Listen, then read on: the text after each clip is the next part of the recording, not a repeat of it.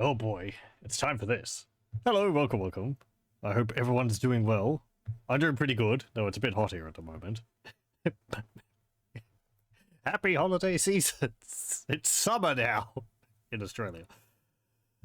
Yes, so we are going to be starting with Neverwinter Nights tonight. Oh joy. Am I sure about this? No. It is something which I plan on playing through at some point, though. Can I guarantee that we're going to play all the way through of it? I don't know.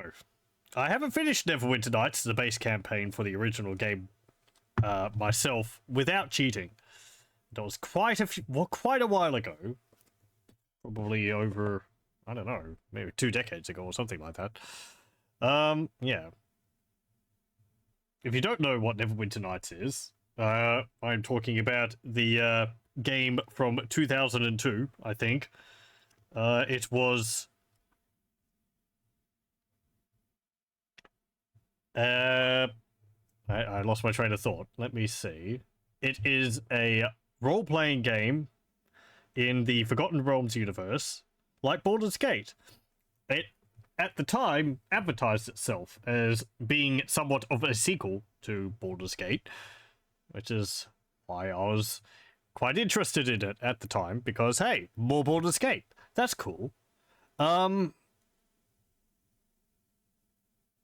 liked aspects of it. That's why we're playing it. I don't completely dislike it. I like the combat in it. I like the overall story. It's an interesting story. And it's fun to, like, explore around the world and things like that. Develop your character and so on. But at least for myself, in terms of the role-playing experience, like what compared to Baldur's Gate and interacting with party members and all that, it falls quite a bit short. I mean, we'll have plenty of time for me to go into further detail in this as we play through the game. Let me load this up here. This might be a bit loud, I apologize. We'll watch the intro cutscene, which is not really relevant to the story, but it's a neat cutscene. If it plays, that is.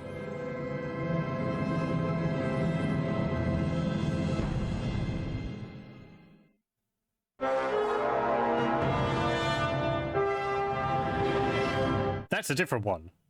That's because this is the Diamond Edition release. This is not from my original CDs, which I still have.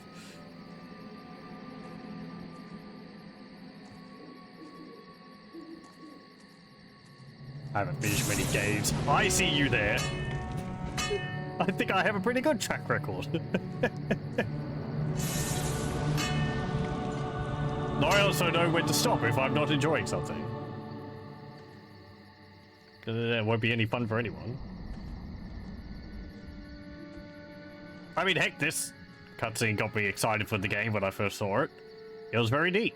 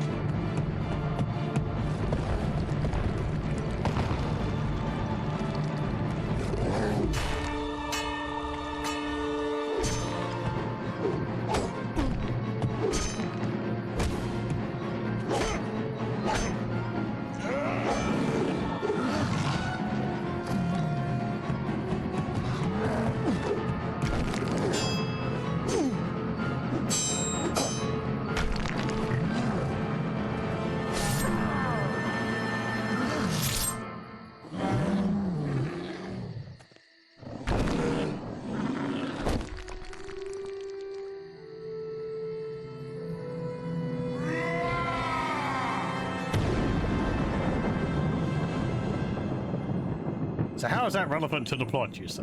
Well, I believe it's supposed to be the founder of Neverwinter.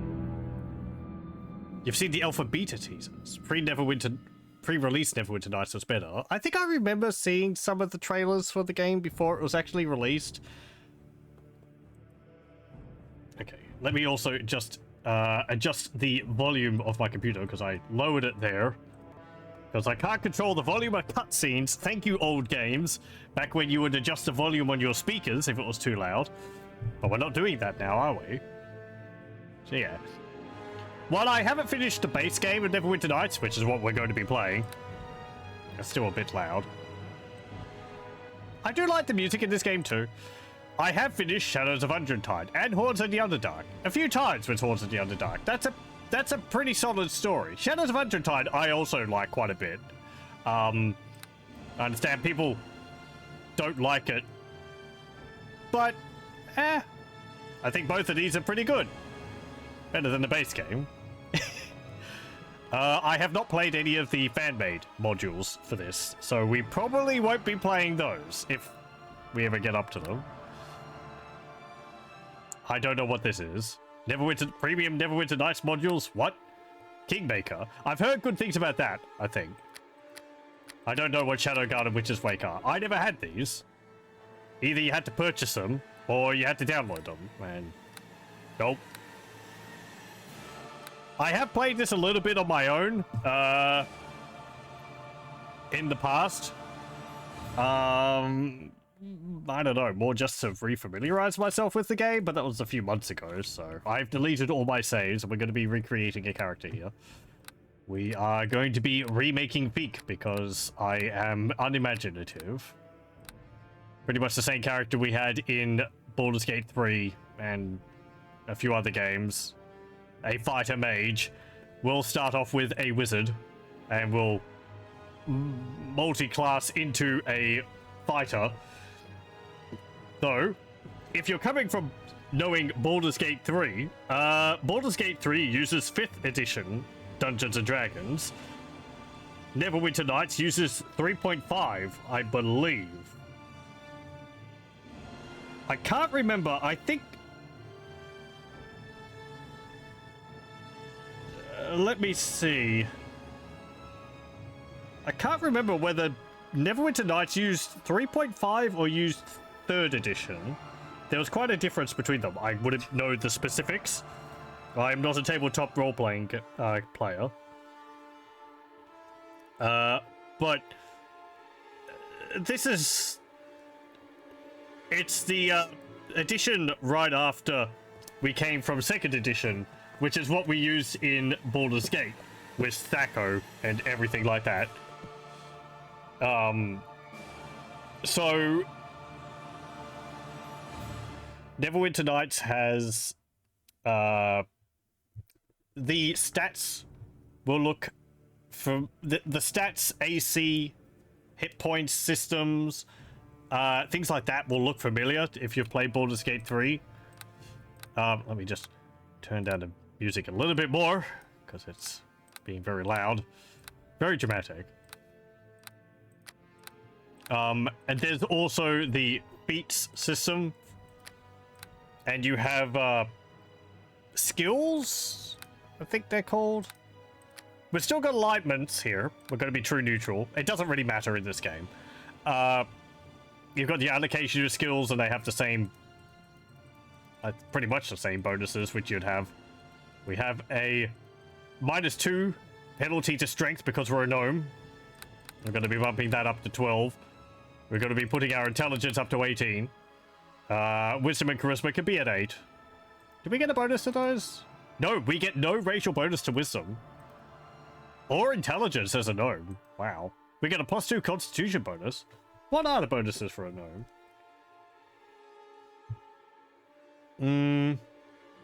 Let me see. Sorry. I am jumping around a fair bit, aren't I? My mind is going a mile a minute.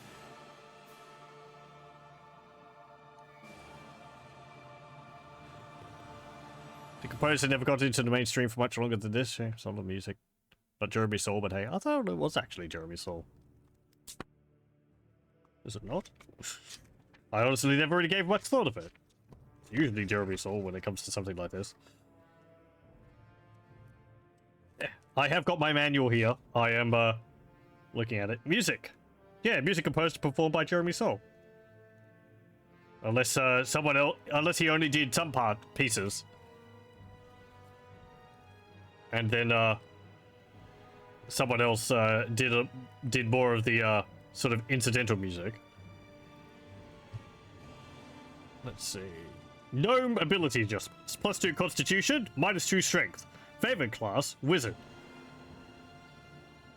Yeah, there's some interesting things we're going to have to deal with if we're playing as a gnome. Small stature, hardiness versus illusion, offensive training versus reptilians, offensive training versus goblinoids, defensive training versus giants, skill affinity listen, skill affinity concentration, spell focus illusion, and low light vision. There's no advantage, disadvantage in this. It is still wholly, you know, just based on your dice rolls and all that. We're going to raise Constitution to 14. And we're going to raise Dexterity to 12, so we get a +1 from that. There we go. I think that's pretty fine. We've got packages here. This is so that you can have your skills auto-allocated for you on level up. One for each of the different schools of magic. For a gnome, we'd probably go with illusion, but I'm just going to go generalist. There's also transmutation here, and there's the Pale Master. These aren't subclasses. As I said, these are just automatic allocations of skills. So by choosing Wizard Pale Master, that will put you put your skills towards getting one of the prestige classes, which is something which was added, I think it was added in the expansions. I played a little bit of the Pale Master years ago, over 2 decades ago. It didn't really impress me. It's kind of like a necromancer, except you get a skeletal hand, which can, I think, paralyze people or possibly kill them, but they get rolls and it really didn't do anything, so we get to choose our character, choose our appearance here. We don't have too many options, so we'll probably just choose, I don't know, that looks fine. You choose your body out of 2. The amazing 2002's blockiness of the characters. You can also change your clothes, which these are just clothes. They have no effect on anything. They're just basically what robe do you start the game off with.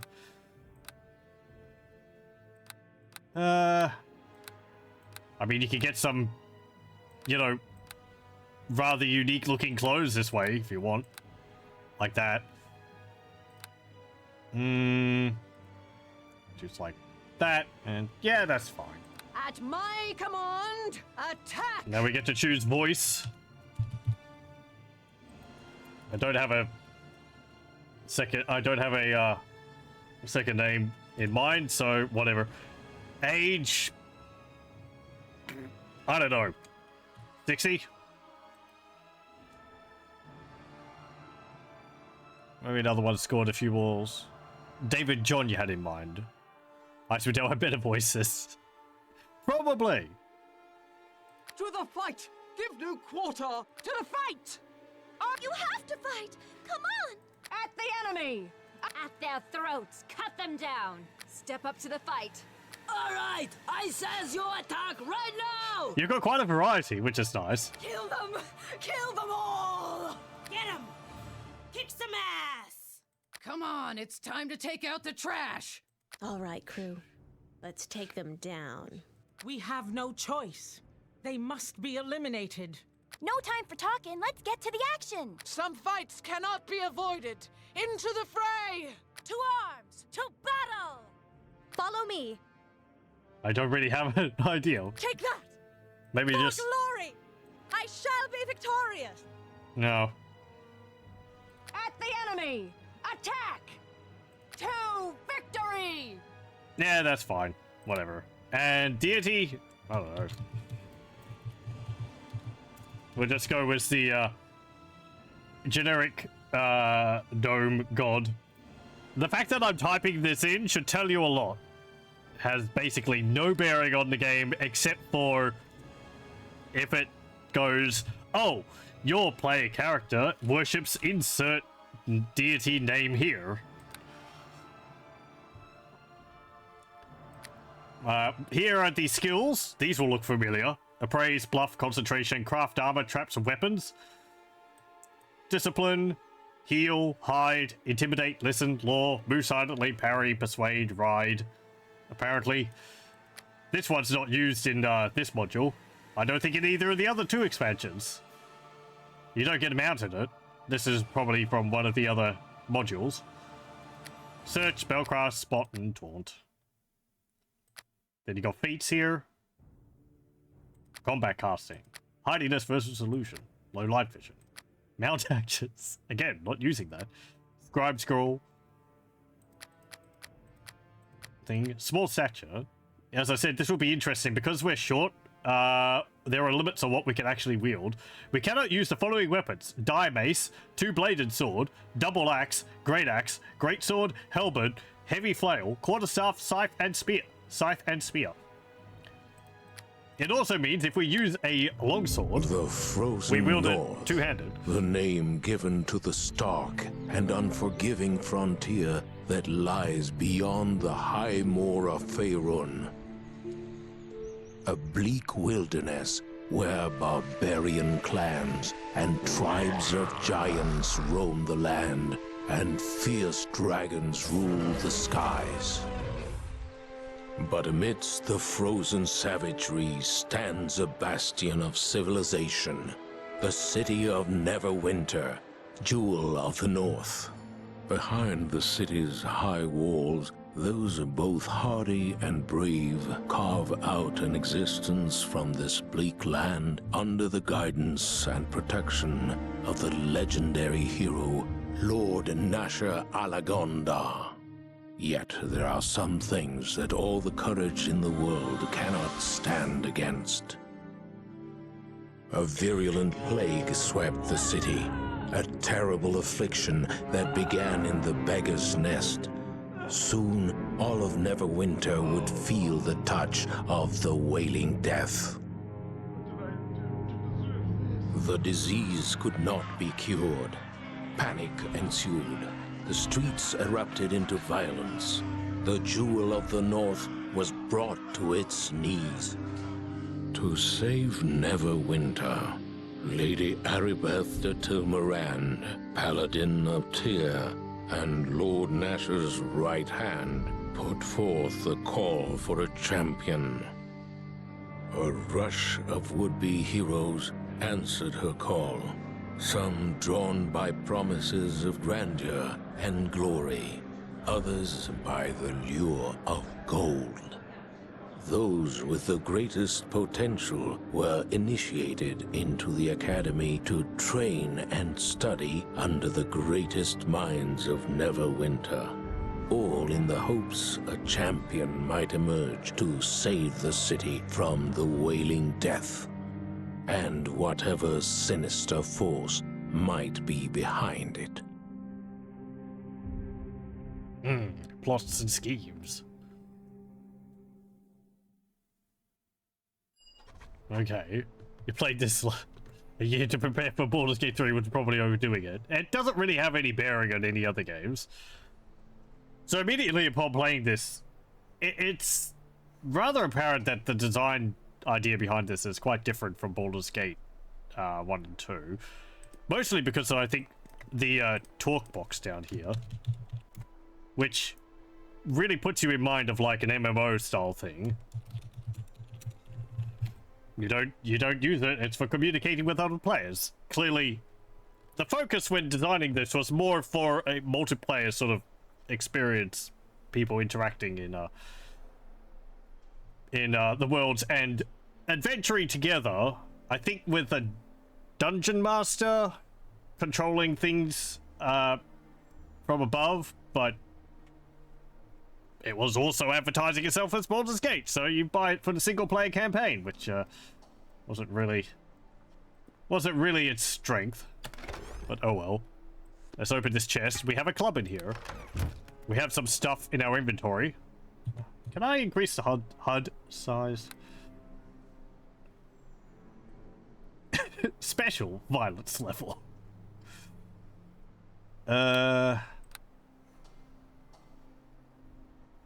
don't think so. Oh, sorry. I am capturing my window, but it's taking a little while to update it. Okay, that's all fine. Okay. Let's put the music up a little bit. Okay. I'd have to remember the keys. There's our face. It's wonderful. And it's been quite slow when it comes to scrolling. Why is that the case? Right. Because camera turn speed is way down. There we go. That's a bit better. I just need to increase the camera turn speed. Okay. That's a bit better. Hello, welcome, welcome. Using NVIDIA NIS can get me a bigger UI while the game still looks fine. Okay. There are all the shortcuts down here. What have we got in our inventory? We have Sleep Spell, Summon Creature, Protection from Alignment, and Magic Missile. We go... We've got a radial menu here, which was actually pretty neat. I rather like the radial menu. You can get access to all of your skills and spells here. It's a little laborious to navigate through to get to certain spells and all that. However, something which I missed in Baldur's Gate 3, though... So, Neverwinter Nights here uses a system very similar to how Baldur's Gate works, in that it's pseudo turn-based. It's real-time turn-based, I think is what it was described as in Baldur's Gate, where actions are performed based off of an internal timer, but moving around and things like that are real-time. So you could run around and everything, but as soon as you cast a spell, you're going to be, like, taking so many seconds to perform it, and you have to wait a turn to before you can, you know, before your next action and so on and so forth. But you can still pause the game whenever you want by pressing spacebar, which is something I had to unbind in Baldur's Gate 3 because I was so used to just pausing whenever I wanted by pressing spacebar. Yeah, we have wizard's robes. We'll put those on, I guess, because we're a wizard. We have a crossbow, which we can wield. Amazingly, from Baldur's Gate, we can wield a crossbow. We're not restricted to darts. We also have a dagger here. You can examine it by doing this. 1d4, base critical threat, 19 to 20, times 2 damage. It does piercing. It's a tiny weapon. You require simple weapons to be able to wield it, or have feats based on the different classes. We also have a torch here, which I believe is infinite in its usage. You equip it like that guy has up there, Pavel, or whatever his name is, and it lights up the area. But we don't need that. We'll just keep the crossbow equipped for the moment. We have ammunition. You have to buy bolts. They're not very expensive, luckily, and they're in stacks of 99.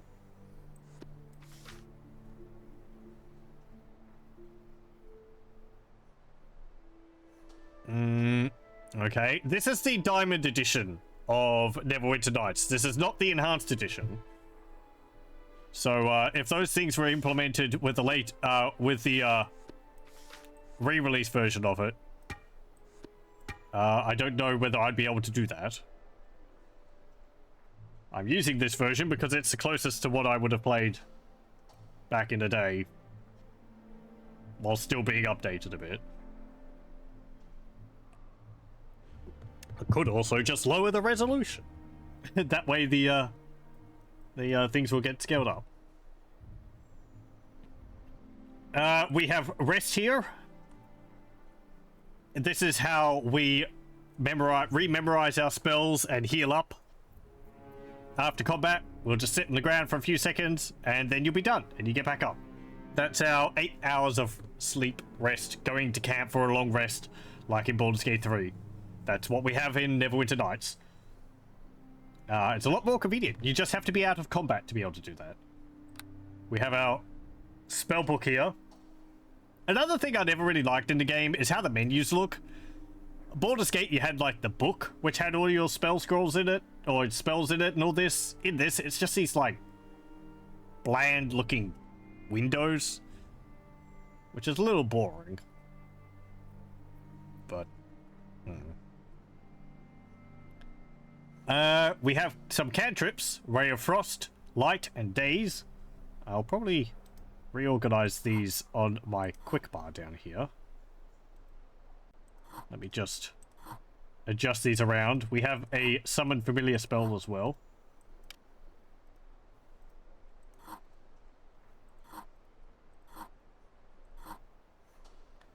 So what we want? Let's have a look at Daze.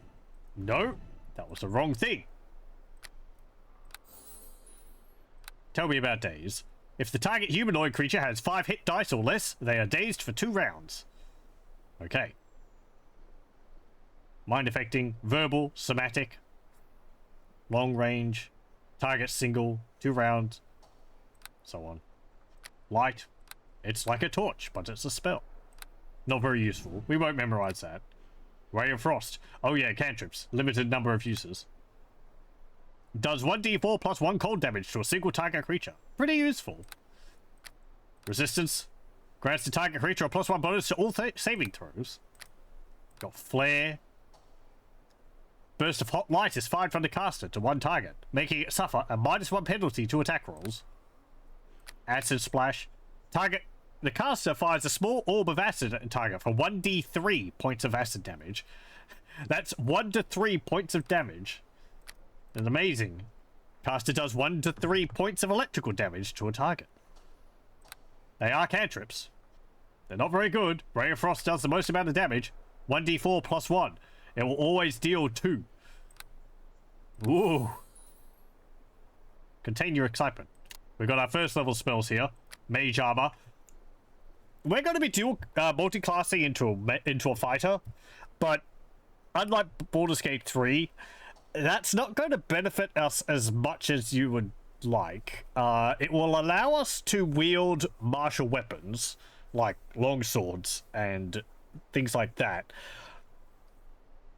But we won't be able to wear heavy or medium or light armor because we're still restricted by that from our wizard's class. In Baldur's Gate 3, you can get a feat which allows you to wear heavy armor even when casting. To wear heavy, you can get a feat which lets you still cast spells while wearing heavy armor. Something I was amazed at in Baldur's Gate 3. That is not a thing, as far as I'm aware, in Neverwinter Nights. You want to cast spells, you can't wear armor. Unless you're a cleric, but that's different because, you know, that's a cleric. Unless the armor specifically allows you to cast spells while wearing it, which I don't know if there is any of that in this game. I'm just having a look at the feats. Hold on a moment.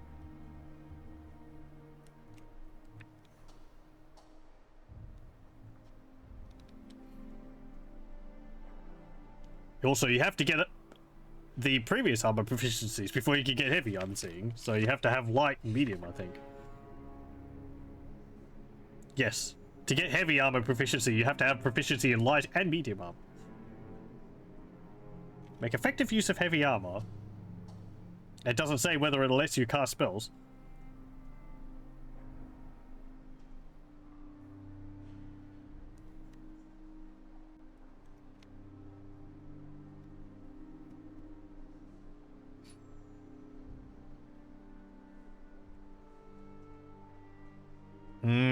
Okay. I might have a look into that. I'm kind of alright with how the HUD is, though. So I think it will be fine. We have, let's see, mage armor. We get +1 to AC, +1 to dodge, +1 to deflection, and +1 enchantment. The dodge bonus stacks with other dodge bonuses to AC, but the other bonuses do not stack with bonuses of the same type. So we've got a +1, I think, to dodge from our dexterity. That will give us +2, I think.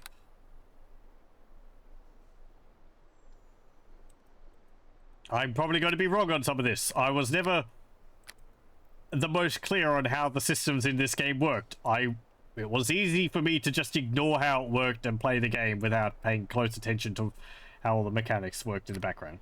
We have summon creature. We summon a dire badger to be a faithful and loyal servant. Lasts for 24 hours. Basically until you rest. You will have a dire badger following you around. You get magic missile. 1 missile. 1d4 plus 1 points of damage for each missile. 5 of them at higher levels. Identify for identifying spells, items. Sleep. 4 plus 1d4 hit dice of creatures to fall asleep into comatose slumber. Beginning with those with the fewest hit dice. Creatures with 5 or more hit dice are unaffected. I think early on the creatures in this game have like 4 hit points. So should be pretty effective. Negative energy ray. Dealing 1d6 points of damage. After level 1, the spell does an additional 1d6 points of damage for every 2 caster levels, to a maximum of 5d6 at level 9. Negative energy spells have a reverse effect on undead, healing instead of harming them. And color spray. Sends forth a dazzling array of lights to confound all creatures within the area of effect. Its effects vary according to the hit dice of the affected creature. 1 to 2 hit dice. Sleep for 3 plus 1d4 rounds. 3 to 4 hit dice. Blinded for 2 plus 1d4 rounds. Over 4 hit dice. Stunned for 1 plus 1d4 rounds. But usually it's better to just outright kill your targets than hit them with something like that, right? Just keep it at that for the moment. It's not a big deal now. Let's go out here. Hello. Yes, Pavel. Finally, you're up. I was afraid you were going to sleep all day. I guess the instructors work you pretty hard here at the academy. Yep. My name's Pavel. I'm one of the new recruits. I just arrived here at the academy this morning. Oh, you're Feek, aren't you?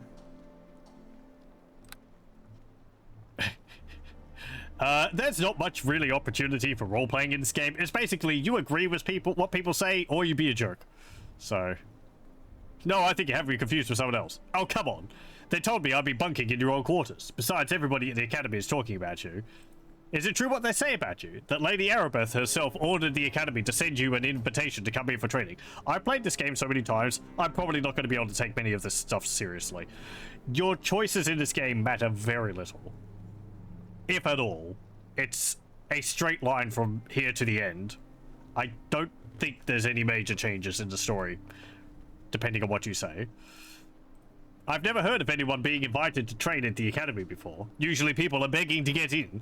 It must be a great honor for you. It is both an honor and a privilege for me to serve Neverwinter. When you have as much talent and skill as I do, you get used to these kind of honors. Who cares about honor? I just came because I sensed the potential for a real profit. Ooh, 3 choices. You're pretty full of yourself. Hope you have the skills to back up that confidence, but for some of us, things don't come that easy. My brother Bim and I were working on one of the nearby farms outside the city when we heard Lady Arabeth had put out a call for heroes to come to the aid of Neverwinter. We knew the city was suffering, but we didn't realize how bad things were until we got here. We arrived just before they sealed the gates and quarantined the city. Thank the gods I got accepted into the academy. I wouldn't want to be out there on the streets with the plague. Not with the city guards barely able to keep order anymore. Well, we're gonna ask them about it, even though I know everything. I don't actually know that much about the plague. The Wailing Death is a plague worse than any recorded in the entire history of Neverwinter. The whole city has been quarantined. Nobody is allowed in or out. The Neverwinter militia do their best to enforce the quarantine, but people don't like being trapped inside the walls of a plague-infested city. Every day, more bodies pile up in the streets, and the citizens move one step closer to panic and open rebellion. Can't say I blame them. It's only been a few months and already the dead number in the thousands. Sounds like the whole city is doomed. Can't the clerics and priests do anything to help? Shouldn't someone be looking for a cure? Now, can't they do anything to help? Most people have given up any hope on finding a cure for the Wailing Death. Potions and medicinal herbs do nothing, and even the prayers of the city's most powerful clergy have been ineffective. I guess that's why Lady Erebeth ordered the academy to open its doors to new recruits. The city needs a hero, someone who can save us all from the Wailing Death, rather than solve the situation ourselves. The word on the street is that Erebeth is actually working on a cure right here in the academy, but that's just a rumor, probably not even true. Do you know anything more about these rumors of a cure? I only know what people are saying on the street. Some claim Erebeth has a cure. She's going to start passing it out soon. Others claim she's keeping the cure for herself. But like I said, it's just rumors. Maybe some of the other people who have been here at the academy longer than I have would know more about the cure, if there even is one. Anything else you can tell me? You can speak to my brother Bim over by the door if you want some tips on adventuring. Otherwise, you should go see Olgerd in the next room. He's the one in charge of equipping all of us recruits for our training. Okay. Other than that, I don't know what more to tell you. I'm just a raw recruit here. You're the one who's almost finished the training. Okay, bye. Yes, I suppose you need to get on with your training. You probably need to go see Olgerd, blah, blah, blah. If you want it, yep, talk to my brother. That's tutorial. We won't be. Because I know how to play this game. There's a minor frost trap. We'll take that to sell. Loot in this game is randomized, to a degree. Like, the items in these chests will be different in your playthroughs. 2 gold. Ooh. Such riches. And you can see how the modules work in this game. You sort of place a square. Hey there. And you place them next to each other. Yes, I'm talking in a moment. And you square out the room which you have. Then you, like, put doors in the wall, which you have to put a door into to make a path between one room and the other. You can add these rooms on the sides. And you can put objects down inside of them. These tables and chairs here, they would have been placed manually. And as well as these cots. I want to talk to you. This bed here, this chest here, and this flower pot, these were already there. You can't change or move them. So. Hey. I saw you talking to my brother Pavel. My name is Bim. If you want, I can give you a short tutorial on adventuring. Nope. Suit yourself. You should go to the door and speak to Olgerd. Yes, yes, yes. He just tells you how to use the camera and all that.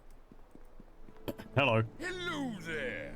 Come to get yourself some supplies from old Olgar, have you? Good idea. Can't have you wandering about the streets naked. Might give the Academy a bad name. Yes. The city guard are already having enough trouble maintaining control as it is. Plague bodies piled a dozen deep in the gutters. The Wailing Death running unchecked through the districts. Horrible, I say. But you've heard all this before, I'm sure. Here, I've got some equipment for you. A wizard like you might find it handy in completing your training. Now, if you're ready, I'll give you a tutorial on how to access your inventory, so you can use that equipment I just gave you. I already know how to work my inventory. Well then, I guess we don't need to go over it, do we? Oh, this might be a good time to teach you how to use the stores in the game. I have some items here you might want to purchase. Since you're part of the Academy, you get a special discount rate. Well, they don't just give me the items. I'm not, I don't need a tutorial on how to use the stores, but I will look at your inventory. Okay. So it's got a whole bunch of all the starting costumes. They all cost 1 gold. Large shield is 48. Small shield is 8. There is some other armor here. Padded armor, leather armor, studded leather armor. And then just robes for different classes. So, here's all the weapons. I kind of like how the weapons look in this game. The magic items, they use kind of modified versions of these. They don't really look too impressive for a magic item. But, no, I like how these look. Easy to tell them apart. And there's quite a variety. Longsword, katana, scimitar, rapier, kukri, short sword, sickle, light crossbow, battle axe, spear, quarterstaff, mace, kama. And then you get even weirder ones. A double-headed axe, a scythe, a bastard sword, a great axe, a heavy flail, halberd, great sword, a dire mace. It's a two-headed mace. Weird. And a two-bladed sword. It's a sword staff thing. Very, very weird, these like double-headed weapons. It's actually a companion you can get in the game which uses a double-headed axe for the weapon. It's got some spells too. Scare, Ray of Frost, Light, Resistance. Do I want any of these? I don't think so. Darth Maul sword. Yeah, exactly. When did Phantom Menace come out? So we've got Thieves' Tools here for picking locks. Minus Spike Trap Kit, which I think lets you put a spike trap down on the ground if you have the skill to do that. Thieves' Tools you use to pick locks, but since we're not a rogue, we're not going to be doing much of that. And a Healer's Kit. These are quite important in Neverwinter Nights. Because they're kind of like health potions in that they will heal your health, but they'll also let you cure poison and remove diseases. Yeah, you can get, I think, cure poison potions and cure disease potions as well, which just work when you drink them. Instead, this goes off of your healing skill as to whether you succeed. You usually end up with quite a few of them. Also, I'm noticing here, in one of the later updates, they removed the little red plus on it because, obviously, you know, Red Cross and all that. They would have had a little red plus in the center there, but no more. So, also they're +1. You'll see. You can get improved versions of these. You know, +2, 3, 4, whatever. They add an extra bonus on top. Doesn't really mean much. I mean, I guess it helps it. It makes it easier for you to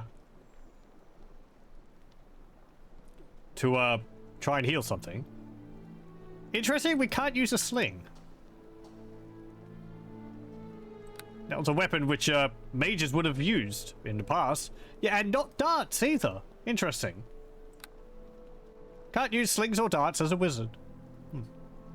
Yeah, you have to use a crossbow. Okay. Is there anything else around here which I can steal?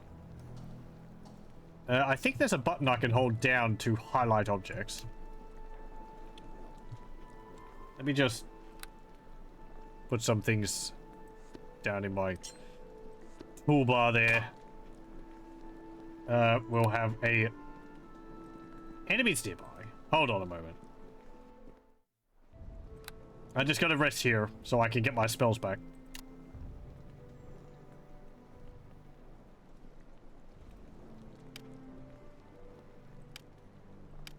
And we'll put Ray of Frost there. Mage armor. And summon creature. Okay. Also, I think there is a shortcut for quick save. Quick save. G. Oh, I can't put... Right, I can't put it under F5 because that's my quick buttons for my HUD. For my tools. For my items and all that. Okay. What's quick load? There is none. Okay. Whatever. It's a little annoying in this game that some of the items you can, some of the objects you can look in, like the barrels, the ones you can look in look exactly the same as the ones you can't. Because they use the same object. It's just whether it's been given an inventory. We'll take this book. Nobody cares about us stealing here. Hello. Hey there! You're one of the students here at the academy, aren't you? I think, unless I'm mistaken. I'm Berna, an instructor here at the academy. If you like, I can give you a quick tutorial on how to use your map and journal. Not interested. Well, if you change your mind, I'll be here. Is there anything else I can do? They're just going to say the same things which we've already been told. We have a journal. Or we have a map. Here is a map. It's kind of small. There we go. Shows the environment. You can put pins on it and list things yourself.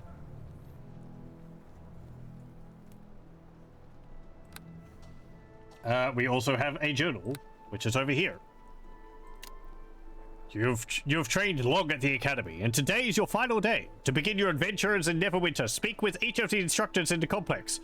All will be able to give you tutorial information about basic skills. You will need to complete one last lesson, depending on whether your main focus is combat, rogue skills, divine magic, or arcane sorcery. Bards will be able to complete any one of these tests, while most other classes must report to the expert in their chosen field. We've got completed quests and notes. You can write your own notes down there. There's another part of the books here. There is a color spray spell in there. We'll take that. That's worth a few tens of gold. Hello. It's about time you showed up, recruit. My name is Herben. As far as your worthless life is concerned, you can just call me sir. Well, recruit, don't just stand there with that dopey expression on your face. What's it going to be? Are you ready to begin your combat training, or aren't you? Sir, I'm ready, sir. Sir, no, sir, I'm not ready yet, sir. Alright, let's get this over with. I already know everything I need to know about combat. What's with all the shouting? It's supposed to inspire me or something. Yeah, sure. That's what I'd like to hear, recruit. With that attitude, you might actually make something of yourself in the world. This information might save your life sometime, recruit, so listen up. Whether you want to use a feat or special attack on an enemy, right-click on your opponent to bring up the menu. Then left-click on the special attack icon in the lower right corner of the menu. This opens up a second menu with any feats or special attacks you might have. Just left-click on the attack or feat you want to use. Follow me so far? Yep. Special attacks menu, you'll also see the parry icon located at the very top in the 12 o'clock position. Left-click on this icon whenever you want to enter parry mode.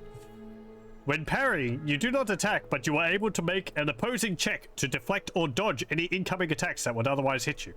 It's not something I don't think it's something I don't think I've ever really used. I've never made a character which focused on parrying. Each round, you can parry one successful enemy attack for each attack you would normally get. If your roll succeeds by 10 or greater, you will make a free counterattack at no penalty. To return to normal combat mode, simply left-click on your foe. Have you got that? Can we move on to the next lesson? Sure. Your weapon isn't just for killing. Sometimes it has other uses, like opening a chest or locked door. You find a lock you can't get past, right-click on the door or chest, then select the bash icon on the menu. You can even do this with missile weapons. The stronger you are, the easier it is to bash open a lock. Just remember that not all locks can be opened by force. I don't think this has a chance of breaking the items inside the chest. Awaiting orders, sir. Yeah, we're fine. You aren't really a fighter type, so you aren't required to participate in combat drills. They are open to anyone, however. If you pass the combat test, it will complete your basic training. But I'd recommend you go study under your specialized trainer instead. And we'll do them fine. I don't remember whether you get any items for this. Sure, you could do that if you want. Go and speak to Corporal Dindy. He's over here. Yeah, Dindy's over here. So, Herben sent you over for your combat trial, did he? Well, my name is Dendy. I specialize in melee weapon combat. Are you ready to begin your final test? Sure. Don't worry, there's nothing to it. You and I are going to spar. I'll be in parry mode the whole time, trying to deflect your attacks. All you have to do is hit me once to pass the test. Very low bar here. Or if you prefer, all you have to do is use your weapon to destroy the target dummy next to me. Choice is up to you, either attack me or the dummy. Since I'm not hostile, you have to right-click on me, then select the attack icon from the menu if you want to attack me. You can begin whenever you're ready. Okay. So yeah, right-click, click on attack. Well done. But you should continue your training elsewhere. And we succeeded. We didn't deal any damage, but that was a success. We hit him. Can we have a look in here? Hello there. The one I've heard, you must be Fink, the one I've heard all the instructors talking about. They're mighty impressed with you, I must say. It's a pleasure to finally meet you. I'm Ferdinand, the Academy's resident keeper of exotic creatures. I was afraid you wouldn't make it to my little corner before you completed your training here at the Academy. So have you come here to view the menagerie, or was there something else I could do for you? Yeah, I want to see it. Certainly. As long as you're here in the Academy, you're free to view the menagerie anytime you want. Don't worry, the monsters in here can't hurt you. We've taken every precaution, including powerful spells of binding, to make the menagerie completely safe for both visitors and the creatures inside. Just head on through the door here whenever you're ready to view the wonders of my little beasties. What have we got here? We have a dire spider. Impossible challenge rating. They're not true dire creatures. These spiders are nevertheless fearsome to behold, and appear to act with more cunning than their more common cousins. It's immune to mind spells. We've got a stag beetle. Overpowering. These creatures are serious pests that greedily devour cultivated crops. Though not carnivorous, they'll still charge any perceived threat with their oversized horn-like mandibles.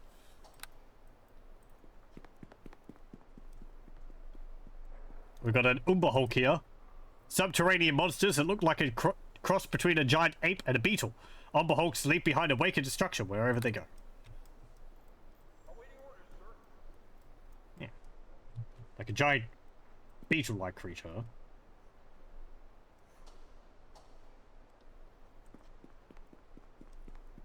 There's an Ettercap. Although not very intelligent, Ettercaps are cunning predators. Like the monstrous spiders that they keep as pets, they are skilled hunters and trappers. They're very gangly in this. They still kind of got the pot belly.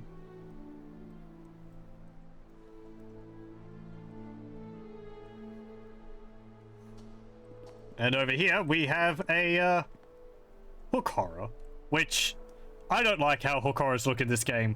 They are very skinny. Covered in a hard chitinous exoskeleton, their forelimbs hooked and bladed, these vicious subterranean predators can be fearsome to behold. I always liked when hook horrors looked a lot more bulky. Baldur's Gate 3 does a good job of depicting what I imagine them to look more like. They're just so skinny in this. Baldur's Gate... No, Icewind Dale 1 and 2, or 2, has hook horrors, which I also like how they look in that.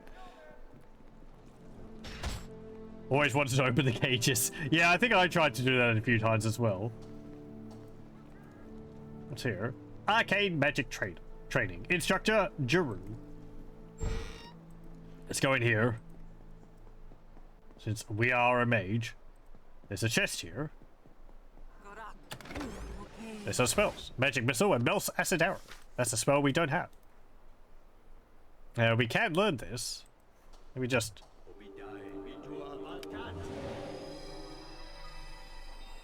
I've not achieved the required level to learn that spell. Come speak to me. Okay. Hold on, there's some other stuff in here I want to have a look at. Eagle Splendor. That's one of a bunch of spells which give you buffs to your stats. A book.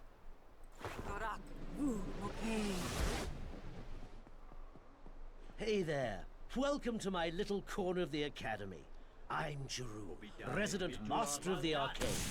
It's more a ceremonial title than anything else. I'm really just your run-of-the-mill wizard. No doubt you've come here to complete your training. Well, you've come to the right place. Nobody at this institution knows more about teaching you apprentices magic than me. Consider this as a final tutorial on casting spells before you face the Mage's Challenge. I don't need a final tutorial. I'm ready for the Mage's Challenge now. Ready? Well, if you're ready, then I guess we can begin. Test is a simple one. See the statue in the center of the room? All you have to do is destroy it using a spell, and the challenge will be complete. To help you in this task, there are 2 scrolls in the chest against the north wall. Over here. You can scribe these scrolls into your spellbook or right-click on the scroll and select the use item icon from the menu to cast the spell right from the scroll. Okay. Destroy the statue.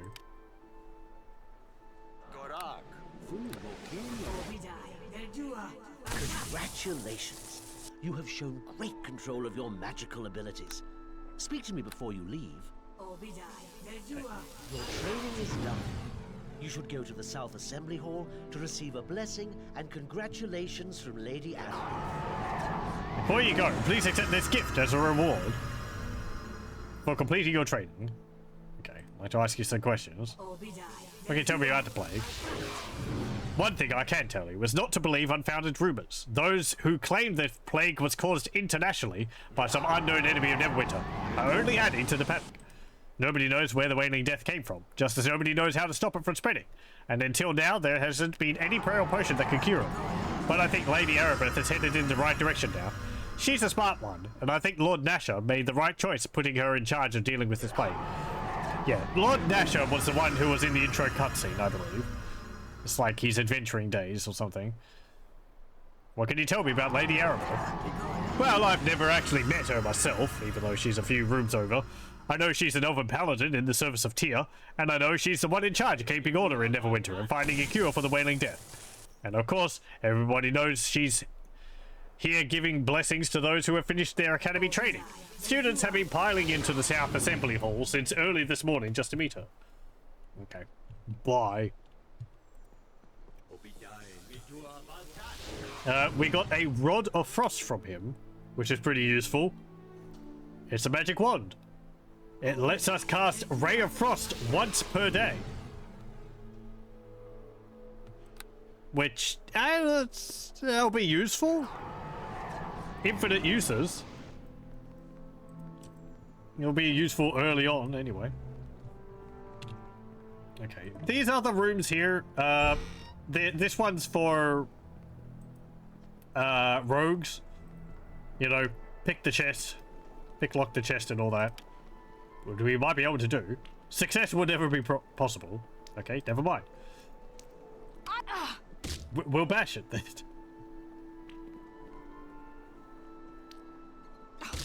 My attack can't touch them. Can I destroy it with the Ray of Frost? I can.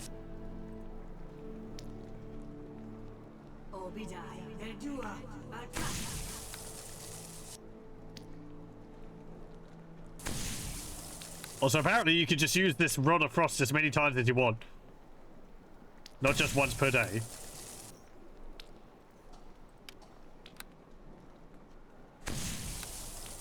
I can't remember whether there's anything in here.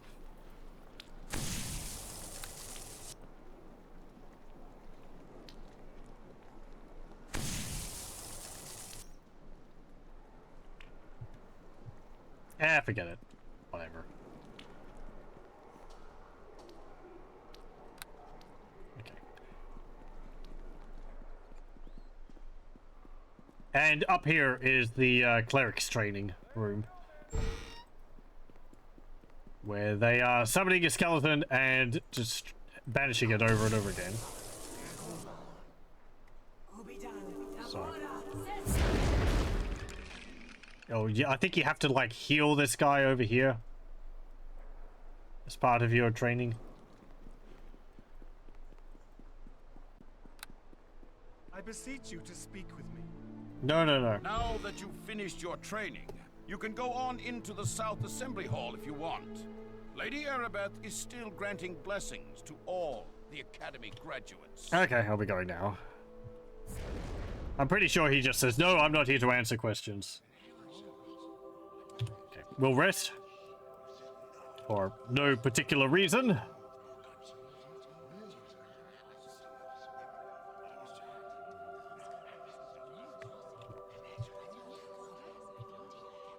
Okay. Whisper, whisper, whisper, whisper. Hold on. I gotta loot everything in the room. Hey, a copper ring. And some bolts. Is there anything else here? There's this divining pool. Don't think I could do anything with that. Infused with the essence of immortal Tyr himself, the pool of righteous energy will recover any relics lost by those who act in service of the just God. Oh, I think this is for like, in case you lose quest important items. Hello. Congratulations. Your training here at the Academy is now complete. May the blessing of Tyr be upon you. I have been looking forward to meeting you. The instructors here at the Academy speak very highly of your skills. I am Lady Erebeth de Tilmerand. Perhaps after the graduation ceremonies, we can speak in private. Neverwinter can use someone like you. We should arrange to... Wait, what was that? Did you feel it? Brace yourself, we are under attack. To victory! Oh no! What a sudden turn of events!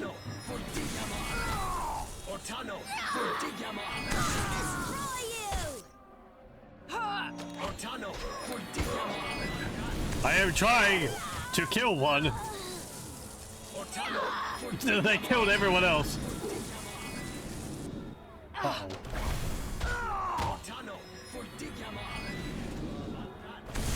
Don't worry, she can't die. Because she's doing all the heavy lifting. I'm not. Ray of Frost. Ray of Frost. Hey, I actually killed one. I must speak with you. I must speak with you. Listen to me. There is not much time. I fear this is no random attack we have suffered. Oh yeah, because people teleporting in just happens all the time, doesn't it? As you may already know, a number of creatures were brought from Waterdeep here to Nope. the Academy. I didn't talk to people about the that. reagents for a spell to create a cure could be extracted from them. I believe you can talk to someone, and they will actually tell you this. So she has been gathering things for a cure. I forget who you talked to about that. Oh well, maybe Jeru or someone. I don't know. We tried to keep this information secret, but this attack reveals our secret is well known, even to our enemies. Enemies? Who are these enemies you speak of? Everyone at the Academy seemed to know about the Waterdavian creatures. Yeah, but the attacks are all dead. Attackers are all dead. The threat's over, isn't it? Everyone seemed to know about it. Rumors spread more quickly than the plague itself, or so it would seem. But what is done cannot be undone. We must focus on the task at hand. Neverwinter has many enemies. Some declare themselves openly, such as the city of Luskan. Others keep their identities hidden from us, striking from the shadows. I do not know who is behind this attack, but it is obvious they are here to destroy our hope of ending the Wailing Death. You must protect the Waterdavian creatures. They must not be allowed to fall into the enemy's hands. You're not coming with me? I would take you to the creatures myself if I could, but I fear my presence would make protecting the creatures more difficult, if not impossible. Our attackers appeared here in this room. It is likely their arrival was magically centered on me. They must have assumed I would be with the Waterdavian creatures. Even now, our enemy may be watching me through magical means, hoping I will lead them right to where the creatures are kept. I cannot take that risk. You must do this alone. Go back through the hallway leading to this room and take the corridor to the east. It leads to the chambers where the Waterdavian beasts are being kept. Why should I listen to you? The lives of thousands of innocent people hang in the balance. If the creatures are lost, a cure for the Wailing Death will be lost with them. But if that is not enough to garner your loyalty, know that you will be greatly rewarded if you manage to save the Waterdavian creatures. I'll do it, but the reward better be worth the trouble. Take this key. It will open the locked east door back in the hallway leading to this room. I will stay here. Hopefully my presence will draw the enemy away from the creatures they seek. Hurry! Make your way into the hall, and then to the chambers down the east corridor. That is where the Waterdavian beasts are kept. The fate of Neverwinter depends on you. This key will open the door. May Tyr be with you. Okay. As I said, your dialogue choices in this game mean basically nothing, so... Now time to kill goblins. I was expecting Arabeth to sunshine behind the ears. Well, let's see how you do with my Not just any goblins, weak goblins. How many hit points do we have? 6. And upon coming in here, we realize that everyone is dead. Absolutely everyone. All the trainers, the people who are supposedly really skilled, like, adventurers, they're all dead. It's just kind of funny. Maybe some of them are alive, but the vast majority of them are all dead. And these background noises, oh man, have been ingrained in my head. Hey.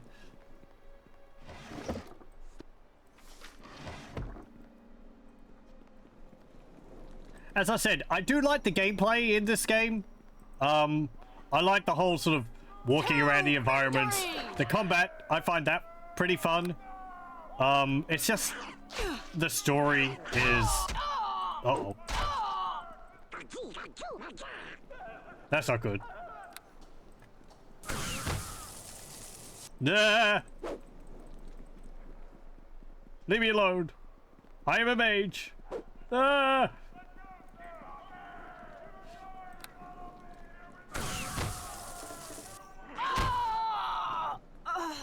The fate of Neverwinter lies in your hands. But I'm just one person. Oh, I did save afterwards. Well, we'll just respawn. Whatever. Get out of here.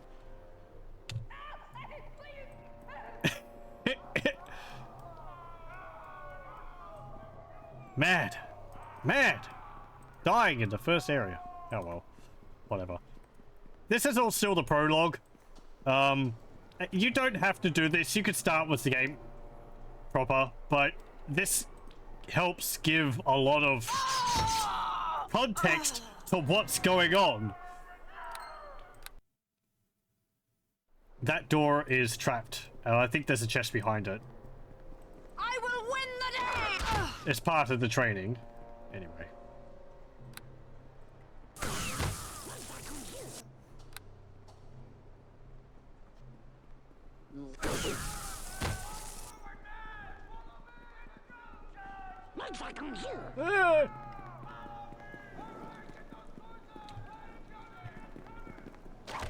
No, I missed. Stop hitting me. Okay, and you can also queue up actions. Ow! Stop that. Look at that goblin. Oh man. Early 3D graphics. Blech. Blech. Okay. You have to wait a little bit after combat. You can see the icon over there is a little orange. You have to wait for it to not be orange before you can rest. Hey, copper bracelet. I am going to be doing pretty thorough looting because there is a store which you can get stuff from, and items are very expensive. There's also some crafting I want to do in it, so I'm going to be trying to take as much as possible. Looks very Dungeon Keeper 2, doesn't it? It's got that same kind of style to it. I remember having a fair bit of fun with the construction kit, which the game came with, for creating your own modules. I never created anything of substance, but it was neat to be able to make a room and lay things out and design things like that. It was pretty fun. I remember trying to recreate Egg Morpork from Discworld in it. Neverwinter Nights 2 came with a module construction kit, like Neverwinter Nights 1, which was also pretty neat and more flexible. But I never finished Neverwinter Nights 2. Kind of the same reason I never finished Neverwinter Nights 1.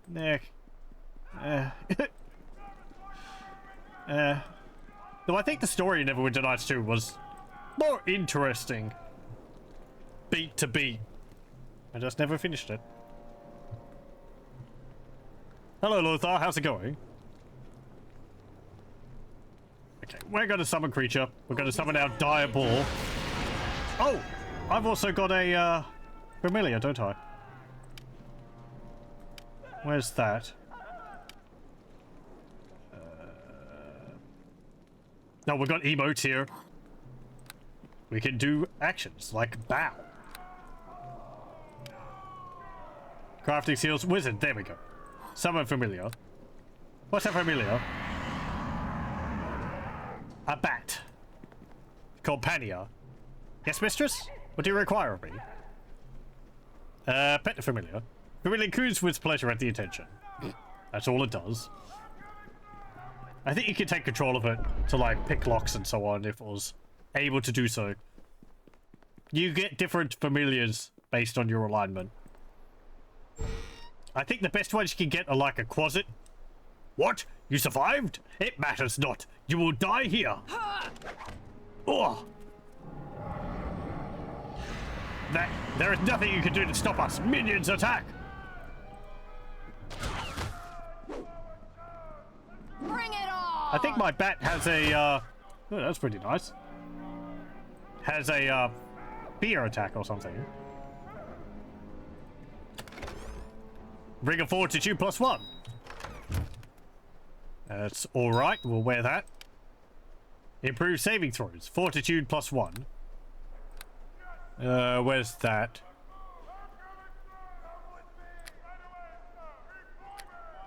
Fortitude 3. I keep checking to see if there's hover tooltips, but no. Oop, okay. Holding tab allows me to highlight objects. Hey, more potions. They're healing potions. I'm doing pretty well, thanks. It was rather warm today. Yeah, it's powerful. Thank the gods you're here. I thought those goblins were going to be the death of me. It's me, Pavel, remember? This whole place is crawling with enemies. They killed my brother, Bim. Please, Fee, you have to let me join up with you. Join up? Everybody needs help from someone once in a while. Someone with skills you don't have. Or sometimes you just need some extra muscle or magical firepower. That's why most towns are places you can go to hire henchmen to join up with you. When you talk to them, they'll be quick to offer their services for a fee. But I'm not asking you to pay me anything. I just want to join up with you so I can avenge Bim's death and maybe get out of here alive. Okay, sure. I'll follow you and use my skills to help you out. If you ever want to give me more specific instructions, just speak to me. I'll change my tactics accordingly. I've got a mind of my own, but you're the one in charge. I'll need your help too. If I get hurt, I might need you to heal me. I am not a cleric, so I can't. If you can't cast healing spells, use a potion to heal me. Just drag one to me from the inventory and they'll use it. Now let's get out of here. I'm pretty sure if he loses all of his hit points, he'll just fall over. And then he'll get up again after a little bit, so... I'm pretty sure that's how all companions are. They don't permanently die. They just get knocked out. And then after combat, they'll get back up again.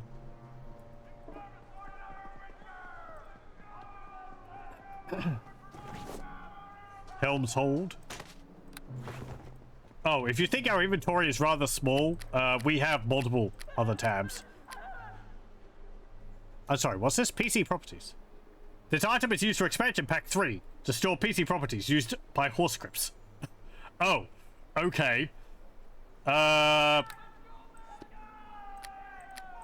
put that down there.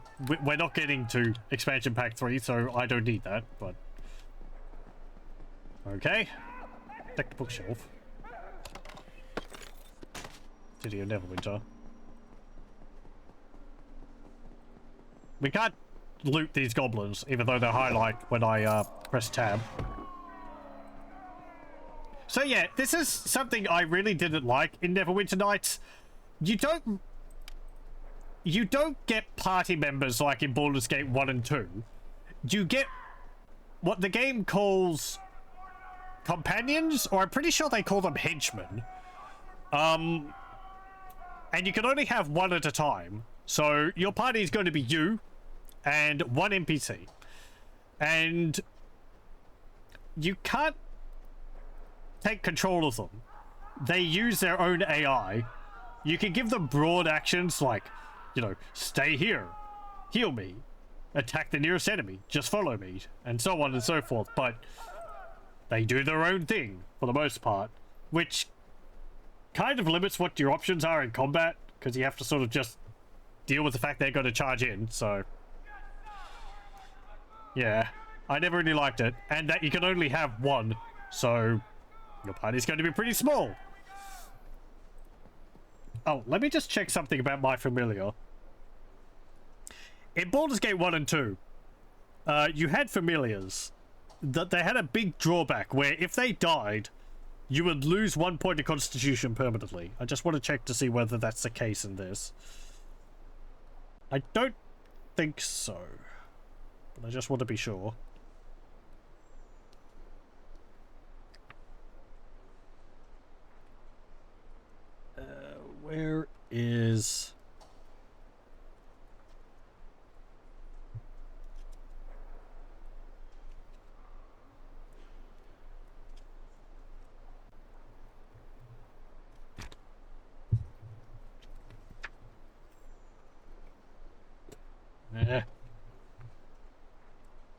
My manual was a little stuck together and got some liquid spilt on it.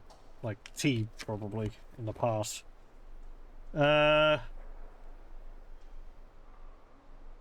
Familiars, page 103. Yep. This is a hefty manual. Pretty solid. Bigger than the Baldur's Gate 1 manual. Actually quite thick.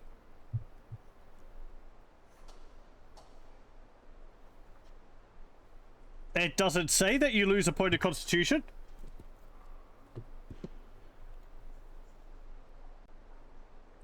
So I am going to assume that I won't. Bring it on! Let's go! Oh, it's a weak skeleton.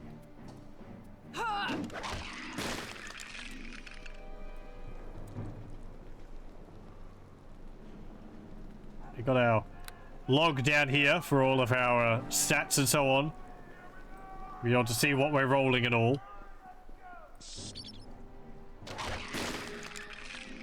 These enemies have got very, very few hit points. Let's go! Please. Yeah. Attack of opportunity because I'm using a melee. I'm using a ranged weapon in melee.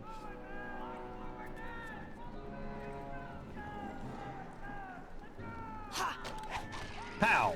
Bring it on! Yeah, they've got 1 hit point.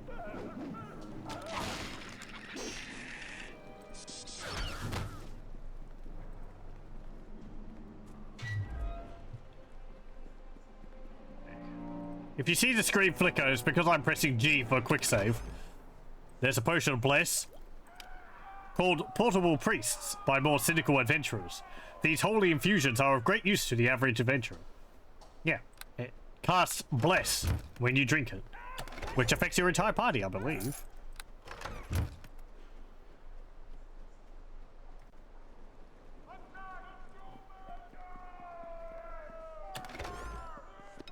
Taking these arrows. I probably won't be able to sell them because it will just be 0 gold. Don't remember whether there's any traps around here. That I should keep an eye out for.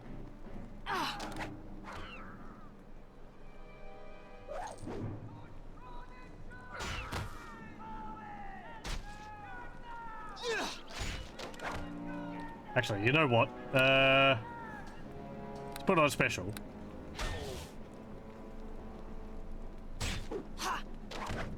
I don't know what that does. It's a tough goblin. It might let enemies jib. Potion of moderate cure wounds. He has a wand of fire. Or had a wand of fire.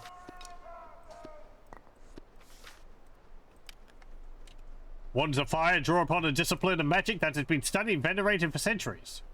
One whose practitioners are so varied that there can be no determining where the concept originated. It can be said, however, that most modern refinements in the design of such items occurred in Thay, where worship of the fire Kossuth is widespread, or the fire lord Kossuth is widespread. They cannot be equipped, but you can assign them to a quick slot to use them, like we've done with the Rod of Frost down there. This has 10 charges, and it casts Fireball. But it uses 5 charges per use. So we've got 2 casts of Fireball with this. And it actually auto-calculates that for you, which is nice. I think I went around there. Yep, that's just back to the room where we were before. You'll be seeing these environments look pretty samey. The module system they had, while easily accessible for people making their own modules, does have the downside. Everything looks the same. Many fierce enemies await you beyond this door. Yeah, we'll have to level up. You need to draw upon all you have learned here at the Academy to survive. You have gained much experience, but to put that experience to use, I must first teach you how to level up. I don't need you need you to teach me how to do that. But we do still have to level up to be able to go past the door. Go to a character sheet, click to level up. I'm not sure when I got to start putting points into fighter.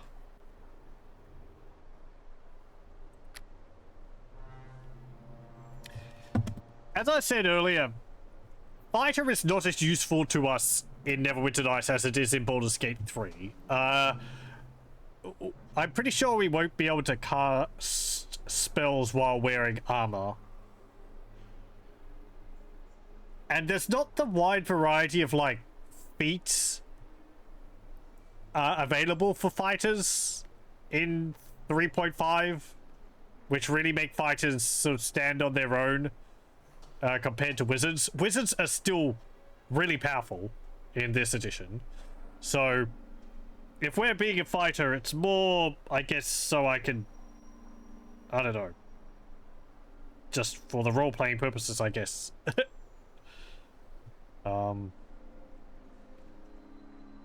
Guess I could multi-class into a sorcerer, which would... Or dual class into a sorcerer. These ones down here are all the prestige classes you have. Shadow Dancer, Harper Scout, Arcane Archer, Assassin, Blackguard, or Blackguard, Champion of Torm, Weapon Master, Pale Master, Shifter, Dwarven Defender, Red Dragon Disciple, and Purple Dragon Knight, which I think's from one of the expansions, one of the fan modules. I think I've tried a few of these. Weapon Master's pretty good. You get quite a few extra attacks. Whirlwind, dodge. Pale Master, as I said, is like a necromancy class, which... Necromancy is usually a poor choice for arcade spellcasters. The game kind of... You know, saying there... You don't really get to summon, like, hordes of skeletons in this. Like, maybe 1 or 2 undead, I think. These are all the extra skills you get. You get Undead Graft, as I said. Your character's arm gets replaced with a skeletal arm, which can paralyze an opponent twice per day. I think it gets, yeah, paralyze can be used 3 times per day. Ooh.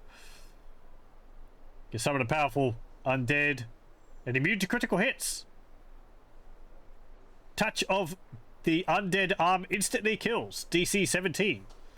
Pretty nice. Shifter is like a polymorph character.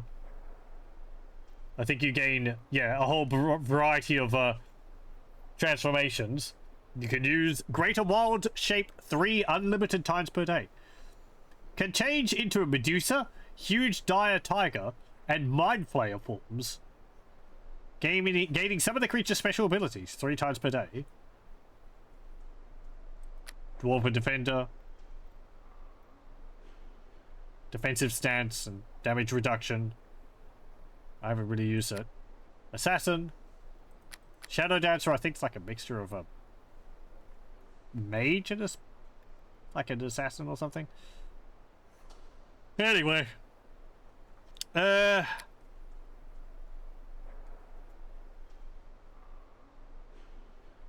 Sure, we'll put a point into fighter. And then we'll go wizard fighter, wizard fighter, wizard fighter. Maybe up until a level, and then I might just start going solely wizard. Allocate our skill points. What's the game suggest? Discipline.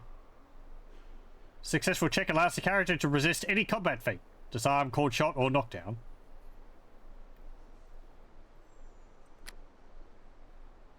Able to roll away from attacks during combat, positioning themselves safely at all times. Or spellcraft. Used to identify spells and to perform counter spells. That's another system I never really used too much in this game. You can enter into a counter spelling stance where I think you use a memorized spell slot to counter another major spell the same level.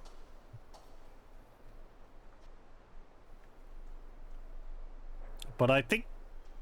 I don't think it's terribly useful. We got law. Concentration probably be useful. What's this? Craft armor. Oh yeah, there's like a whole crafting system in the game But this is really not used in the main campaign, from what I remember. You have to get, like, materials for the items, and then you can make items based off of it, and I think you can enchant them as well, but it's really not something I remember being present in the campaign. We'll put a point into concentration, and point into spellcraft. No, I can't do that. Never used crafting in Neverwinter Nights. Yeah, it's... like, I think... you don't come across the items you need. Like, it says you have to collect wood and leather, but... animals don't drop leather, and... you can't chop down trees or get wood from anywhere, so... it's more something which is just in there if you make a module which, has that functionality. At least that's my understanding of it.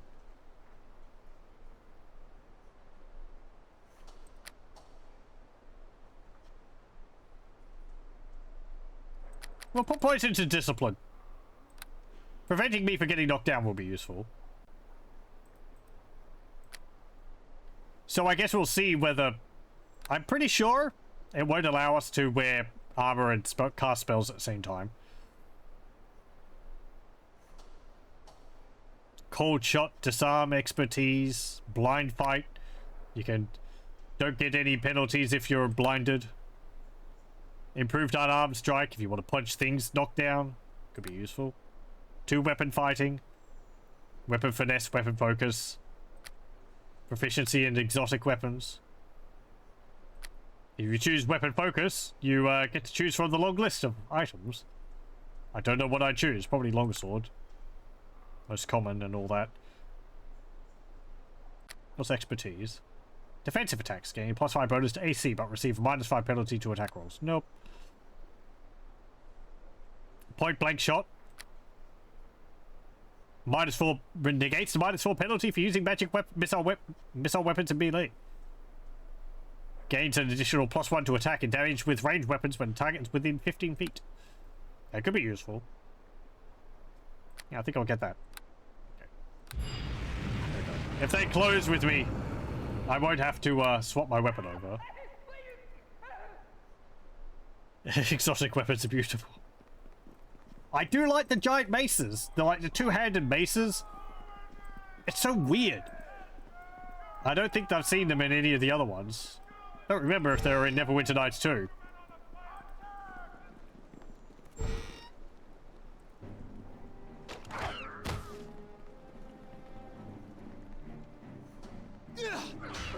I will leave you to deal with that. Let's go!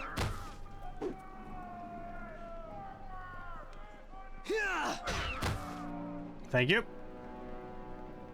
Here's some crates. 2 gold. And a torch. They drop some loot. A greenstone. And 2 gold. What's in here? 1 gold. A potion of bull strength. That's pretty nice. It's got 3 uses. I think... oh no. No, it's a level 3 spell.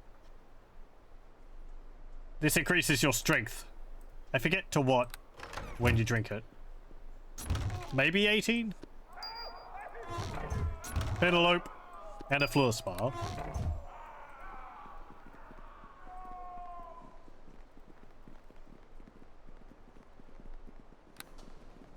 Can I rest? No. Enemies are nearby. Okay, let's go back down here.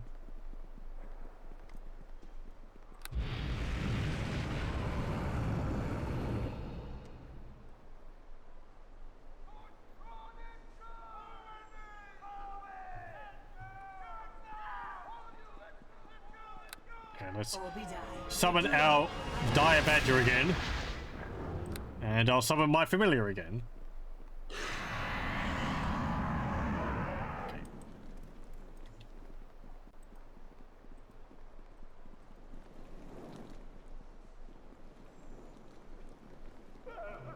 Is this that big room? Yeah. Ah! Skeleton's kicking me! Let's go!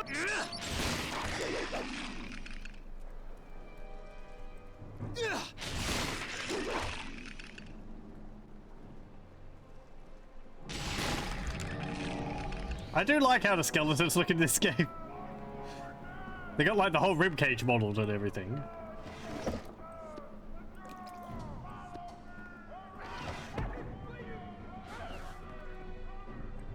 No, don't get stuck on the bench. Split mail.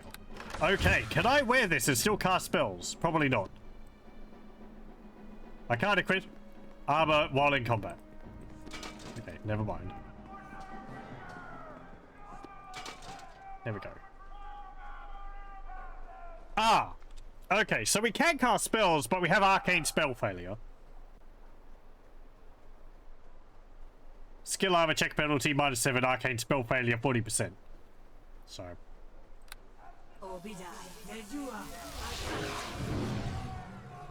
We can, it's just our spells will fail every now and then. That's not too bad.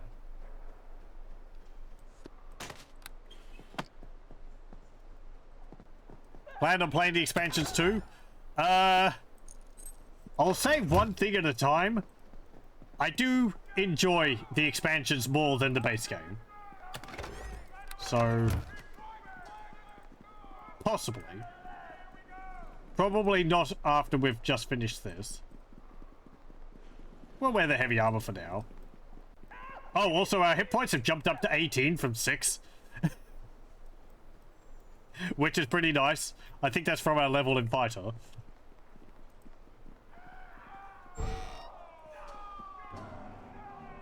Bring it on!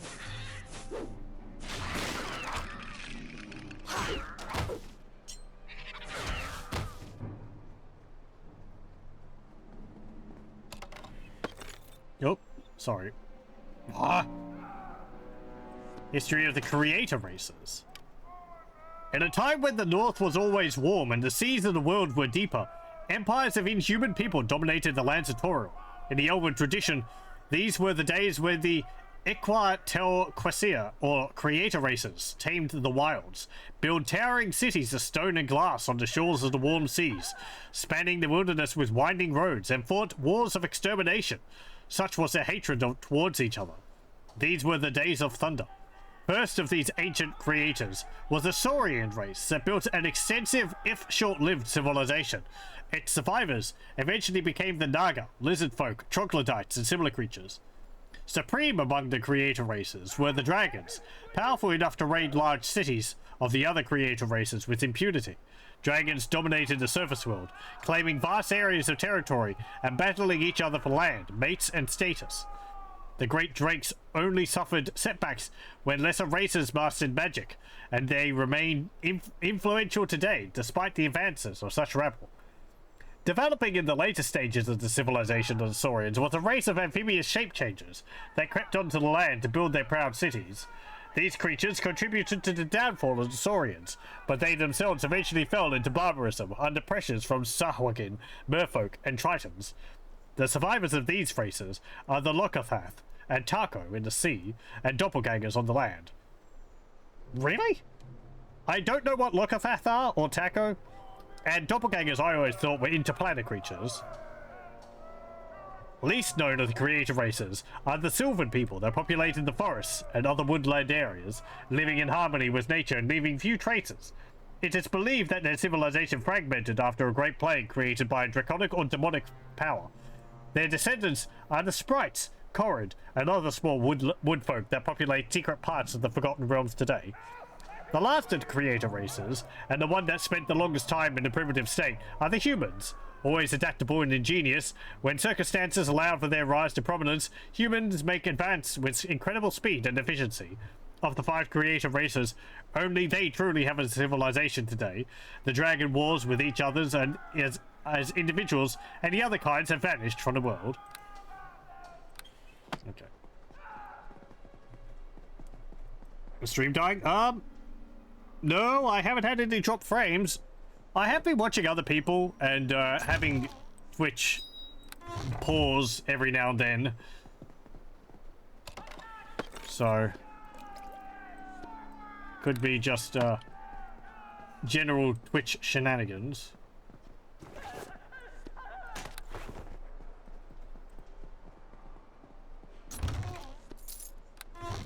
That. Pick this up. 3 gold. Okay. And I'll just save. And I'm just going to have a quick break. So I'll pause the recording here and I'll be back in a moment. Okay, we're back.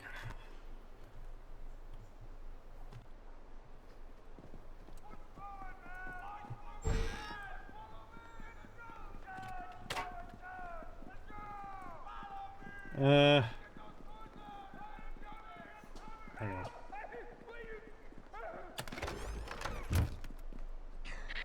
Did I attract anyone from that room? No. Malachite. I think one of these gems are used in crafting, and I forget which one it is.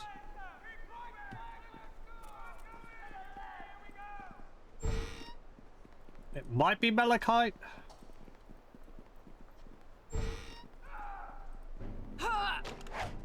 No, I missed. Ah.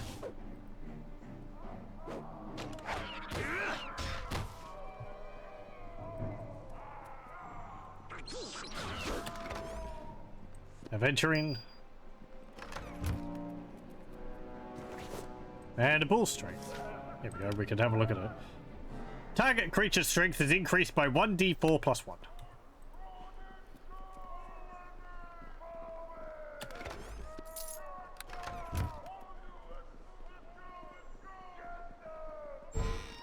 And all these people fighting in the background, which are completely visible. I will crush you beneath my boot. Yeah, there's the dude over there again. No! Leave bats alone.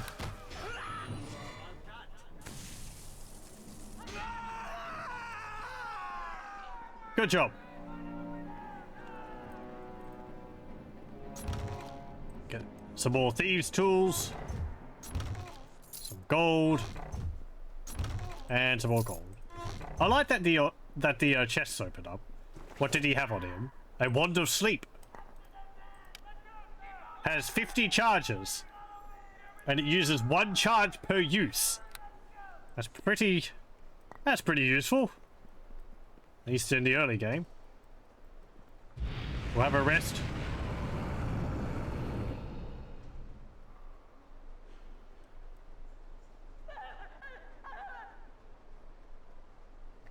There we go. And we'll summon our dire badger back. Hey Wex, how's it going?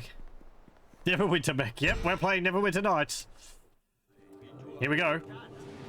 Let's have a look around here before we before things happen. So we have Destha in Delane here. Destha shifts uncomfortably, obviously displeased with those around him. He looks preoccupied and strained, as though wanting more control over the situation than he has. We have Benthic Moss here. Benthic looks concerned for those suffering, obviously willing to do anything if it will help the situation. His face looks weary, but hopeful. We've also got a bunch of goblins, and we have some creatures here. We have a dryad. We have an intellect devourer. Remember those things from Baldur's Gate 3? Bred by mind flayers in the deepest Underdark, these 4-legged brains stalk intelligent prey, co-opting their bodies after devouring their brains. And we've got a Yunti here. The Waterdavian Yunti appears cold and reptilian. Appropriately enough, she looks determined not to be recaptured. This always confused me a bit because Yunti, to me, having played Icewind Dale, were always like half snake people. But I believe those are called Yunti abominations, and basic Yunti are sort of snake, are sort of 2-legged snake people. Anyway.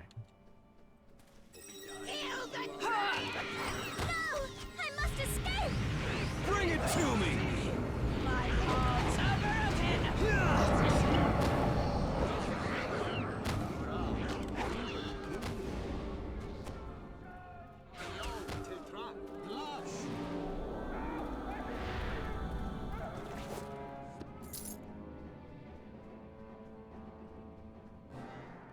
Okay, is there anything for me to steal around here? Nope. Okay, they're just keeping them in a stable. There's some ale. Hello. We came too late. The creatures are lost. The academy students slain. No, this cannot be. Also, how could this happen? Also, all the instructors who are supposed to be very powerful, like people, all died to this rabble. All is lost, Fenthic. The nymph has fled. The Yonti and the other creatures have escaped into the streets of the city. And where was Erebeth during all this? I come from Lady Erebeth. She sent me to protect the creatures. You are the student she sent? Did Erebeth really think a whelp such as this could defend the water-daving creatures? She should have come herself. Is she really so blind, Fenthic? Dessa, I will have you speak no more ill of Lady Erebeth. She did what she thought was best. Bah, I know the feelings you and Lady Erebeth had for each other, but it does nothing to change the facts. She was wrong to bring the creatures here.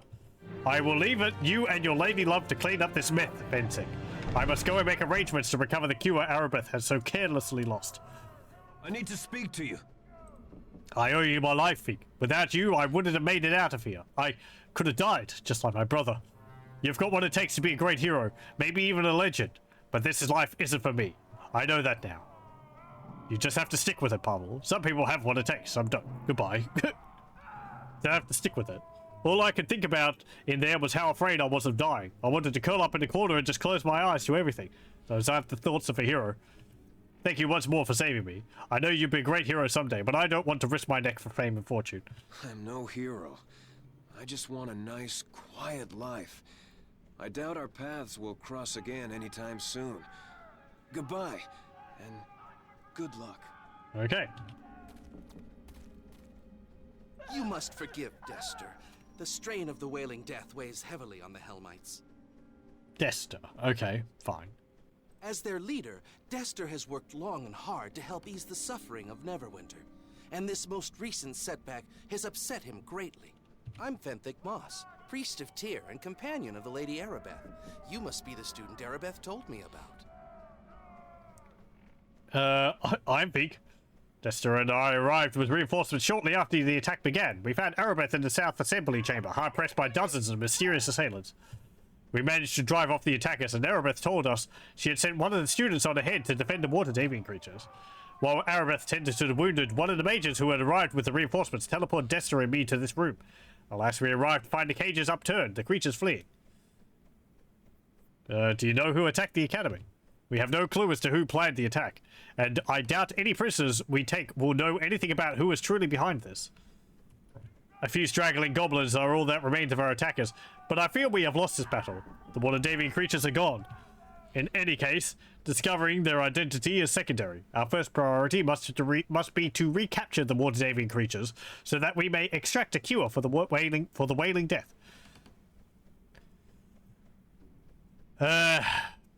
I will help you in this task. Would there be some kind of reward for recovering the missing creatures? Erebeth promised me a reward earlier. I'm still waiting for it. I suppose my work here is done. I'll be going now.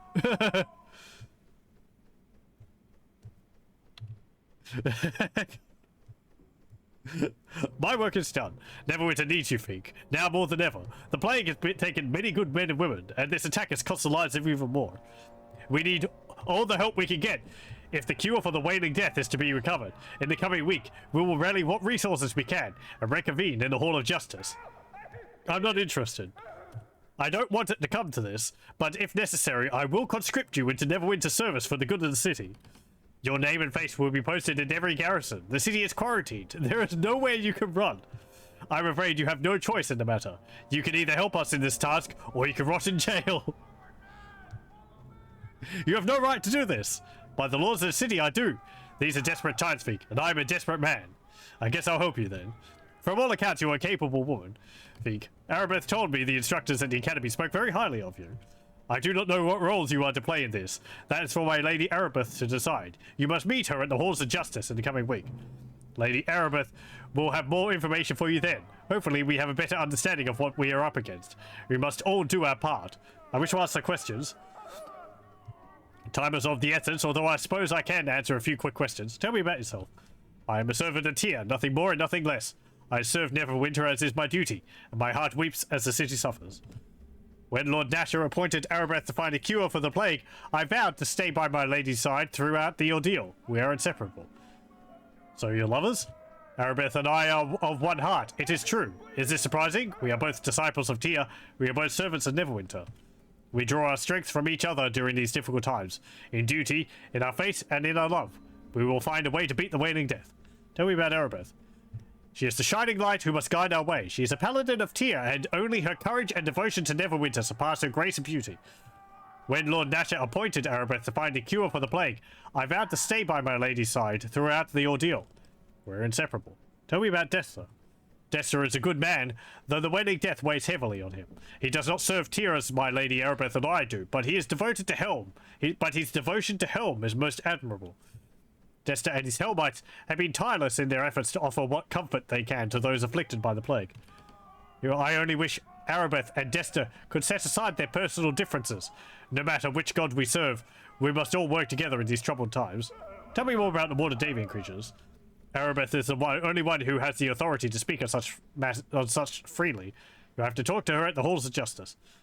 I'll meet you there then within a week. There's much to attend to in the coming week. Arabeth and I will meet you at the temple. May Tyr's blessing be upon you. Okay. And we leveled up. We'll put a level into wizard. And we'll put a point into concentration. Not into discipline. Where is it? Spellcraft.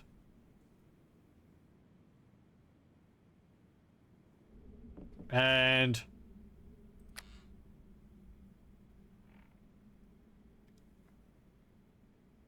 actually, you know what? I'm going to put points into appraise.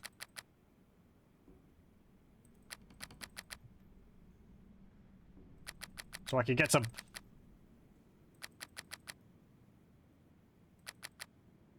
bonuses at stores.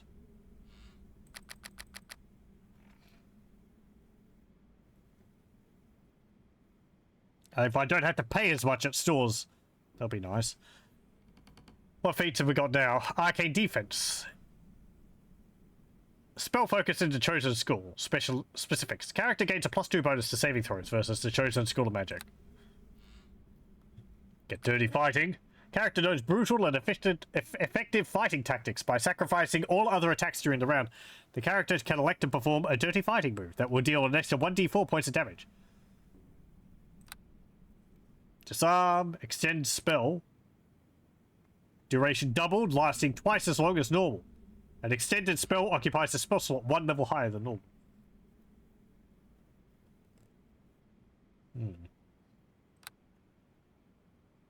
Great Fortitude. +2 bonus to all Fortitude saving throws.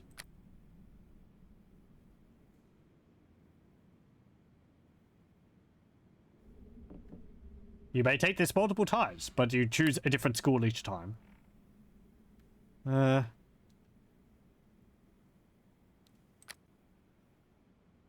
Resist disease could be useful. I remember some of the diseases in this game being a pain.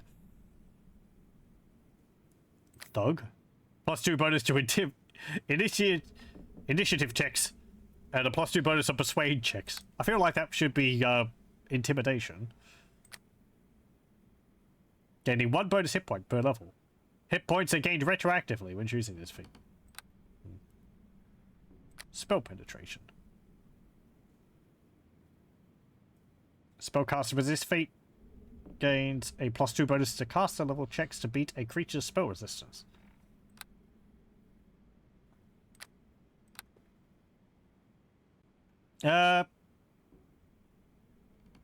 What's still spell? Oh, right. You can cast spells. Ooh. Still spells are cast without a somatic component. All penalties incurred from casting an armor do not apply to a spell prepared with this feat. Stilled spell occupies a spell slot 1 level higher than normal. Would actually be pretty useful.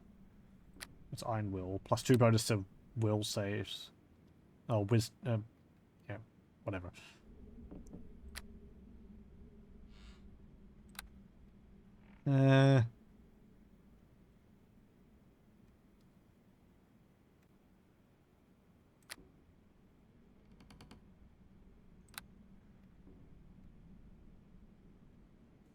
Sure.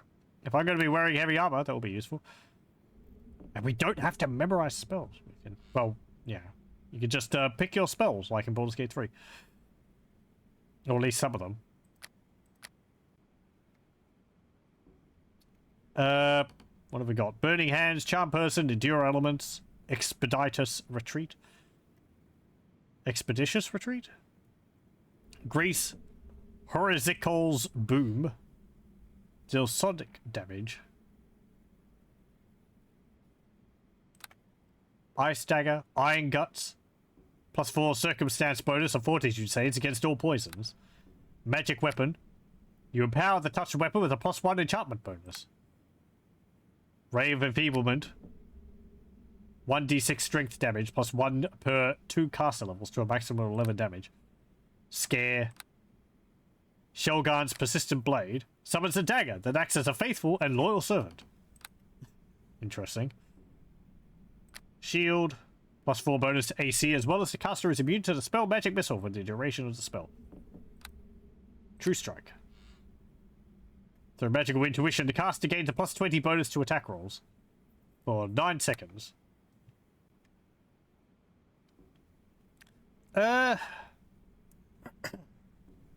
Magic Missile. We already know Magic Missile. There's Grease. Fall down and move at reduced speed. Yeah, we'll learn Grease. What about Ice Dagger? It just deals cold damage. Yeah, Ice Dagger won't deal, like, it won't leave the patch of ice like it does in Baldur's Gate 3.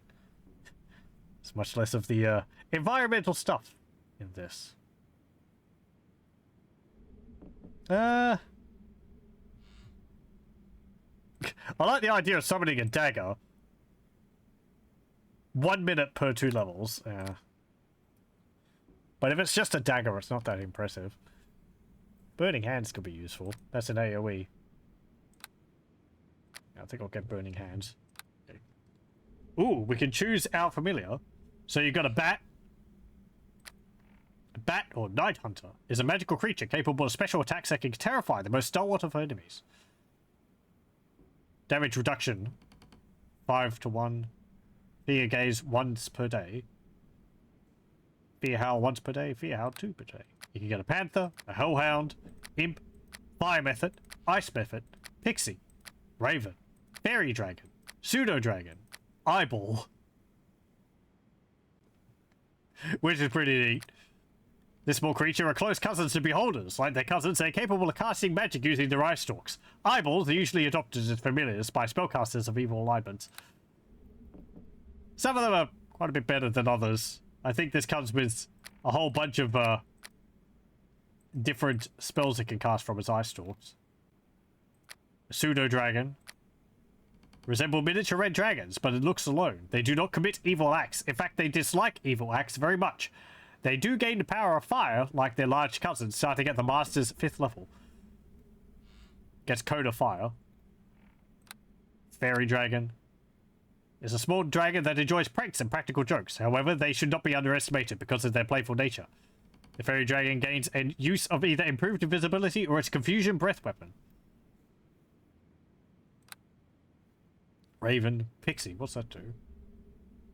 Fond of adventure, but they prefer to disappear when directly endangered. Detect traps, search, spot, listen, hide, move silently, taunt, open locks, disable traps. Cast invisibility.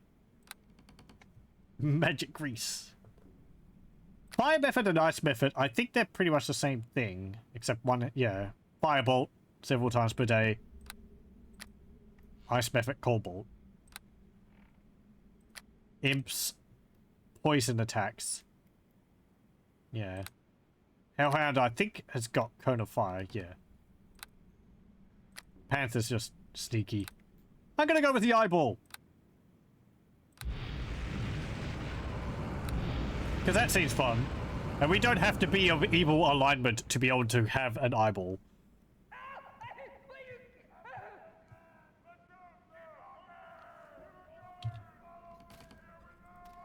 And it'll be amusing having a mini beholder following us around. In one brutal attack, the promise of those at the academy had been all but snuffed out. Hope disappeared with the Waterdavian creatures, and the weight of the terrible sickness pressed down on the city once more. Even more chilling, the whispered rumors of enemies seeking to destroy Neverwinter from within had proved true, though the identity of those responsible for the slaughter was as yet unknown.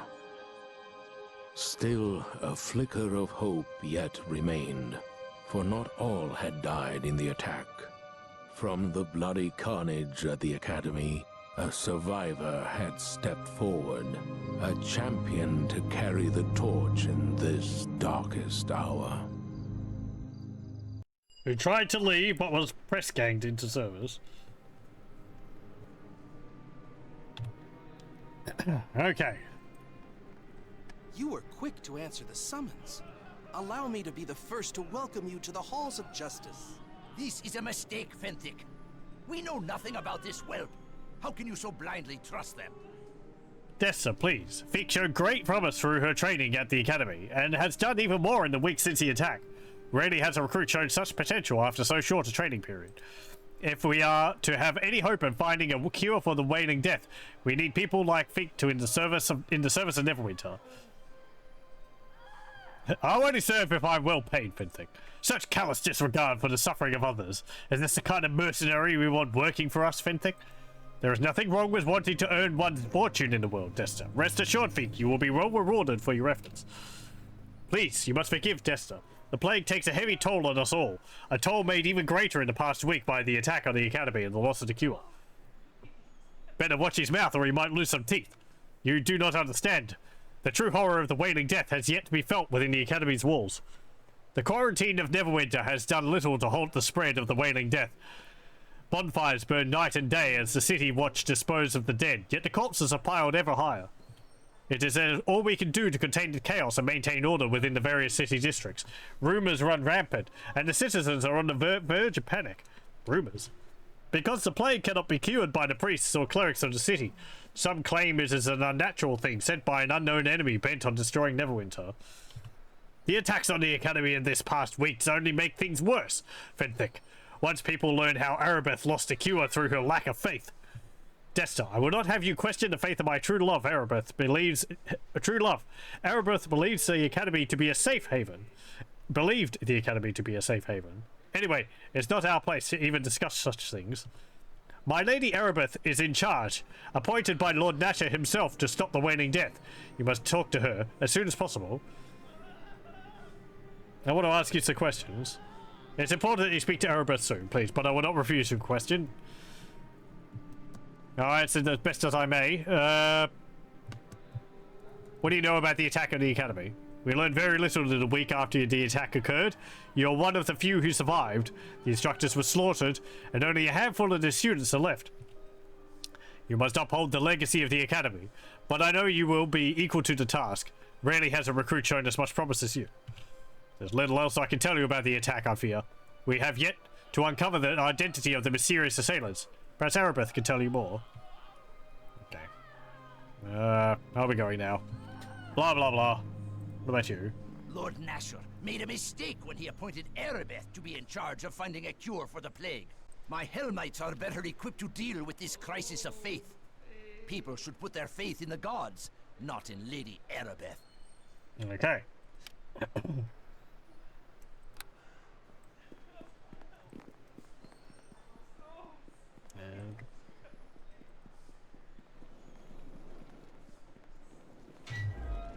Let's go in here. Okay, there you are. Welcome to you. I regret I did not get a chance to introduce myself properly to you while you were training at the Academy. I am Lady Arabeth de Tilmarand, Paladin in the service of Tyr, and the right hand of Nasher Alagondar, Lord of Neverwinter. I have been waiting for you. I'm here now. Say what you have to say. I have been following your progress since your early training at the Academy. Neverwinter has need of one like you if we are to survive the wailing death. The attack on the Academy doused the one faint spark of hope the city had. I need you to help recover that which we have lost. It'll be an honor to serve you. I serve no master but myself. I'll help you for a price. I promise your reward for this task will be well worth your efforts. There are many rumors about the plague, but if you are to aid me in this, it is important you know the truth about the Wailing Death. Our divine healers can do nothing to help those afflicted by the Wailing Death, and even our most powerful magic cannot raise those who succumb to the illness. But a short time ago, we had word that Kelvin Blackstaff Arunson, the famous Archmage of Waterdeep, had discovered a potential cure, one that might be concocted from the essence of 4 rare and magical creatures. What became of these creatures? Under great secrecy, the 4 creatures were gathered in Waterdeep, then sent here to Neverwinter. As strange a menagerie as any has ever set eyes on. A cockatrice, an intellect devourer, a yonti, and a dryad. I ordered them sent to the Academy, Neverwinter's renowned training institution for adventurers of every ilk. I once studied there myself, and I thought the instructors and students were loyal to Lord Nasher. So you think someone within the Academy betrayed you? The Academy may have been betrayed from within, or perhaps I simply put too much faith in the instructors, students, and staff to keep this news secret, as Desta claims. You were there. You saw the slaughter. The attack caught us unprepared. You are one of only a handful of survivors from the carnage of the Academy. Fenthic and Desta arrived with reinforcements, but during the confusion of battle, the Waterdavian creatures disappeared into the streets of Neverwinter, and our hopes of a cure vanished with them. Let me guess, you want me to get these creatures back? Your task in this is twofold. First, find the Waterdavian creatures and bring them back to me, at any cost. We need to harvest components from these creatures if we are to concoct a cure for the Wailing Death. This is your most important duty. Second, we must discover who was behind the attack on the Academy. Any evidence you uncover in this matter should be brought to Fenthic. He is the one assigned the task of unmasking our hidden enemy.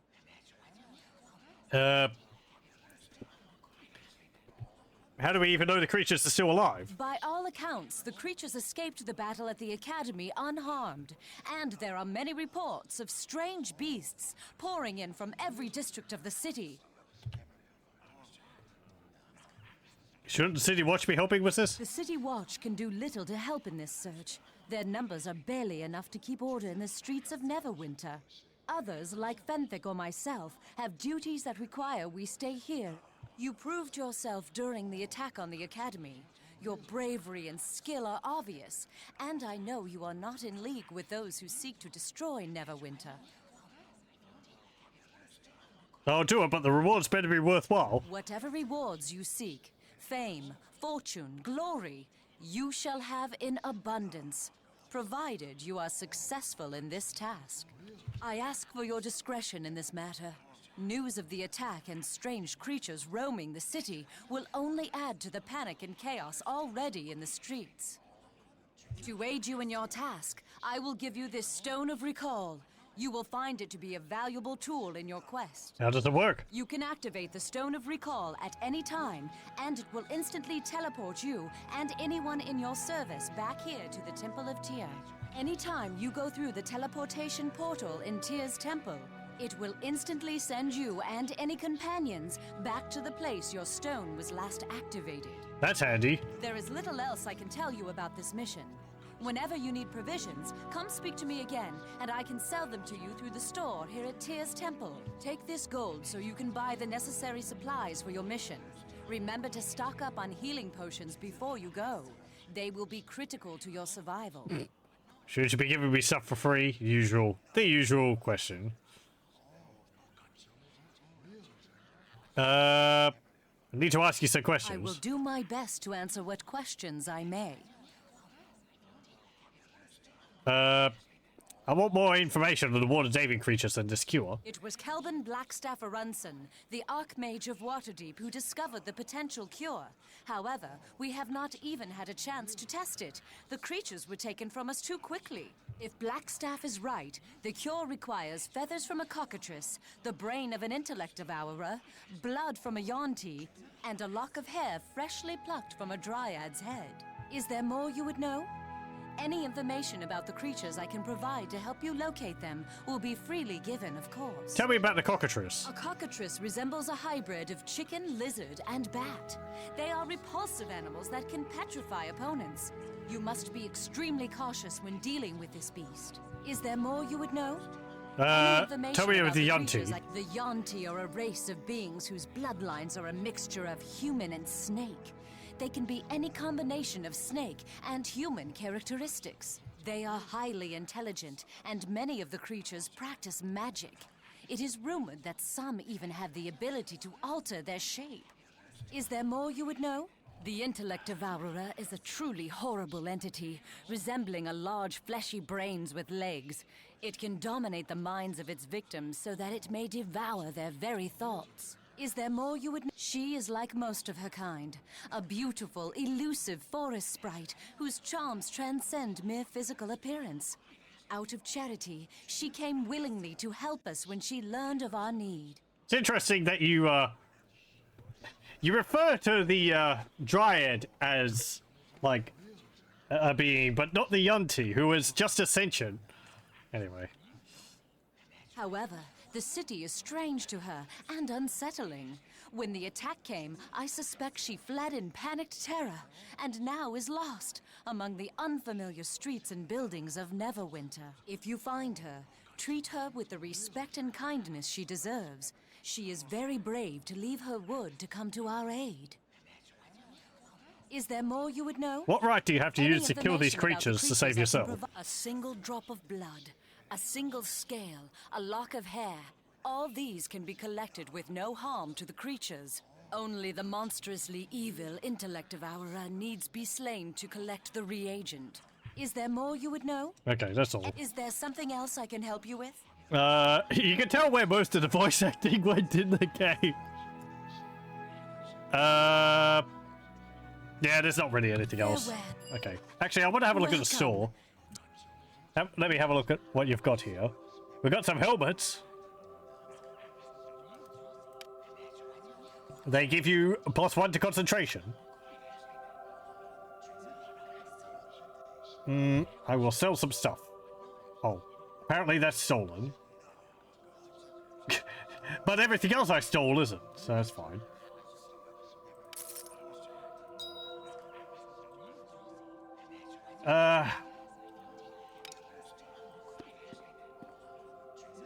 Let me just drop that there. Oh, that's a robe of fire resistance.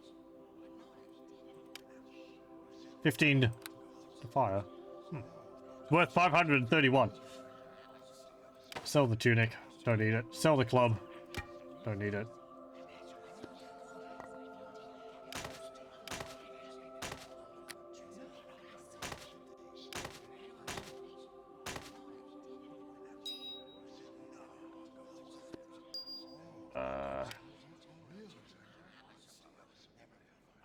As I said, I think a type of gem is used in, there's our Stone of Recall. It's just a rock with a rope tied around it. It's used in crafting, so I want to hold on to it for the moment. Sell that.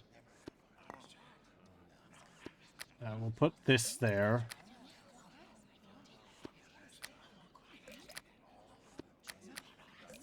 There we go. Sack those. Okay. The one's asleep. Those are these tools. Okay, I don't have any others of them. Put them there. Put that there. Can I sell this?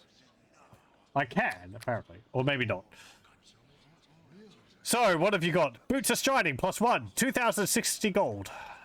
Boots of the Sun Soul, +2. AC bonus, +2. And only usable by monk. Lesser Belt of Guiding Light. This gives you +2 to Lore. Immunity to Fear. And lights you up with purple light in 15 meters. Inertial Barrier. It is something I like in this game. There's quite a few lighting effects. Whether you're carrying torches around, casting spells, you get little lights lighting up the area, which is pretty nice. Even if it looks a little over the top, but it's pretty novel at the time. What's this? +1 AC, resist to bludgeoning and slashing, and 25% piercing damage. Vulnerability.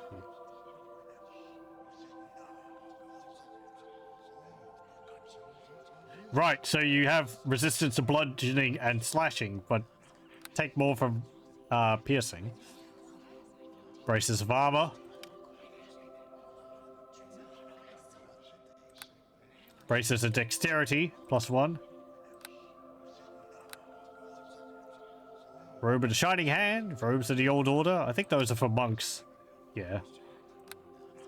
Cloaks. These are added in one of the expansions. Cloaks weren't in the base game, I believe.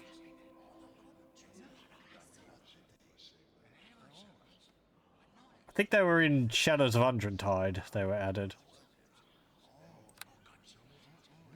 Because the physics, you don't understand. Having a cloak meant that you had to have it physicsed or animated so that it would move with the character. It wasn't something easily done. That's why you did have cloaks in Morrowind. And mods which added them just had them as a stiff board sticking off the back of the character. It was something, damn it.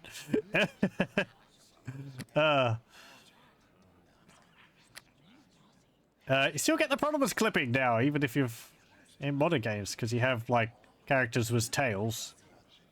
Rings of protection. We want one of those. Amulet of natural armor. It's like a ring of protection. It gives you +1 to armor. Don't know if you can wear those together. Might be able to. Ring of resistance.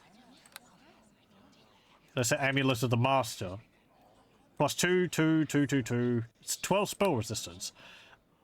8,938 gold pieces. I'm pretty sure that's unattainable in the first chapter. I don't remember how much you can get, but I'm pretty sure you can't get like 10,000 gold. You might be able to, maybe, but you wouldn't be able to get it twice if that's the case. Greetings of the even-handed to you. Welcome to the House of Tyr. I am Reverend Judge Olef Uskar, in service of the maimed god. That's a question for you. What's your position here? I might still be able to help.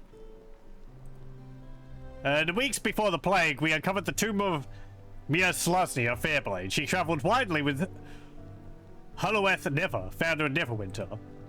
This was a great discovery and gave clues to the whereabouts of the founder's resting place. That would have been a great discovery indeed. It undoubtedly complicated things. Yes, it did.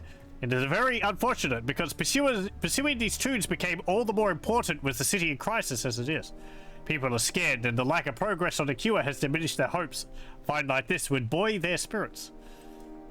There is also a chance that powerful artifacts could be found alongside Holoeth Nerevar's remains. Though I would not rest my hopes on it. I will help you in finding these tombs. I will welcome your aid in this matter. You couldn't have arrived at a more fortuitous time. Here, take this letter with my seal. Signifies that you act with my sanction. Take it to Briley in the Peninsula District, and he will aid you. He guards the one tomb already found. It is in the basement of a house in the east side of the Peninsula District. Return to me if you find anything, and I will reward you. I'll be making an effort to do all the side quests. Good to get stuff for doing them, and you know, it helps. Also, I believe I'm pretty familiar with all the side quests in the first chapter anyway.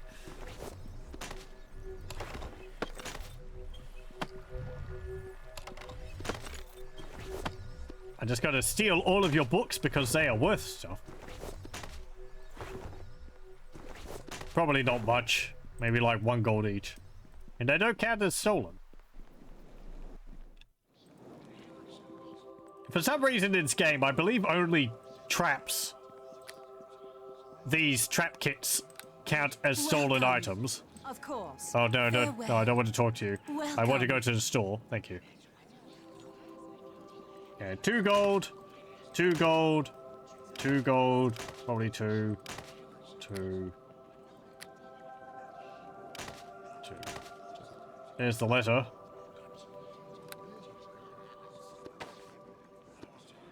There's an amethyst worth 16. Ooh.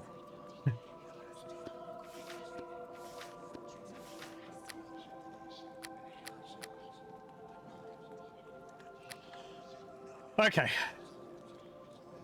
Do I want a helmet? Does increase my concentration. Which helmet should I get? A pot helmet, a horsehair helmet, a winged helmet, a stag helmet, or a spiked helmet? They all look different. They all have the same bonus of +1 to concentration, though, so...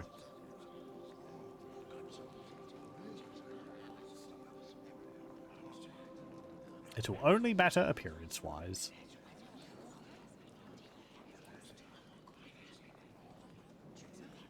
I roll a dice. Let's see. 1 to 5 from left to right. If I roll a 6, I roll again. That's a 5. It's going to be the spiked helmet.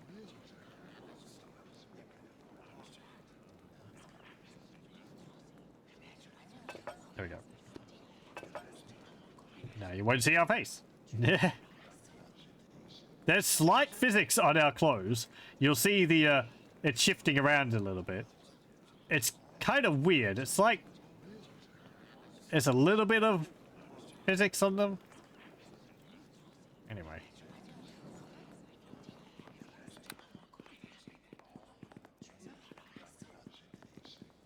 Do you need a henchman? This is one of the henchmen you can get in the game. Tommy Undergallows. He is a rogue type character, I believe. Voila there. You have the smell of a prospective employer about you. Not that it's easy to smell anything with all the burning corpses in this city, mind you. Never seen this many flies outside of a Callum shot alehouse. Aren't you frightened of the plague? Oh, to be honest, I'd be far more frightened to take a swig of Callum shot ale. Be lucky to wake up 3 days later hugging the back end of a camel, I wager. Who are you? Me? I'm none other than the renowned rogue Tommy Undergallows. Grin to my friends, Tommy grin to the lasses, and that damned halfling to anyone in a position of respectable authority. I can forgive you for not having heard of me, however. I hail most recently from Callamport. That's a long way for even my reputation to travel. I give it another week, personally. Okay, so yeah, there's a number of henchmen in the game which you can recruit. Do I have a particular preference? I don't know. Oh, please can you help me? You're with the city militia, aren't you? The guards at the gate said I might get help over here, but I don't know if they were serious or not. I'll hear what you have to say. Are you sure you're a guard? Not that I... Close, you look rough. I'm sorry. I mustn't be choosy. It's just too important. It's the Peninsula District. I live in there and... Oh, it's just horrible. The killing. Everyone's running for their life. It's horrible. Tell me what it is. I come from the Peninsula District. That's where my home is. Was. Now it's too dangerous to go there. The prisoners are killing everyone. It's awful. I may have heard of this. Get some background on the Peninsula District. Kind of complicated. The Peninsula District houses the Neverwinter prison. The families of the guards and such live around it. It's been safe for years. It changed a little while ago. The guards never came home from work one day, and now the prisoners are everywhere. First the plague, now the threat of a knife in your belly. Let's talk price. What? I don't have anything. I barely got out with my life. You work for the city, don't you? It's your duty, isn't it? No, that won't do. I guess I won't help then. What do you mean you won't? What kind of guy are you? Please, no, I won't beg. I'll be here if you choose to do a decent thing. I greet you. Fine. Stay here where it's safe. Blah, blah, blah. I mean, it doesn't make any difference.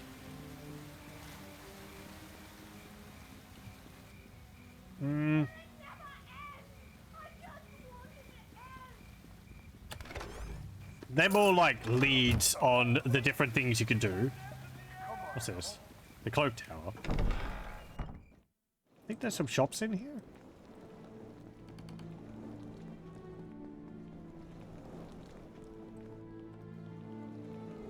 Well, hello. I had heard there was a new magic adept in service to the city. The Guild of the Many-Starred Cloak welcomes you. I never told you my name before. Well, if that's the greatest of your curiosities, then this is going to be an interesting conversation, of that I'm certain. It needs some spellcasting equipment. Nymph Cloak +1, Cloak of Fortification, Robe of Acid Resistance, Adventurer's Robe, Electrical Resistance, Sorcerer's Robe, Wizard's Robe, Belt of Guiding Light, Striding Conjurers, Necromancers, Mage's Battle Robe, Bracelet of Armor, Bullets of Smiting, Bolts of Piercing, 1 to 6 piercing damage. There's a heavy crossbow.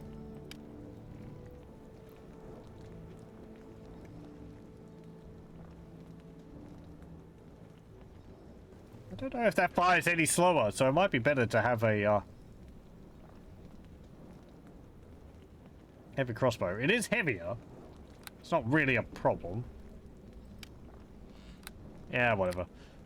Spells. Invisibility, Ghoul Touch, Blindness, Deafness, Bull Strength, Cat's Grace, Haste.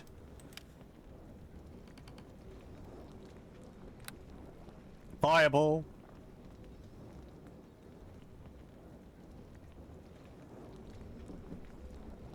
Potions.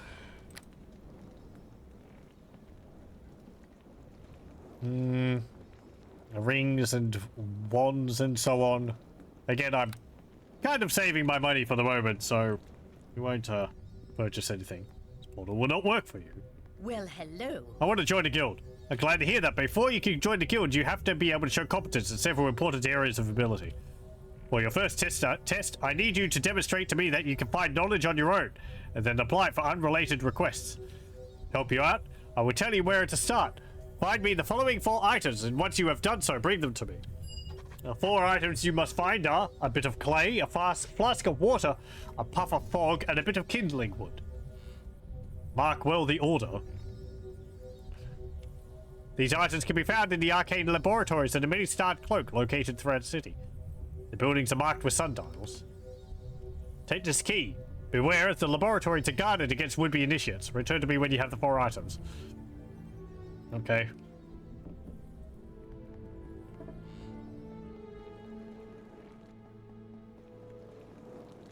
I don't remember what actually doing this gets you. I think here is a shop for druids. Yeah, what's your position here? I look after things that still may be able to help. No. Okay. Yeah. Druid items. Greetings again. Can I actually get that quest from you? I can just keep asking again. Greetings again. Greetings again. Greetings again.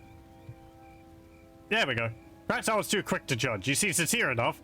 Also, you asked me like 6-7 times in a row. You may be able to understand why this is so important. Many people are falling to plague, but animals suffer as well. They suffer in cages in the Black Lake District Lodge. There is a zoo in Neverwinter. It is operated by a hunter and his noble entourage. It is not clean, it is not compassionate, and it is not right. The animals within are mistreated. The zoo seems small next to the plague. Your attitude is the majority. I was working to have it closed, but the plague has delayed that indefinitely. The officials I spoke with are among the plague's dead. It has given the zoo a reprieve. They know the law was turning against them, but now they have time to cover their actions. I fear the animals will simply be killed and made into trophies. All creatures deserve charity. This bear, panther, wolf, and lion, all 4 should be rescued. Yeah, I'll help you. I was hoping you would say that. Let me give you a few things to help in your task. I have thought long about what is required. This key will grant access to the zoo. My animal companion found it, and I made copies. Guards may try to stop you, but doors will not. This is transport via plant scroll. Use it on the large tree near the zoo, and any of the animals you lead there will be teleported here.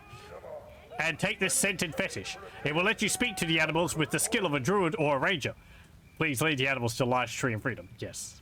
was going to say. It's rather difficult for me to actually lead animals anywhere if I cannot talk to them.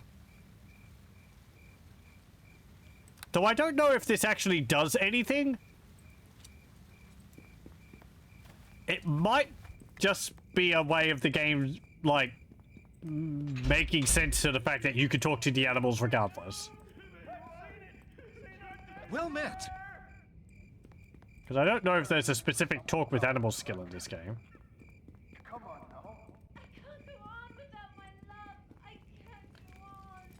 Okay, let's go down here. What was those, Wake up!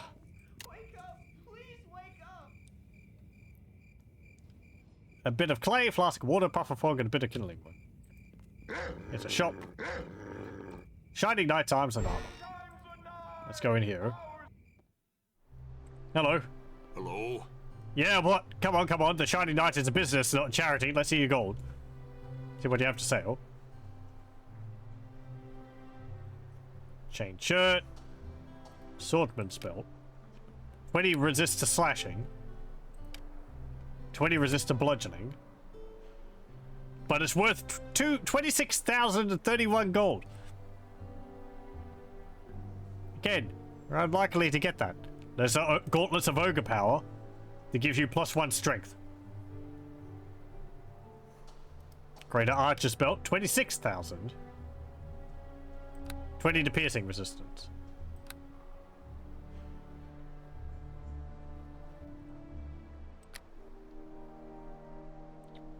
Got a dagger, ice arrow, bullets are screaming.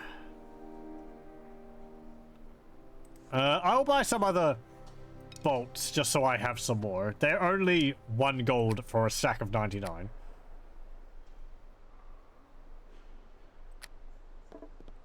Okay. I believe if we go back here.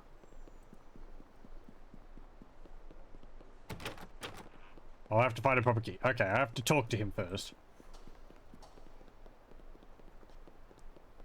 Hello? I want to ask you some questions. I'm looking for premium equipment. Not sure what you're after, really. My stock is the best you can find for honest coin. You look like you really know your way around a weapon. Maybe, yeah, what the hell. I've got something special for you. Take this wardstone. It will get you back into the back room. That's where Marok makes the good stuff. He'll take care of you. Goodbye. Okay. This is the crafting I mentioned.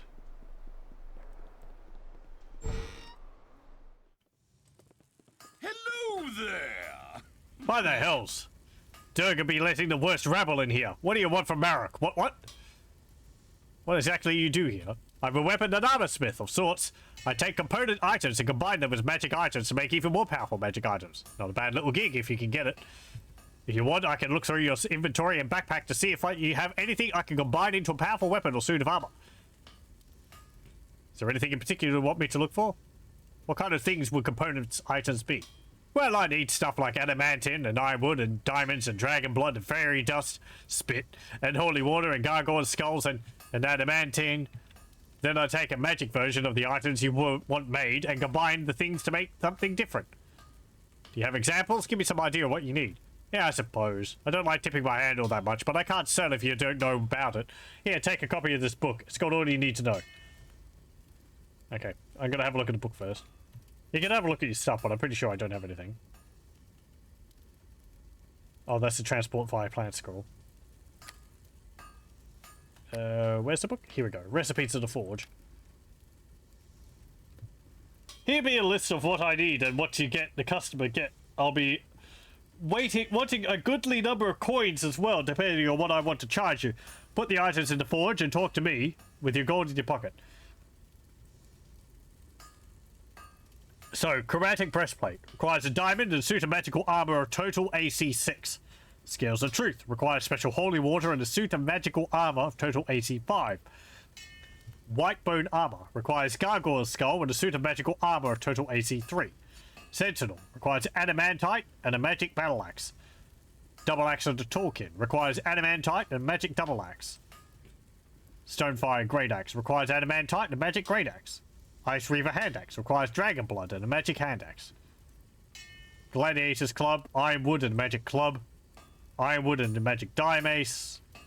Dragon's Blood, Magic Heavy Flail, Diamond and Magic Light Hammer, Ironwood and Magic Light Flail. You get the idea.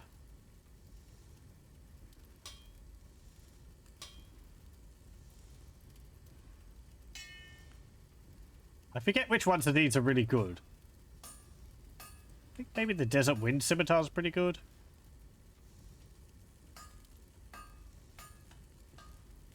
Ravager Helmet, Dragon Blood and Magic Helmet, Sea Reaver, Adamantite and Magic Scythe, Face Spear, Fairy Dust and a Magic Spear, Golden Sickle, Special Holy Water and Magic Sickle. So, bring him an item and a weapon and gold and he'll make you something.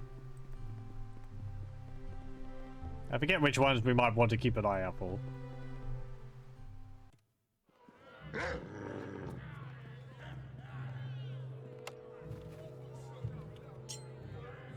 Bring it on!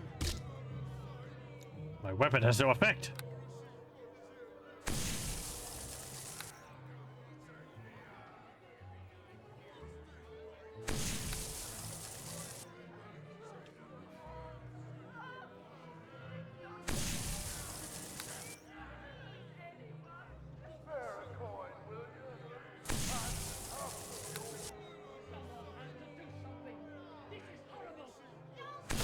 There we go.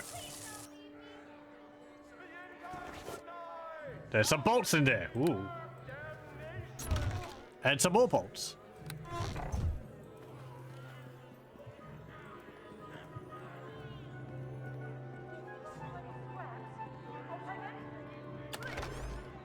Healing kit. Some gold. Let's go to the tavern. Potion of bark skin.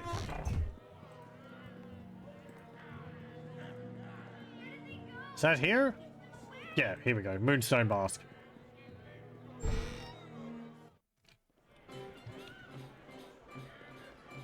Hello. Well now, welcome to the Moonstone Mask. I am Ophala, your host and purveyor of fine spirits and entertainment. I'm especially happy to see that women are visiting. As you can see, it seems that men are more inclined to seek comfort here in times of crisis. I have a few questions. Staff won't respond well to that attitude, you know. She expected any quality service, you had better work on your tone. I asked that perfectly reasonably, I thought.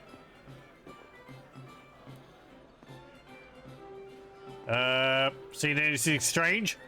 I've seen deal secrets to strange rendezvous, none of which are any business of yours. Please stay and enjoy, but stay out of other people's affairs.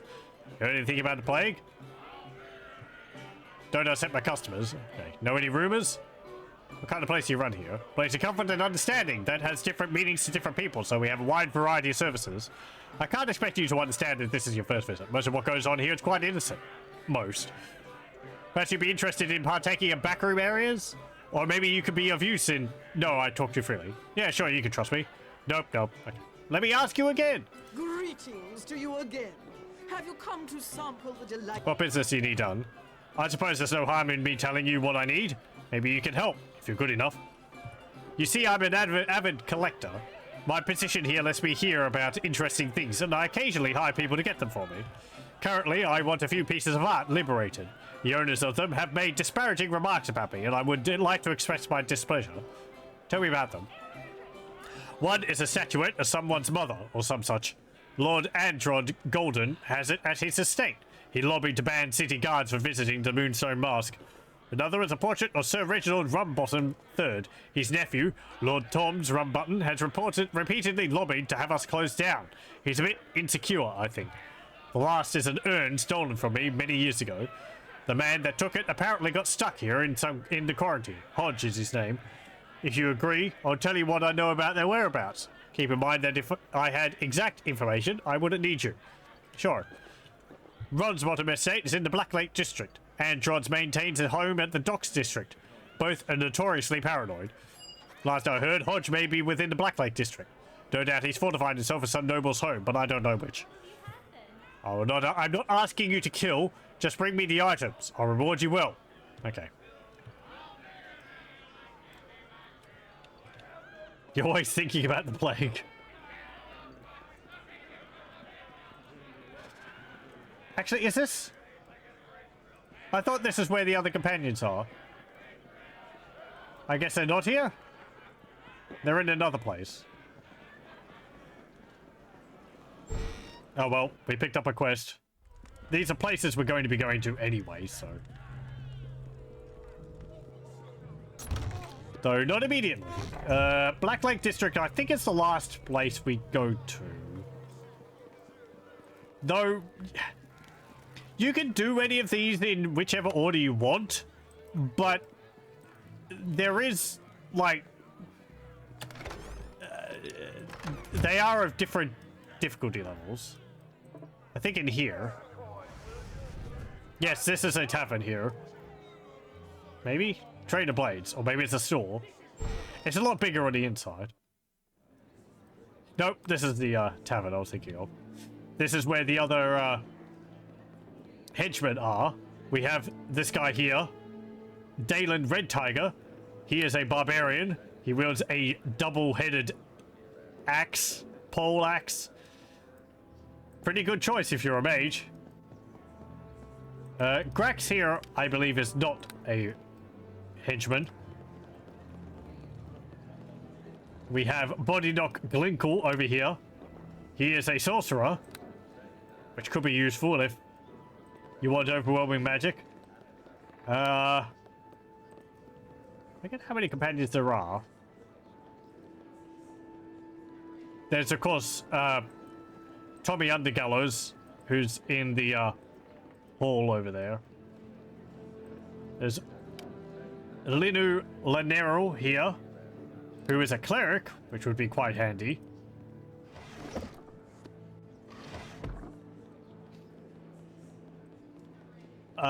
Then there is... Well, over here, there's Grimnor. Let me go over here.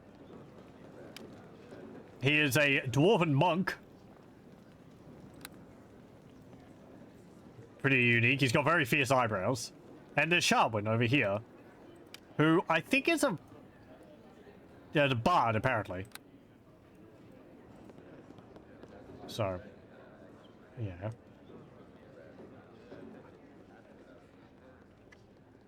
Companions in this game are...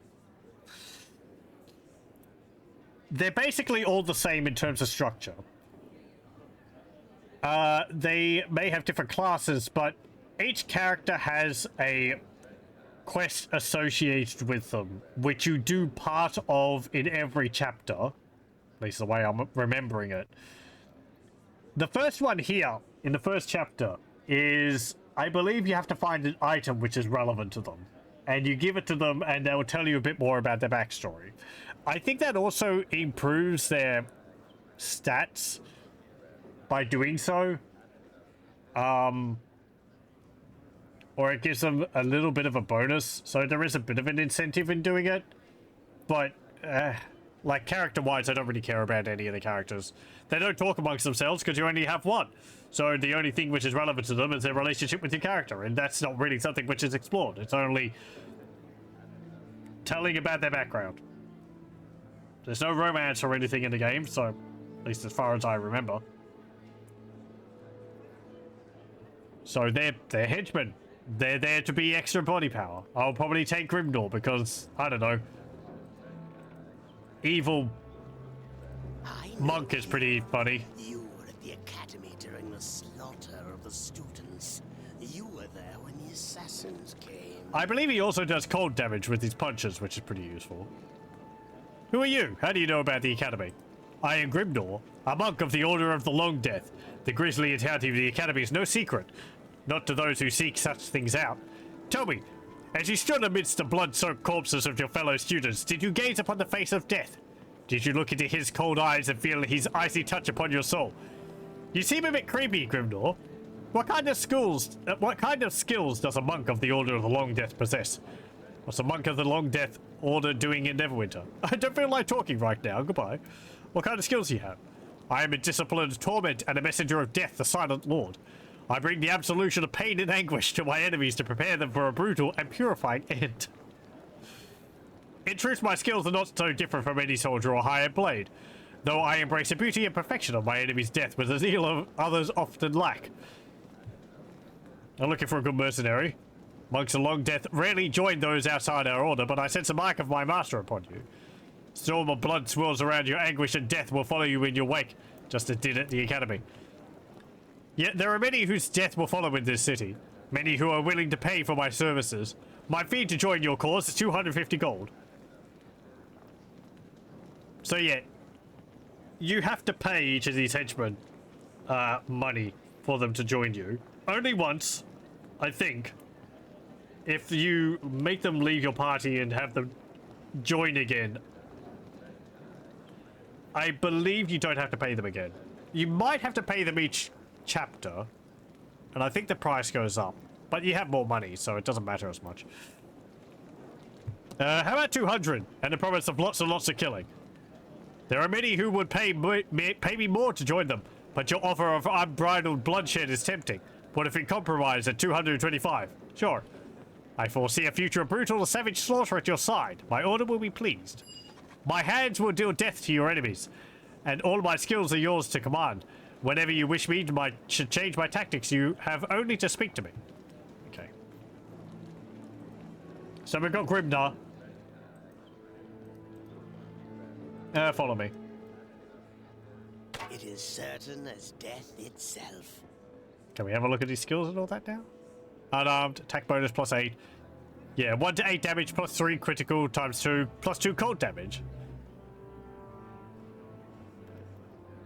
Yeah, which is pretty useful. His alignment is lawful evil.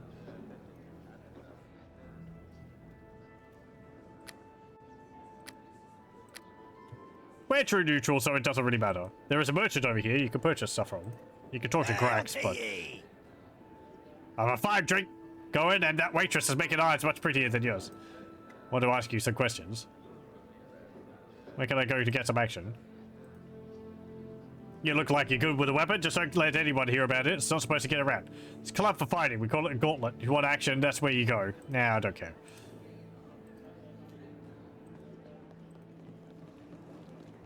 Hello there. Okay, let's see your wares. What have you got? There can be quite a few merchants in the game, but I remember their inventories being rather standard. They have like a, you know, the same inventory across them. So let's leave. Let's get started with one of these objectives.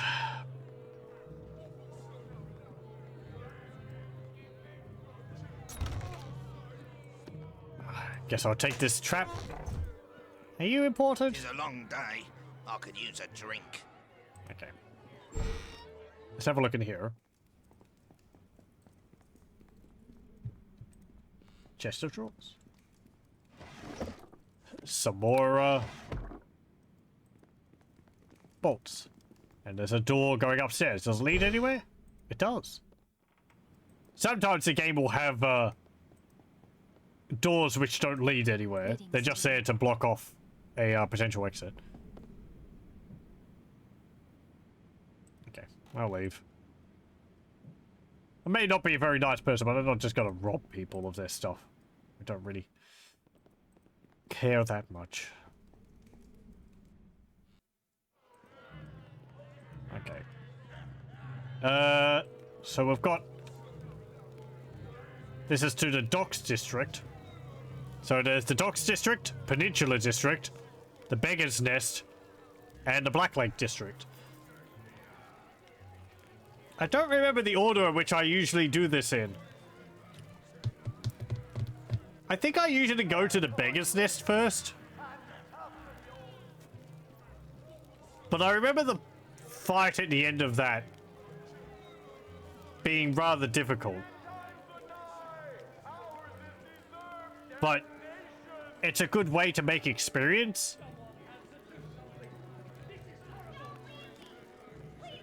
So we'll do that. Oh, there's something else here you can do. Oh, I was going to burn that pile of corpses, but I guess I can loot a ring off of them.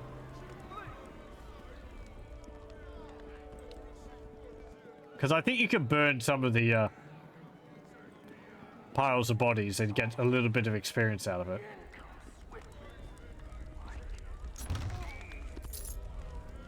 $5 gold.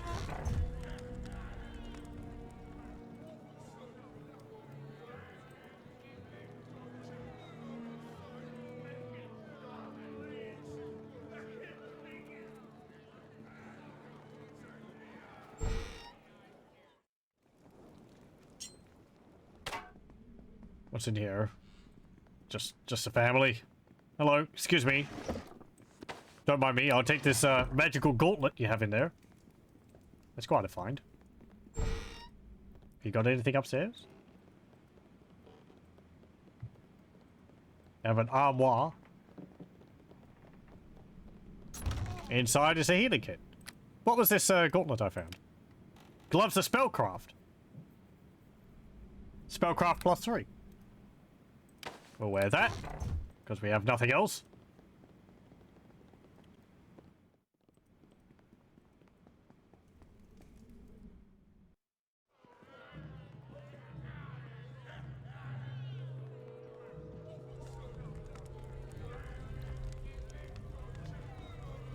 It is certain as death. Yeah, Grimnor, go punch open that chest. This is partly why his cold damage is useful, because the chests have good protection against physical damage, but they don't have resistance to elemental damage, so he's able to deal damage to them. Now, I say that, but the half-orc barbarian back in the inn can do a lot of damage, so he can break them open pretty quickly as well. And you could also just get someone who can picklock them.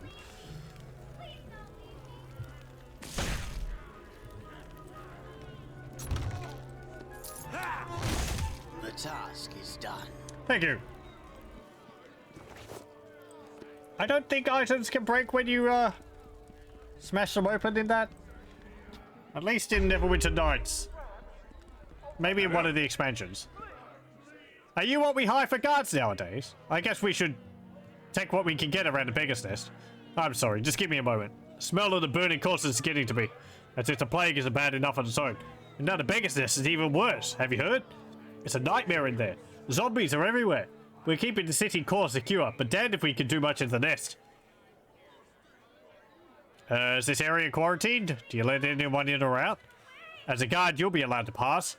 Other than that, we're trying to keep it sealed. The plague is worse in the nest, and now there's undead. The zombie threat is keeping people in their homes, so there haven't been many confrontations between the guards and people trying to break quarantine. The Hellmites were allowed in to establish a shrine. I hear they continue to grant blessings. I doubt that counted on the undead infestation, though. Anywhere I should go specifically? There's a tavern. The Shining Serpent. It's in the south central of the Beggar's Nest. Harbin Ashensmith is there, organizing people. Who's Harbin? He's a friend of the guards. I'm not sure of his official rank. He doesn't like to use them much. He prefers to stand with the rank and file. He'll be able to give you more information than I can, if he's still alive, that is. Heard anything about the creatures? Erebeth has you looking for those, Sorry I can't help you. I haven't heard anything about them. They're probably all dead. Of course, being dead hasn't stopped all the zombies in the nest. Can't count on anything to make sense right now. Okay, farewell. Wish me luck. I will, but I don't hold much hope for the district. It's the worst hit by the plague, and now the undead are killing everything. Okay. If there'd be burning corpses, you wouldn't think there'd be many zombies to raise from the dead. But I guess I can't burn all the corpses. Maybe maybe burning them doesn't stop them from being raised as zombies. Unless they're turned completely to ash.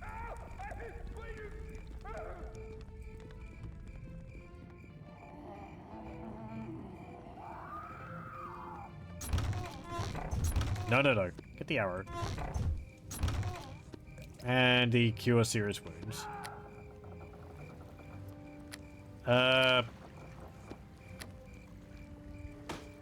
Put that there.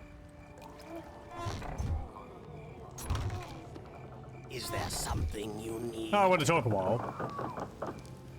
I'd like to know more about you. I want to ask that you tell me about yourself first. I'm eager to see what type of woman I've allied myself with. Why do you serve this plague-ravaged city? What possesses you to venture out into the streets amidst the bloated, swollen corpses and the burning funeral piles? I've seen too much death and suffering for the plague to stand idly by. I seek to forge a legend that will last forever. Has promised me gold and riches if I can help her in this. Material wealth has its uses, but your gold and gems will mean nothing when the Silent Lord comes to claim you. True death, the ultimate end of existence, is the one perfectly absolute in a flawed world of uncertainty. The Order of the Long Death understands this. Sure, tell me about your order. We bring pain, torment, and anguish to the denizens of this world to prepare them for the release of death. We spread devastation. We seek to tear down, to obliterate, and to destroy. The monks of my order bow down to death. We may serve allegiance to another, but only as it serves the will of the Silent Lord. So the Silent Lord is the god your order worships? My order does not bow before any god. We worship death itself, in all its incarnations. Gods are transient. Even a god may die. Baal, Bane, Sirik. But death itself is always present. The Silent Lord is the name we give to the concept, the very essence of death. We all serve death in one way or another. It was only after I left Mithril Hall to join the Order that I truly came to understand this. This is like they worship Sithis from the Elder Scrolls. Mithril Hall. Is that where you come from originally? I spent several years at Mithril Hall in the service of Bruna Battlehammer before I joined the Order of the Long Death. I recognize him. He's from one of the companions of Drizzt. But there was no place for me among the clans at Mithril Hall. I was shunned and reviled by my own kind. What do you mean? There's not time to speak of this. Let's return to our mission. Silent Lord's hunger will not be sated by mere words. Yeah, there's the companion's story, right? What you get from talking to them. They tell you a bit about themselves. Hey, zombies. The Silent Lord take you! I was being creepy and helping people through to death by terrible torture. I wonder why they disliked me. I like how the zombies look in this game. They got like half of their head missing, and they got exposed ribs and all that. It's pretty neat. And they bleed like yellow green goo. Oh, right. Someone over here, save them. No! I don't remember if she can die. Do business. Thank you for saving me. I thought that was someone else actually related to a quest, but apparently not.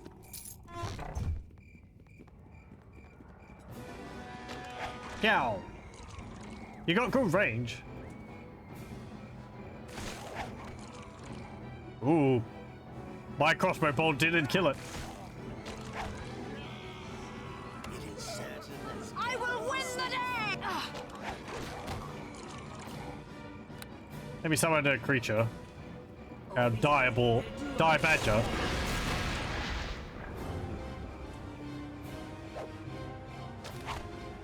Ugh. There we go.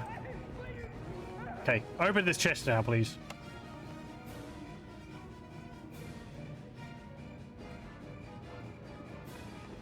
Death and damnation!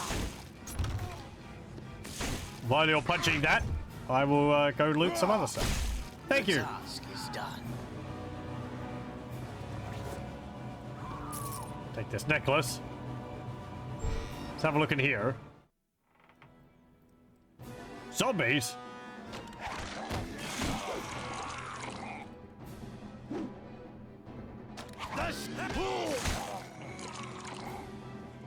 Yeah, look. The zombie gymmed.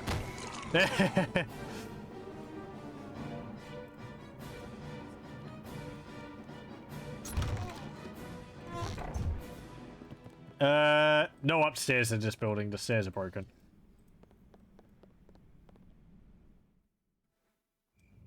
Again, you'll be seeing the repetition of the interiors that look just like the other place, except a different color.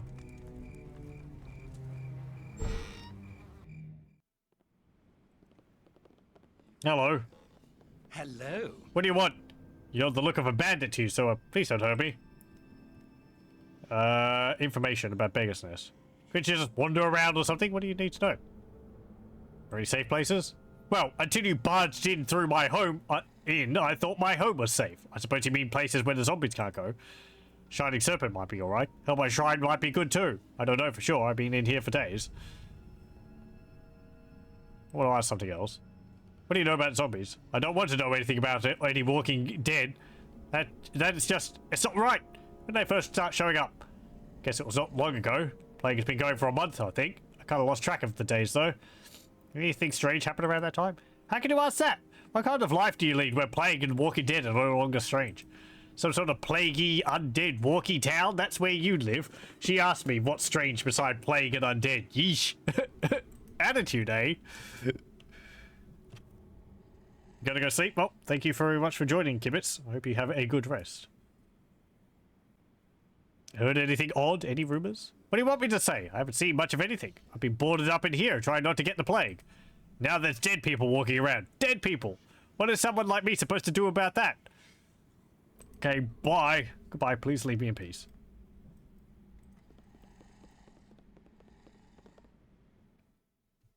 Okay, I'll leave your door open just so that I know where I've been. Don't go closing it, otherwise I might get confused. Barricaded home there. Merchant shingle. Take the gold.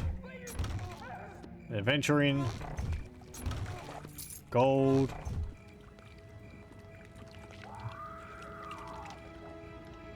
Cyril's Bakery.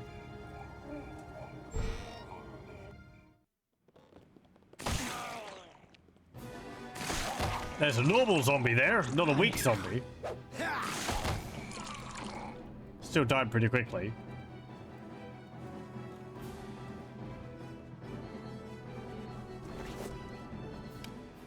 Leavened bread recipe. This parchment goes into This parchment details the ingredients and cooking instructions for leavened bread, a delicacy particular to the city of Neverwinter. Guess that's useful to someone. There's gold and there's some fairy dust. It's the item which can be used in crafting.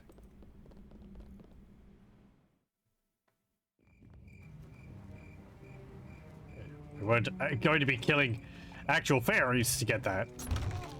I get all these.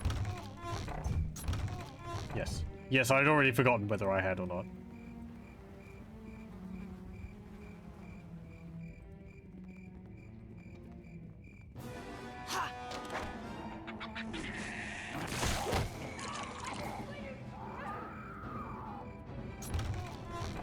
He'll just run off and deal with the zombies on his own. He's fine.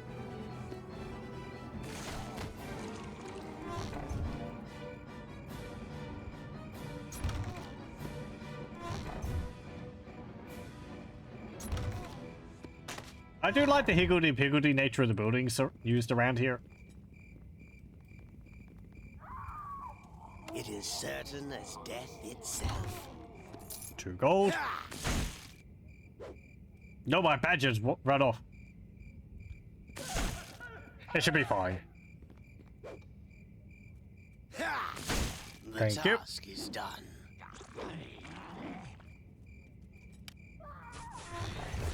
You can't see the enemies to attack them. Okay, fair enough.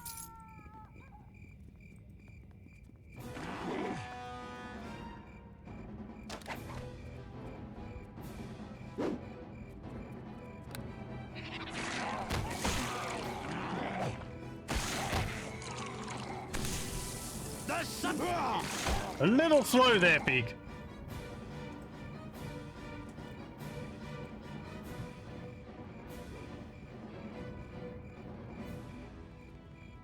It is certain as death itself.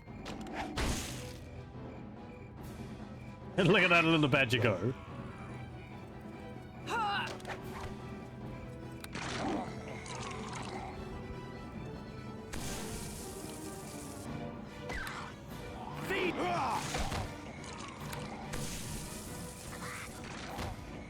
Bit slow there again.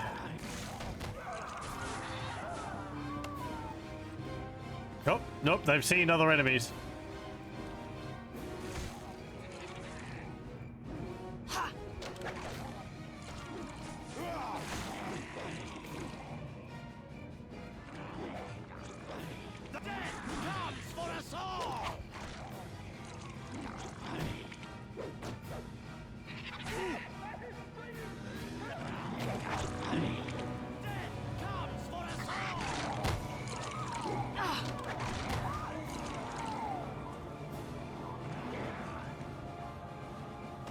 we saved the citizen.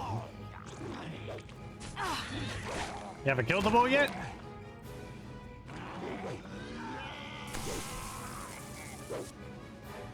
Feel the chill touch of the grave.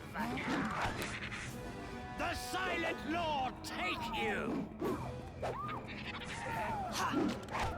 No, too close. Let me just step back a bit.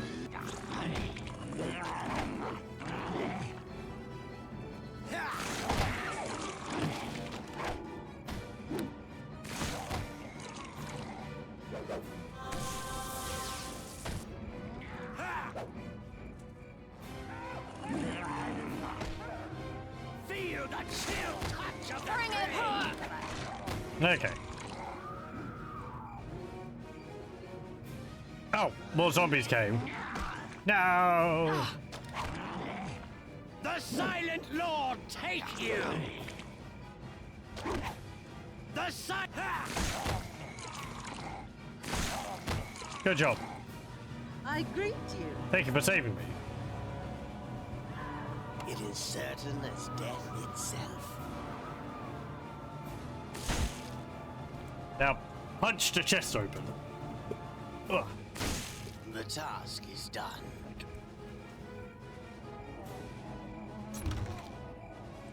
Lesser to spill. And some bullets. Really no reason for me to take the bullets.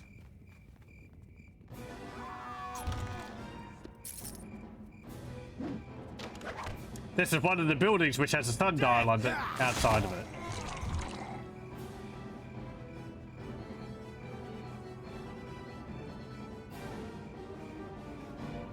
I forget which, I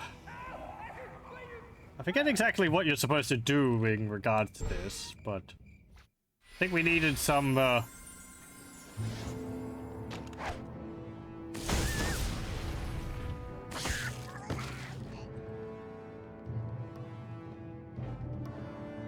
some clay or something first?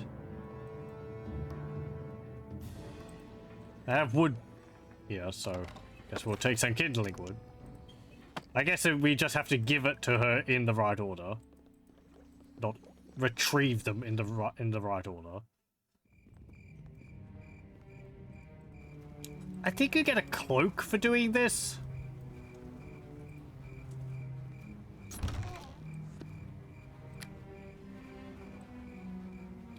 We do have a carry capacity. We can carry 100 pounds based on our current strength.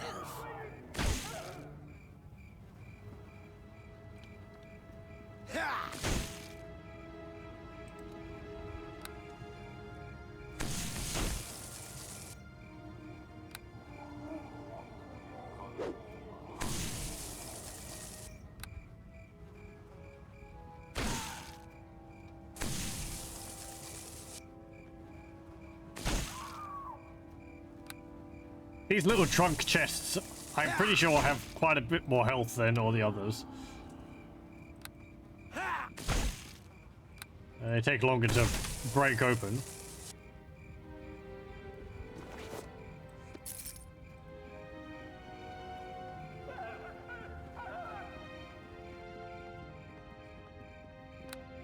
Let's just have a rest, and then we can summon our pet again.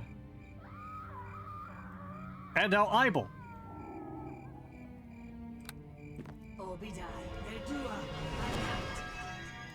No, I failed to cast it because of spell failure. Well, we'll just rest again and then I'll cast it again.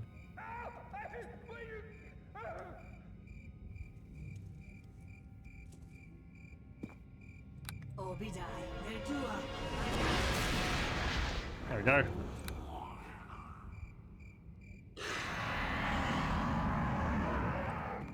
There's our eyeball. Pet familiar. Feeling huge with pleasure at the attention. Isn't it adorable? Play with it. You and your familiar exchange riddles. Surprisingly, your familiar comes up with a rather good one and stumps you. Your familiar thinks this is very funny.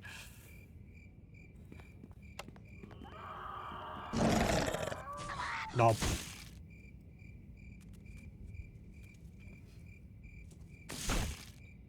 Come on, everyone. Destroy the chest for me. I want what's inside.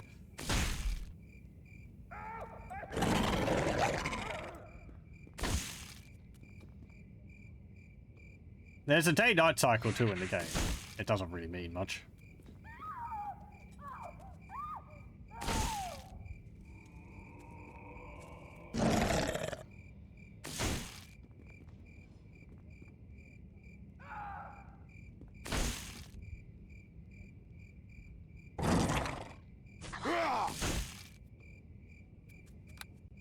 Come on, break the chest open.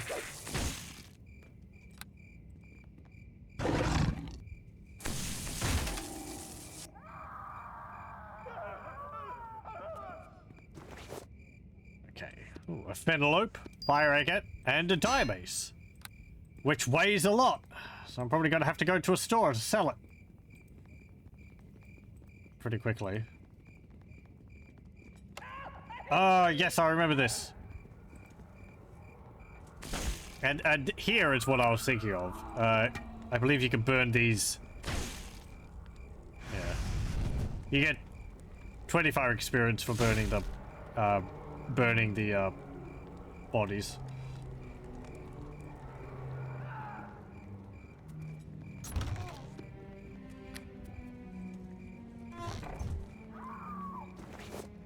There's some shuriken. Magical shuriken.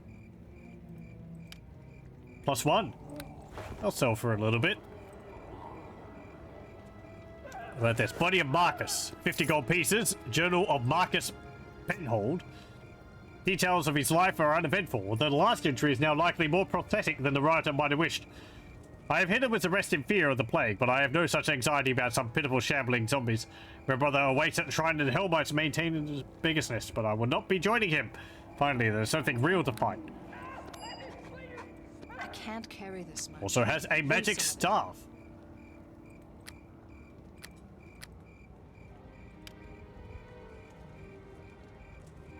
Yogsley Vinebot.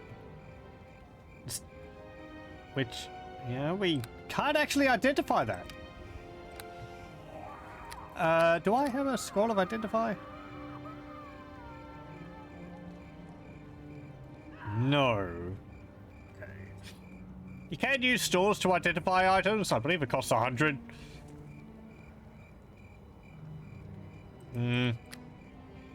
I forget what this staff does. The way this one works, from what I remember, is you get the choice of giving the staff to the brother at the Hellmite,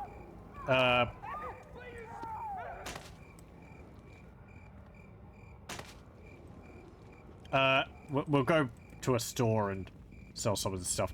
At the Hellmite, church or whatever. Or you can keep it for yourself.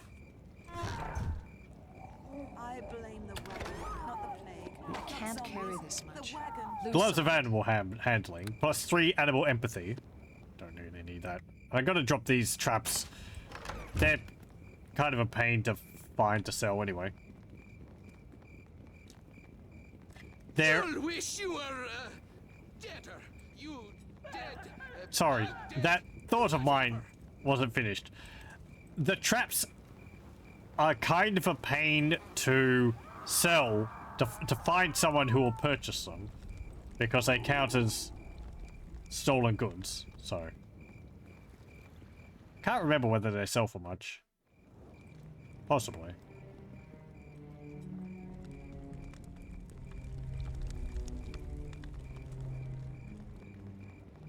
I mean, I'll go back and pick them up again after this. But it's just... There was something which I couldn't sell, so... Hello? Let's see. I'll sell these wizard robes. I don't need them. Sell these gloves of animal handling. 63 gold. Sell these shuriken. 23. I don't need the arrows, I'll just drop them. Or the bullets.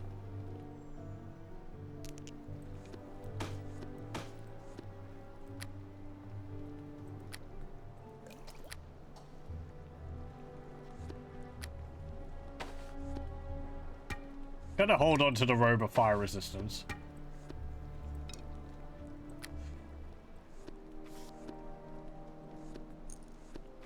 You can't give your companions items or anything like that.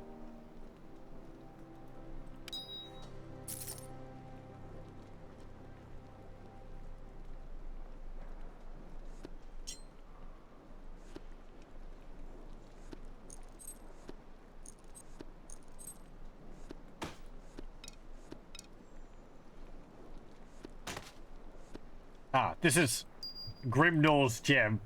This is a little item the henchmen give you, I guess, as indication of their service to you. I don't know. I guess it handles some scripting stuff for them.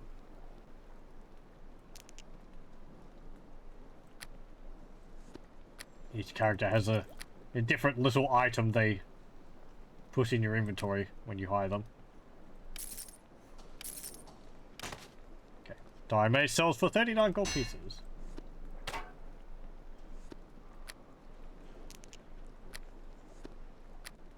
Okay.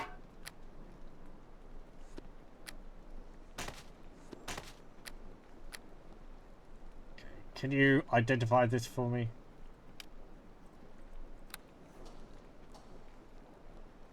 This weapon was fashioned to the taste of Melthius Penhold, a scholar who travelled the south in the last century.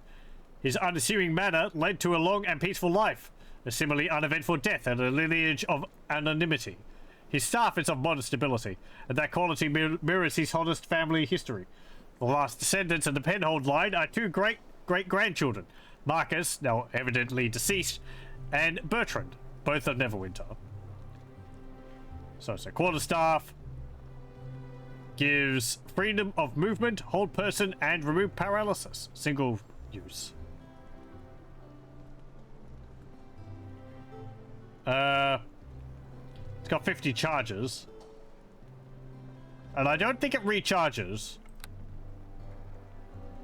Does sell for 1,740 gold pieces, which is a fair amount.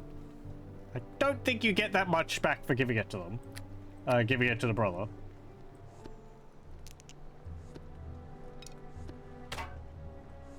I guess we can ask to see how much we can get from them for it.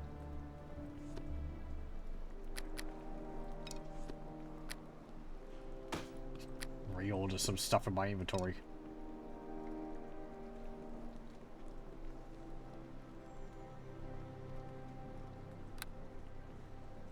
Okay.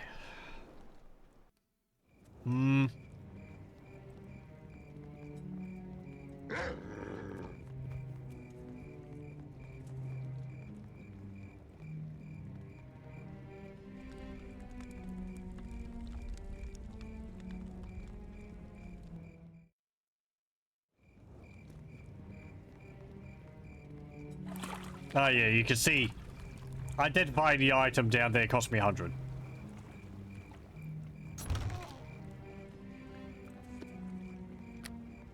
I'll take the trap.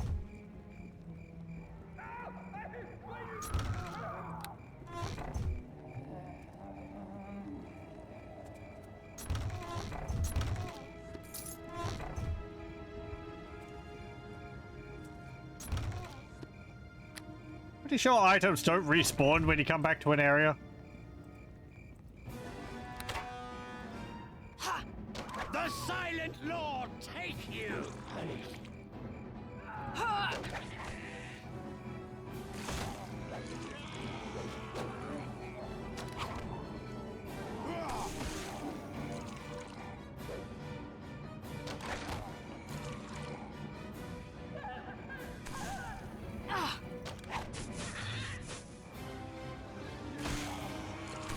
What? Death comes for us all!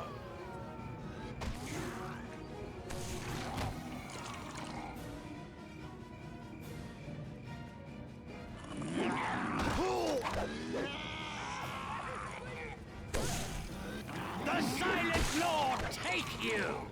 The Silent Lord take you!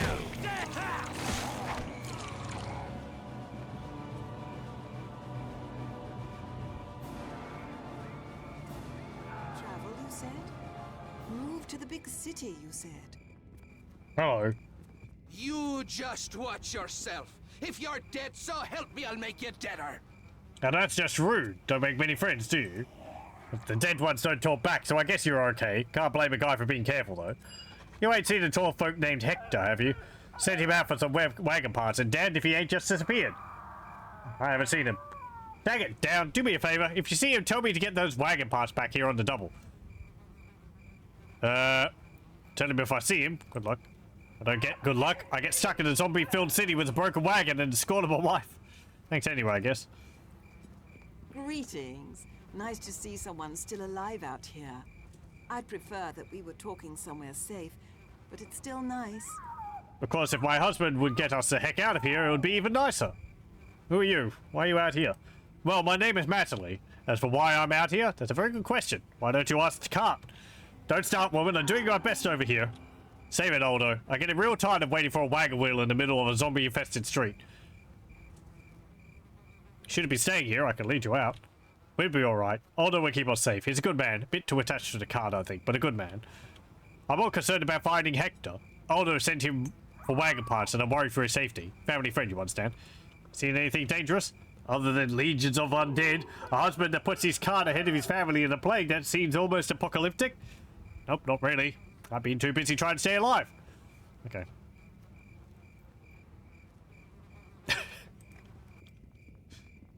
Keep away from my stuff, you undead freaks! Should we die for this lousy furniture? It was your mother's and smells funny.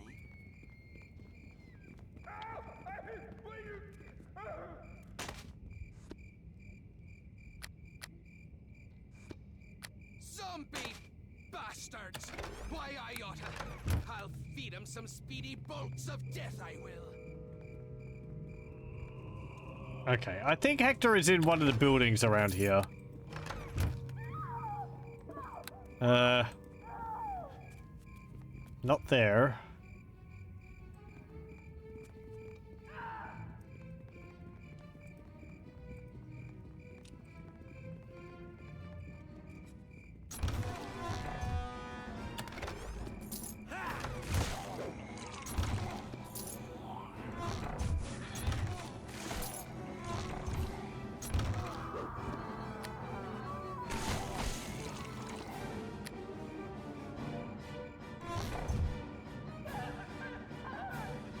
What's this? Warehouse.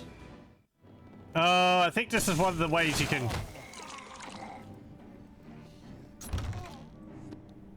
go to start solving things around here. Bring it on!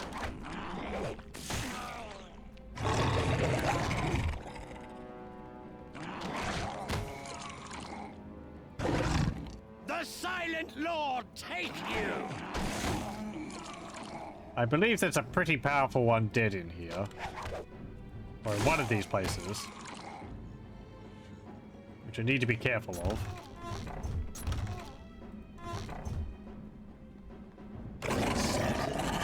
Itself.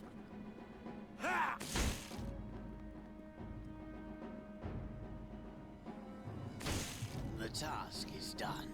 Thank you.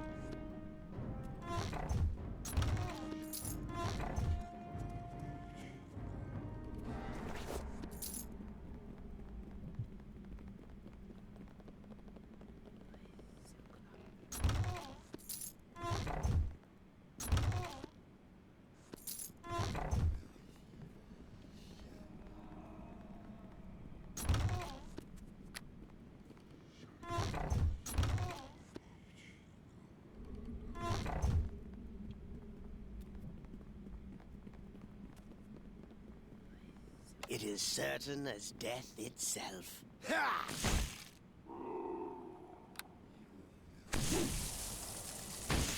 The task is done.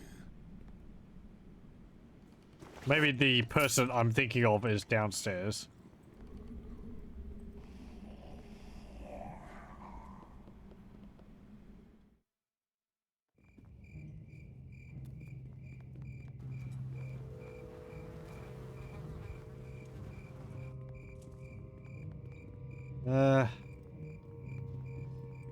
Let's see.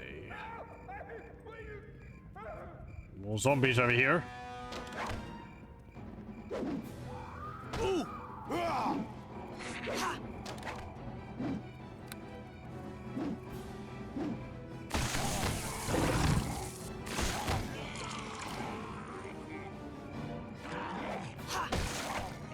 Actually, you know what?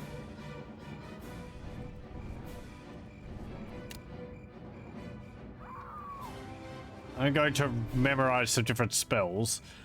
Because I've got infinite rays of frost with this wand, so I don't need that. Resistance, +1 bonus to all saving throws. How long does that last for?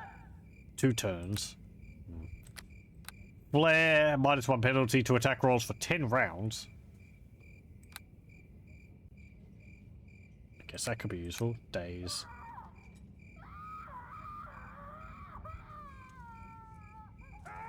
Five hit dice or less, they're dazed for 2 rounds. And this is mind affecting, so I don't think it would work on the zombies since they're mindless.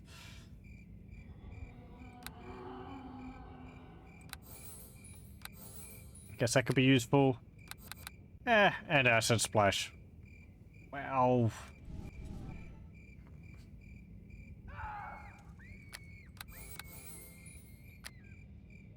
What else are here? Mage armor, summon creature. Do I want mage armor? Not really getting stuck in melee at the moment.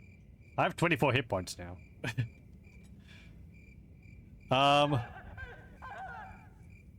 For the 6 we started with, our health goes up very quickly.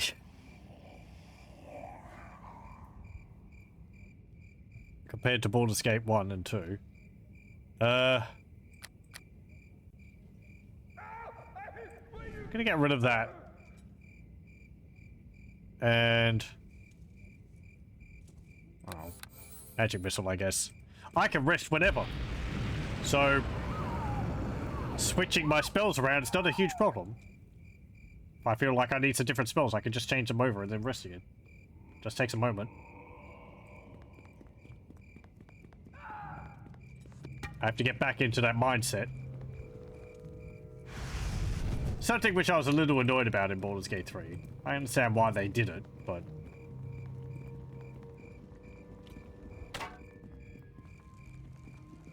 just felt the restrictions on long resting meant I wasn't experimenting with the spells as often as I would.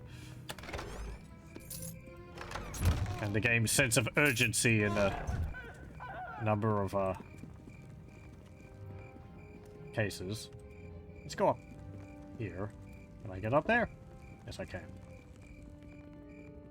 This is the Temple of Helm here. Come on. It is certain as death itself. Come on, everyone. Up the stairs. It's not difficult.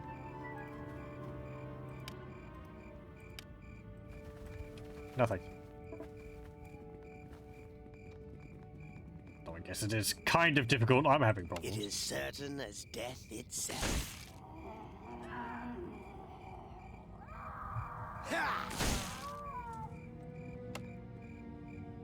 Death and damnation!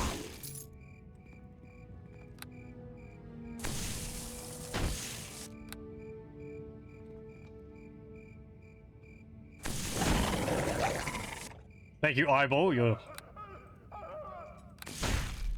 doing a lot.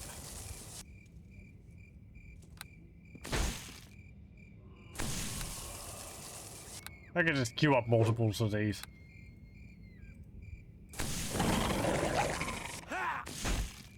I don't have to time it.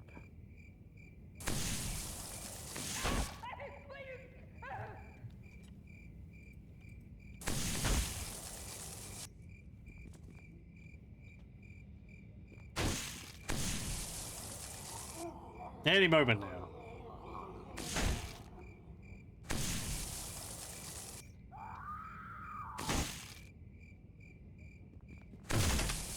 Hey, we broke it first.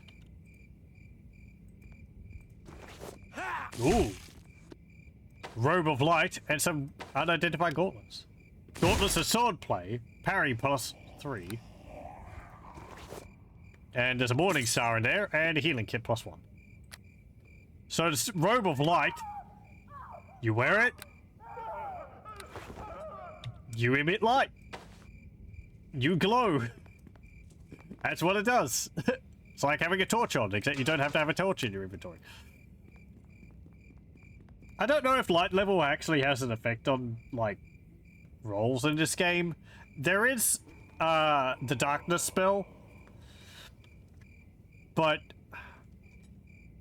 I don't know if the game keeps track of, like, how bright an area is. And gives you penalties, based on that. Okay. Let's see how much this stuff will be in for. Hello. Hello. I suppose all sorts of people must find shelter here, even the likes of you. Greetings, I am Bertrand. You'll forgive me if I'm a bit distracted. I've been hoping that, well, I need not burden you with my troubles. What are you waiting for? I've been watching for people fleeing the zombies.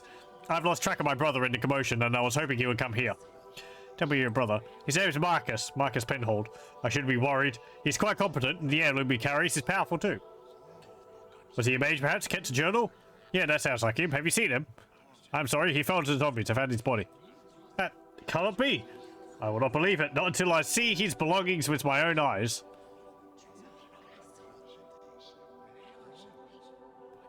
I found his body. Look, I found his journal. No, I will not accept this. Perhaps he had a journal, but I have never seen it. But I've never seen it. No, this could be anyone's. I will not even look at it. being very unhelpful. Hello. You have the book with no doubt in your eyes. I have to believe you. I do not even know he wrote. And you... Well, and you, what is your intention then? You have his journal. Was there anything else? He had a family heirloom that I would request be returned.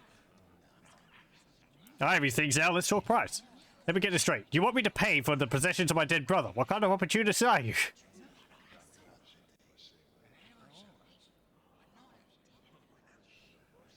I demand payment for his journal. See, well, it would appear that if I want these last words of my brother, I have no choice. I have 400 gold, no more, no less. I assume it will be enough. That will do nicely. Thank you. Take your dirty, filthy gold. I hope you choke on it. Now, was there anything else, or are you done bleeding me? I have his staff. You'll pay for it. Simply can't. I've already paid for his journal. I simply have no more gold to give. Well, you get nothing. Well, away with it, dog. You are despicable. I hope the spirit of my brother haunts your dreams. Yeah.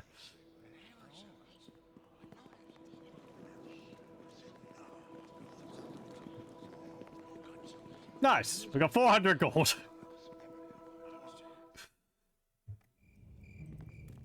And the staff is worth like 1,700 if we sell it.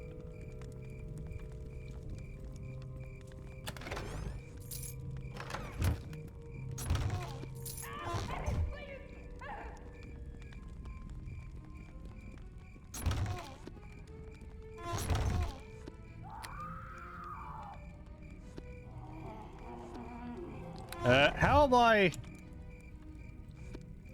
Bolt's gone. Okay, there we go. What's this? Thomas Wheelwright, wagon repair. Ah, this is where we'll find, Hector. I'm pretty sure.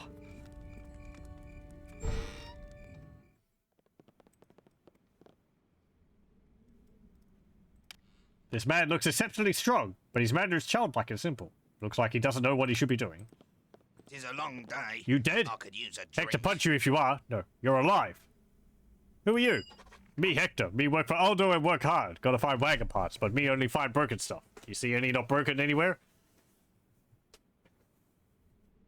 I saw him. He's looking for you. Oh, he probably mad. Me can't find any parts, which means he can't move his stuff. He sure likes his stuff. Maybe you could, come with me to tell him there's no parts? He gets real mad sometimes. John, where is he? Yeah, we know where he is. Is there anything in here? There's a bookshelf. Ruins of Illusk. Is that a place which we went to in another game?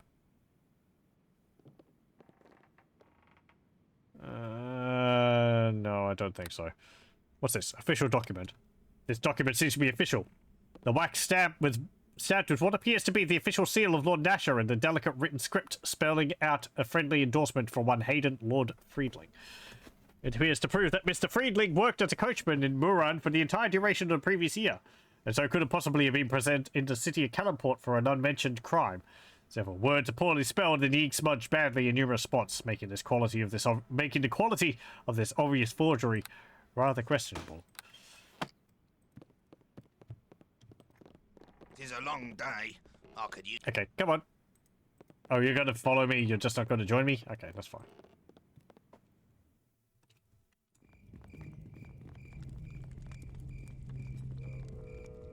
Wagon is over there.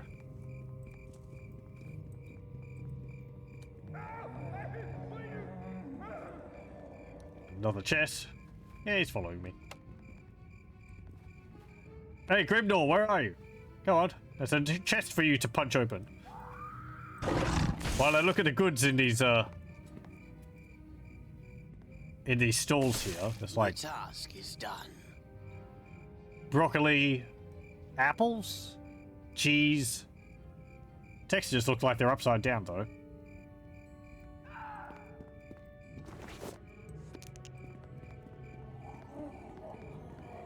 There's some loaves of bread there.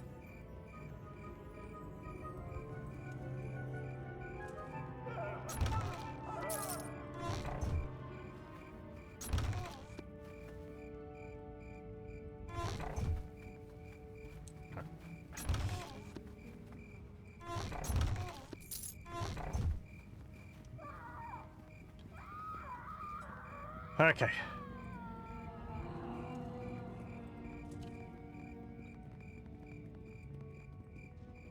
We can buy new things, dear.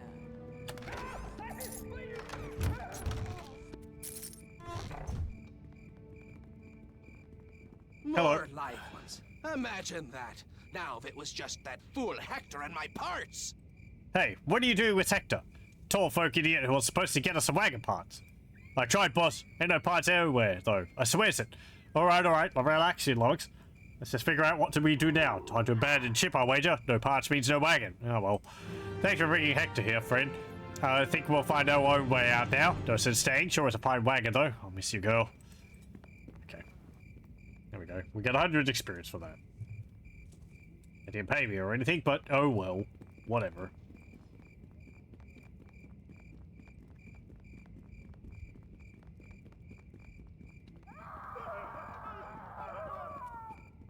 Let's go in here.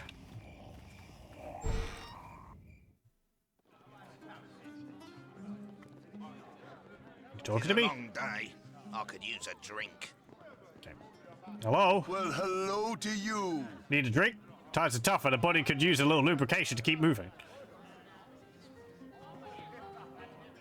I wish I had clear answers about zombies in the district. Don't blame you, being crazy about these parts. First the plague, then this. We'll all be walking the warrens before we're through. What are the warrens? Sorry, local superstition. Warrens are the damned, burrowing deep beneath the dead on to the very doormat of the hills. It's about the crits beneath the great graveyard. People imagine the worst because they're out of sight. It's nothing. Where are the undead coming from? Dying. Seriously, they didn't seem to concentrate it anywhere. People that die of the plague seem to rise from where they fell. It's more near the great graveyard in the north. I mean, go figure. The place is full of the dead. Okay.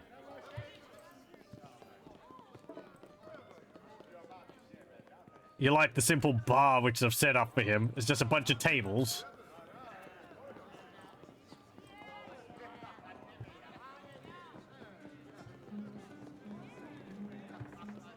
Hello. What manner of malcontent are you? Say who you are and why I should bother with you. I've got a lot to worry about right now. My name's Feek. I'm helping Erebeth. You're the one in the new guards? Land and Lord. Why didn't you say so? I just did. Your job will be finding the source of the zombie infestation. We've been up to our necks in undead, even deeper for short folk like me. Beggar's Nest is just a mess it is. Is there an identifiable enemy behind this? Wish I knew. Like I said, that would be your job. You find out who's behind this and take him out. There are rumors, sure, but nothing makes sense right now, and I don't have time to talk to everyone. What rumors have you heard? Like I said, I haven't had time to talk to anyone about it. A couple of boys had said they heard things. Crystal and Jermaine. Gemini. Don't know much about them. Crystal lives just north of the Hellbite Shrine. Gemini lives out over in the central west section. I think Drake will probably tell you of them as well. He's trying to organize rescues, that's all I know. Okay. Know anything about water-avian creatures? I don't blabber to everyone. If people hear that we lost a shot at the cure. Sorry, but I don't know where those things might have gone. And I ain't even sure what they were. I got zombies to worry about now. Any safe places? This place and the Hellmine Sanctuary. Okay. I'll find out anything. You find out what's happening and I'll make it worth your while over and above what Erebeth wants from you. So off you go then. Make sure you talk to Drake if you haven't. He's my undead hunter from way back. Okay. Over there. Greetings. Harbin told me to expect additional troops arriving. Let me tell you, you are much needed here. I've never seen an infestation like this. Undead fester over time, but here they rise before a corpse even cools. I've seen how dangerous the undead can be. What we need now is some order in the streets. People need help. First and foremost, we need you. Once people are safe, we can find the source of these undead and go down their throats. Get down their throats. I'm sure Harbin agrees and will reward people accordingly for helping. Any people that need immediate help? Lad Crystal and Lad Gemini were spotted barricading in their homes or houses that may be overrun. You may know some strange happenings in the area, but we have not been able to interview them as yet. Tell me, Crystal. His home is in the central east of the district, north of the Hellbite Shrine. He is usually with a gang, but they appear to have disappeared. Tell me, Gemini. Gemini's home is in the west central section of the district. He has a brother too, but I have no news of him. I'll look into it. You learn anything, keep us informed. We must know what we're dealing with, and if it's connected to the plague. Yeah.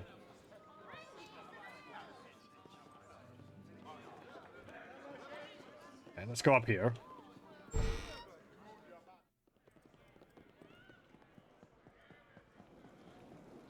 Is there anything up here?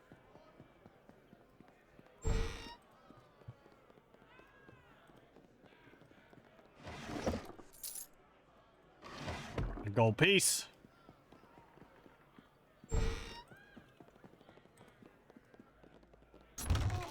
A gold piece. So nice that this game doesn't have a sense of ownership. No guards coming in to arrest me because I'm stealing everything inside. Or because I'm breaking chests open to take what's inside.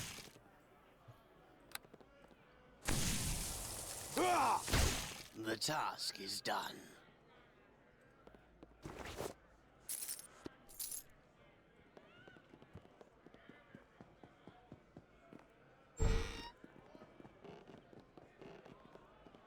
Death comes for us all!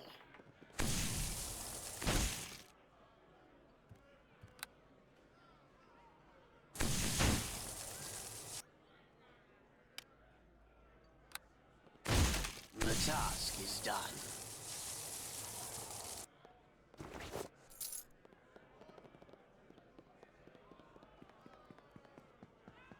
You can break the doors as well if you wish. I mean, they're not locked, but you can break them down.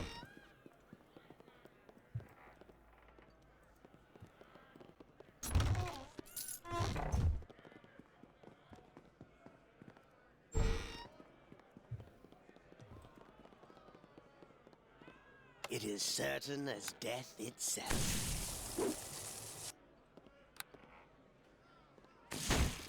No, don't shoot. Don't shoot, Grimdor. The task is done. Okay, floor spiral. What's it say about the remains? Chest, okay.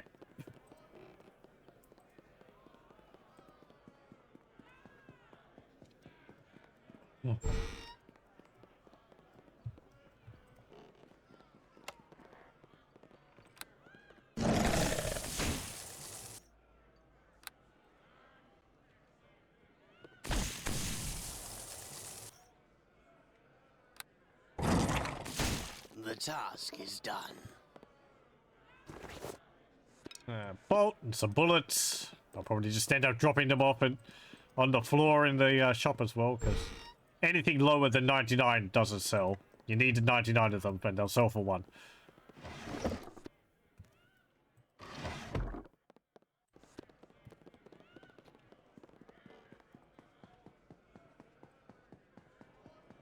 Okay, that was all that was up here.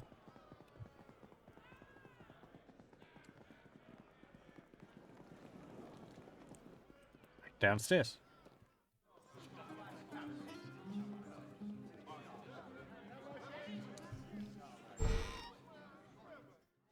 Okay. Pretty sure Crystal is the one you want to go find.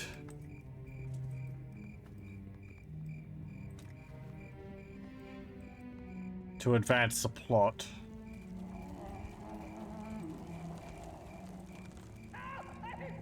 You can't open these gates, so you're sort of like... It cannot be done. Yeah, that's the academy back there. But you can't go in there, so...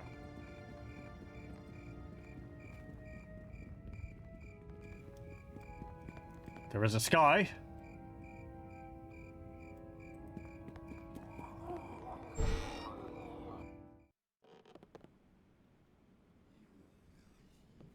Olga, hello.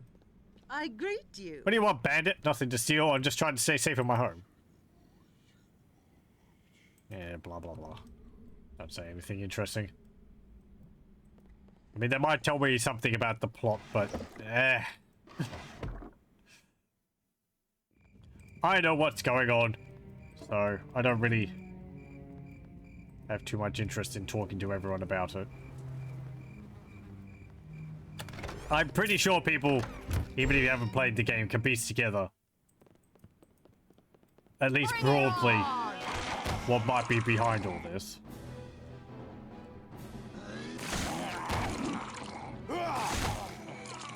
The plot of this game is not very complicated.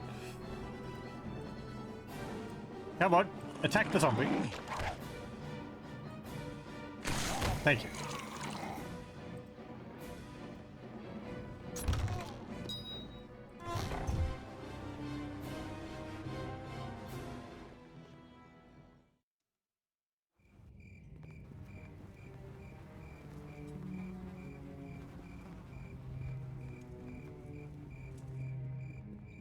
Okay, so where was...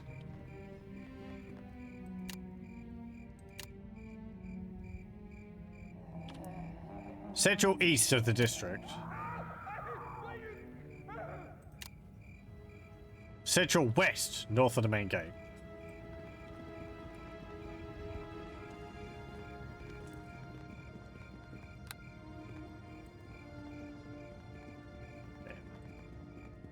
It's interesting, zooming in like that actually makes it so that you have to pan the map. Zooming out there. Don't need to. I guess he's in here? Or maybe over there.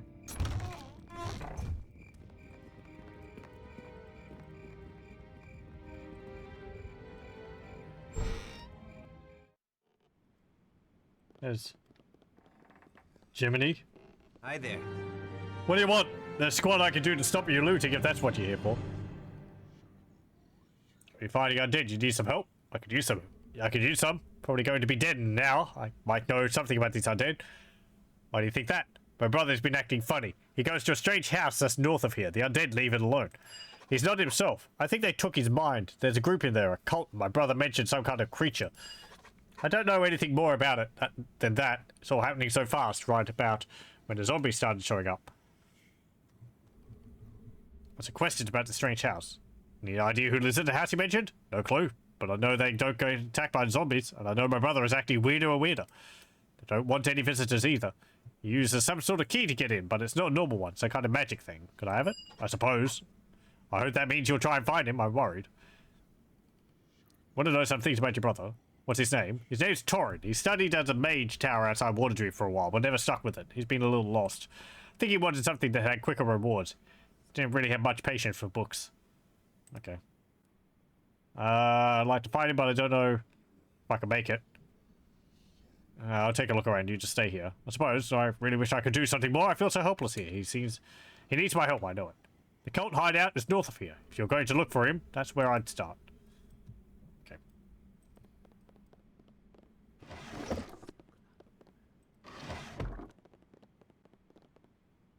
Yeah, that's the direction which we have to go. A strange building over there. And we'll go talk to the other guy as well.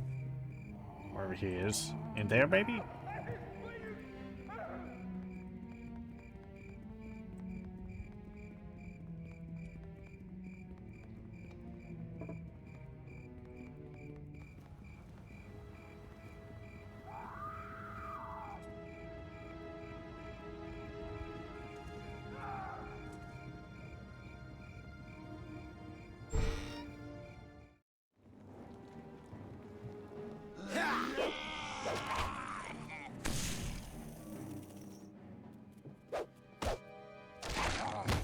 Ow.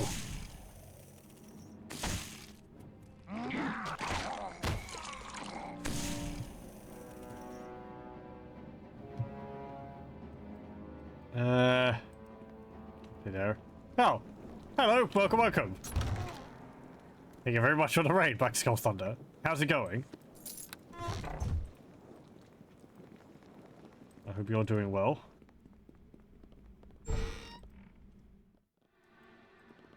Oh. There's Crystal. And I miss, and somehow got the bolt stuck in the wall horizontally. Or vertically. Your looks aren't much better than the zombies, but thanks just the same. Didn't want to end up like them. Yeah, the plague's taken its toll. I wish it were just a plague. Sword Coast boys will do worse. These zombies were some of the gang I was in. I wasn't having anything more to do with them. Not after what happened to Droll's rivals. Now they're all dead. Droll's some kind of monster. Who's Droll? A zombie? So I could just go in with some nostalgia as he came in. Yeah, this game's got a certain sort of... I don't know. Well, the flaws in the story, and I find, like, the pacing of it a bit boring. I do like the combat, and it's got a certain level of nostalgia for myself as well. No way. Drawley's lieutenants are worse. I saw him for a second. They ain't lumbering or slow. They look really evil now. He was the leader of our gang, but I don't know who he's dealing with now. I bet he gave over everything just so he could be powerful. Who did Droll make a deal with? Who did this? I don't know. First I thought the heavies had something to do with it. They're a gang of half-orcs, but now they're all undead too. They're all wandering around the warehouse. It's like Droll put them on display, like with all these rivals, making a point. Who are you to the Sword Coast boys? Me, I'm Kestrel. I was just one of the boys. Lucky that I'm not important enough to come after. Plague or no, I'd be over the wall if I was. What Droll did with the others, and how they tracked Walters down after he left. I hope he's alright. I know Droll's rivals ended bad. Okay, where are they? I had to take him over a warehouse as a new base. Don't know why he thought that specific building was so important. That was a little while ago. It's in the north central area of the district. Where are you going now? I ain't going anywhere. I ain't ending up like them. Not even Droll. If I can help it. Okay. So, yeah. There's two parts you can take here. One's with the stone which we got, and the other one is through the warehouse, which I believe doesn't require a stone or anything. And you get a club +1.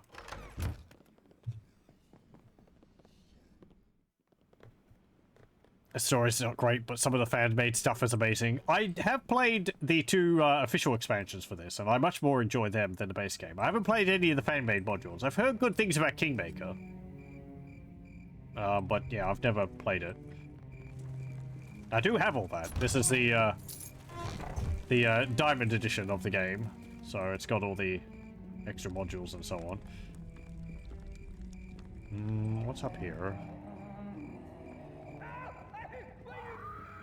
Like, I enjoy the main storyline of Neverwinter Nights base campaign well enough. It's just the pacing and the way it's implemented is kind of meh. It gets a bit repetitive. But I enjoy the combat.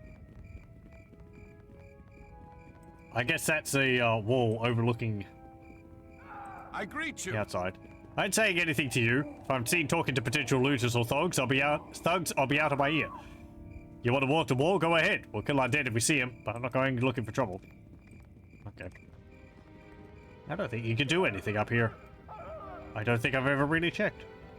It cannot be done. These doors... If I used a console, I could break them, but there's nothing behind them.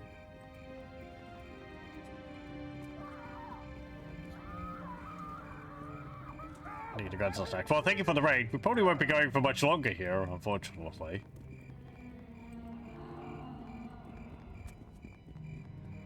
Thanks all the same. Let's see.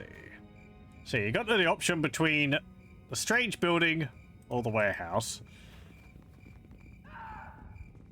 Don't think it really makes a difference. I usually go through the warehouse, I think, because it doesn't require you talking to anyone else. I would tend to just speed through things. But we'll go into the strange building.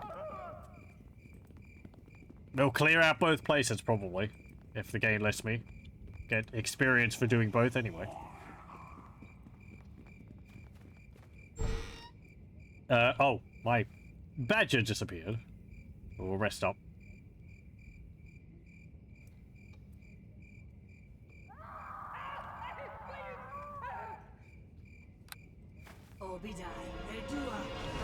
Yep. Arcade spell failure. I'm gonna have to see if there's a way to lower that chance. No, not counter spell. Don't put magic missile there. Put magic missile there.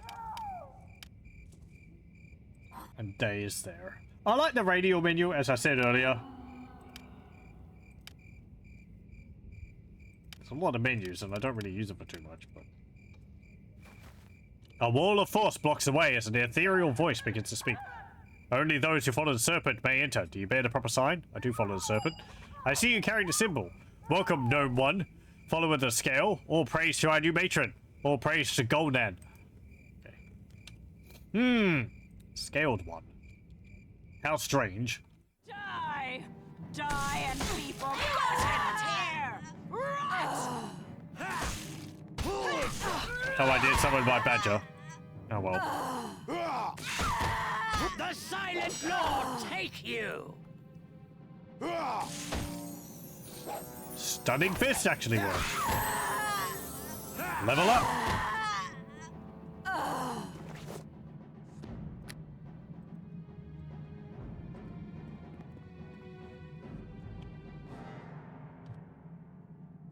More enemies. Okay, let's hop out.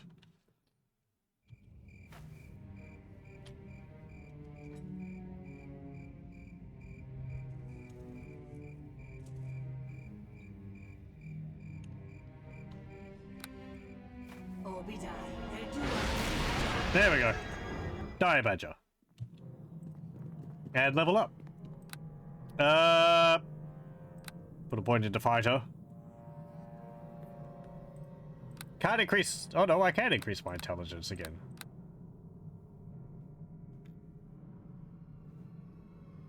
Intelligence lower than 9 means that your character is unable to speak properly. I don't know if there's stupid lines in the game. There might be. You know, like, me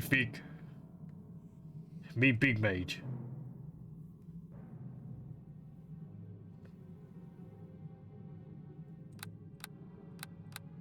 I guess I'll increase my intelligence.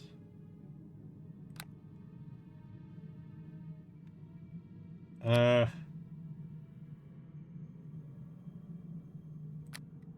a point into concentration. Put a point into law.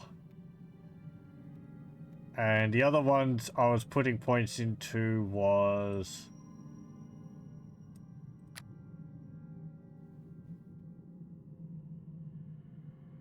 appraise, wasn't it? Yes. What do you mean I can't put any more points into it? not capped by my level.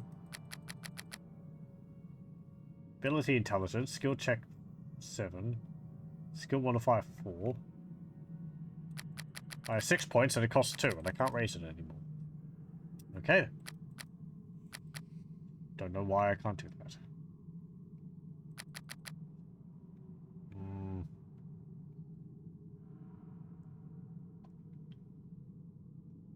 Put a point into discipline. There we go. Okay.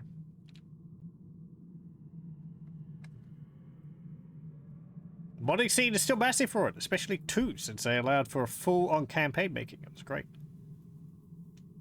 So the stuff people managed to make with the Aurora engine is amazing. Oh, that's good to hear for Neverwinter Nights 2. I never finished Neverwinter Nights 2. I never finished Neverwinter Nights 1 main campaign legitly either, but Neverwinter Nights 2 I think I stopped about halfway through. Kind of the same problems with the story. And I never played any of the expansions or anything for it either, so... what should I get here? Cold shot.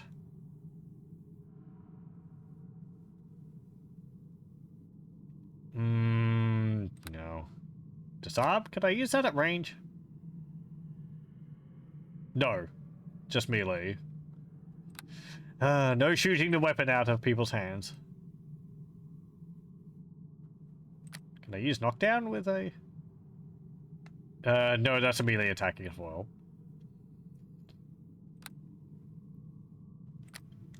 Weapon finesse.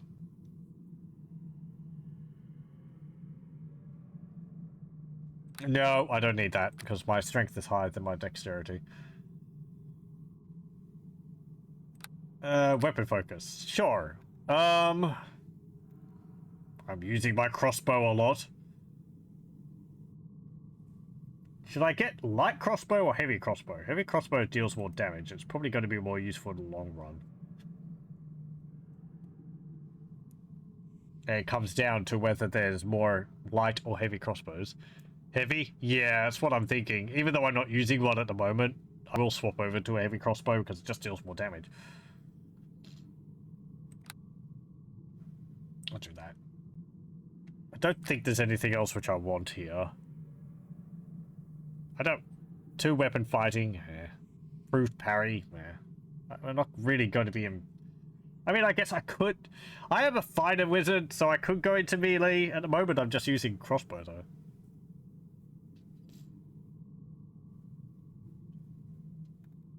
There's not really skills to help me... Aside from wearing the heavy armor, improve my survivability in melee. And there's not skills to, like... I don't think there's skills to lower my,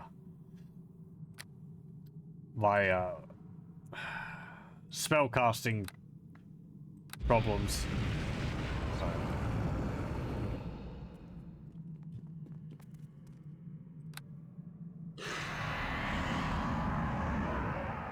Oh, chest of drawers. Did I open that?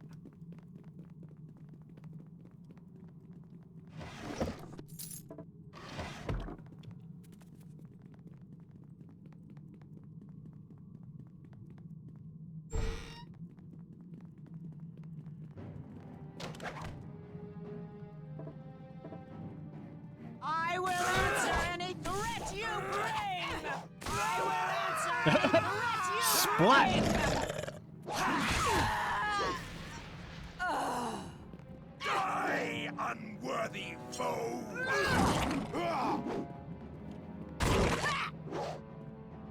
I'll have your life!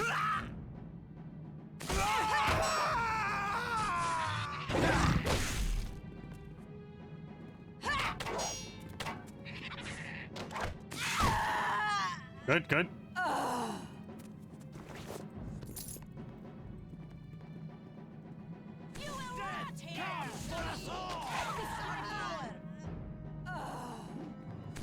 Oh, there's an imp. The imp's dead.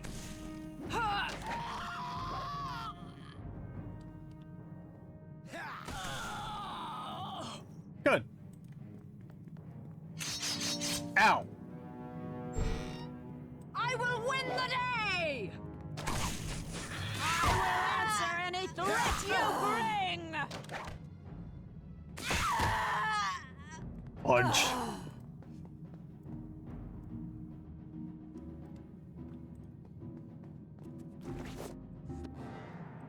Take that amethyst. Oh, the desk is locked.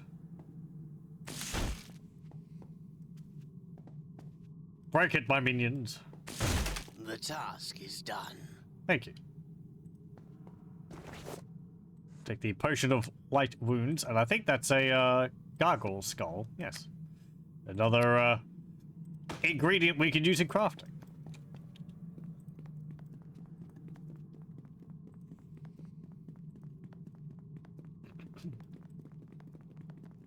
I think I'll have a look at the list of items which you can craft, and I'll sort of see where to find the items for them.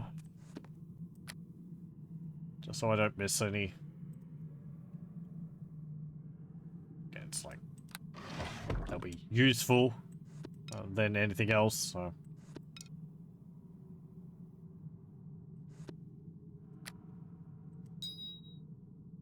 Where did that other item go, which I had here? What was it? There. I wanted to put that there. This is a gloves of sword play. Yeah. +3. Not that big of a deal. Say cult leader. Uh-oh. Quick, get him!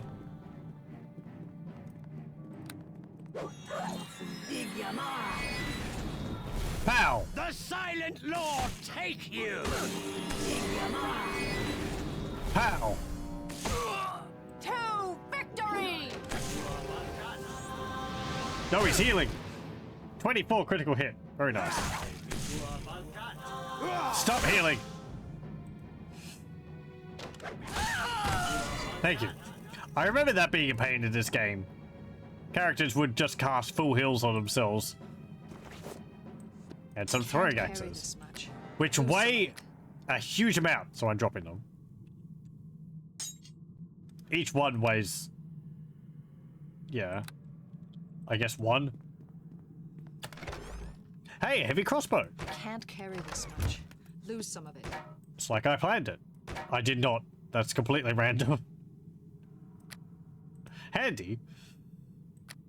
Want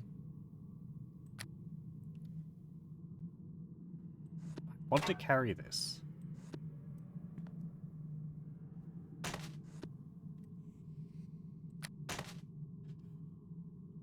Oh boy. Actually, you know what?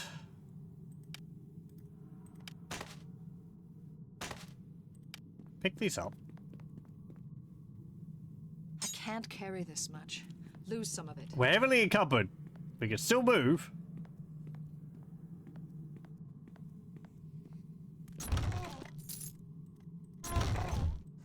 But I have a plan. Get to the desk. Must loot more.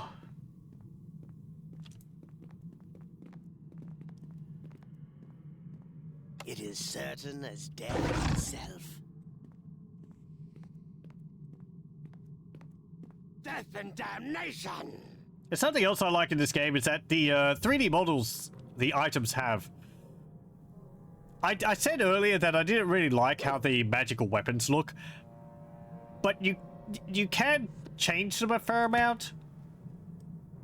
I don't have an un-magical club to show off, but it does look different from a non-magical club. There's a Morning Star, which looks more like a flail.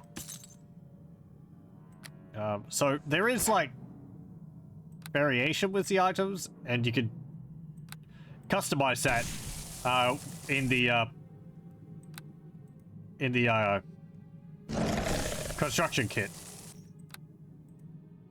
You can choose what the items look like. Hey, Grimnor. I do want you to attack the desk. It is certain as death itself. It's not, because you're not attacking it. The task is done. Okay. So, now that we have these items, we will use the Stone of Recall and teleport back here, and then sell stuff to Erebeth.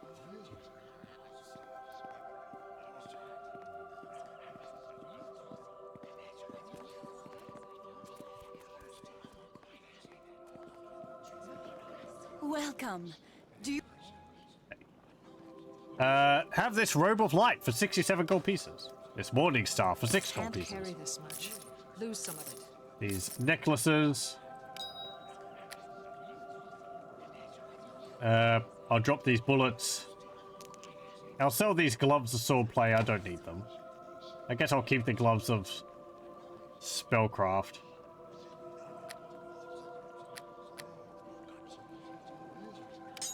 Can't sell the throwing axes. They just did wait. Do I want to sell the club +1? I don't really have a use for it.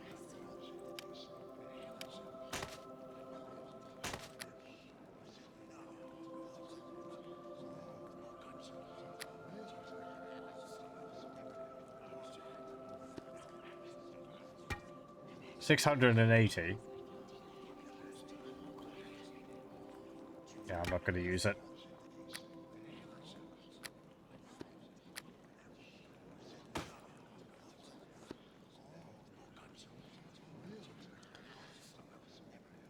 Okay. I forget what this bread recipe is for. I'm going to have to look up the quest for those.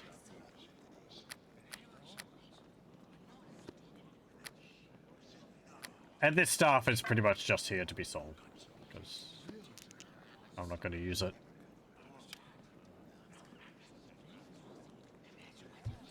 It's got 50 charges and it doesn't recharge them, so. Okay, let's head back.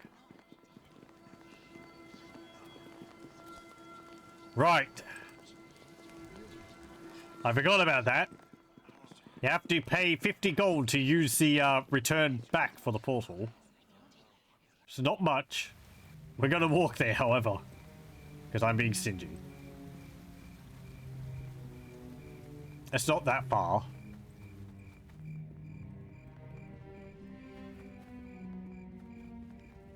Oh, can I talk to you about Greetings. this? Okay, whatever. They're people from the Beggar's Nest, and they're just like, oh, the situation's terrible there, help me with it. Or, why won't someone do something?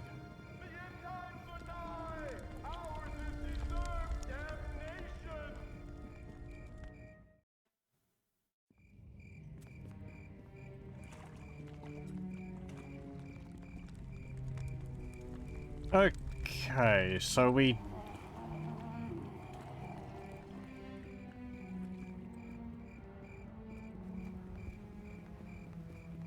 We entered a strange building.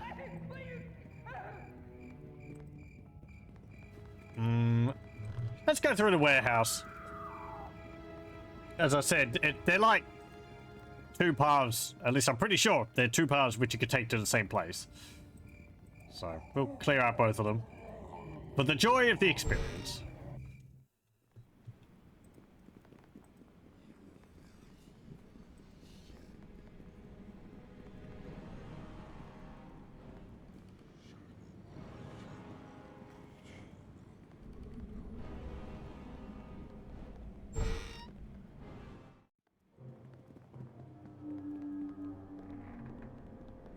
The Silent Lord take you!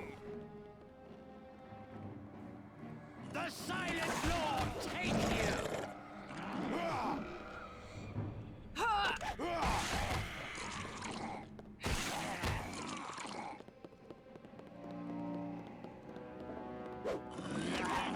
Pow!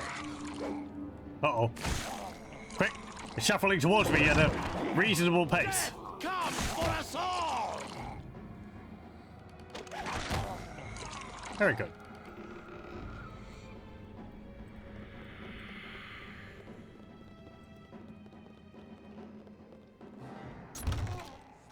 I got weapon focus on using a heavy crossbow by using a light crossbow. I was looking at the light crossbow and I was just like, what if this, but bigger? What's on the shelves? Just some boxes. I remember, I think on the bookshelves, there's like a copy of the game box or something on it. Yeah, there's no bookshelves here.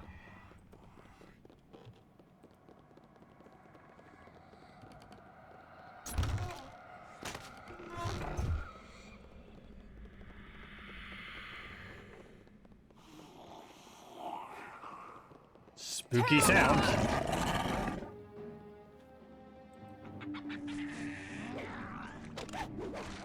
I will win the day!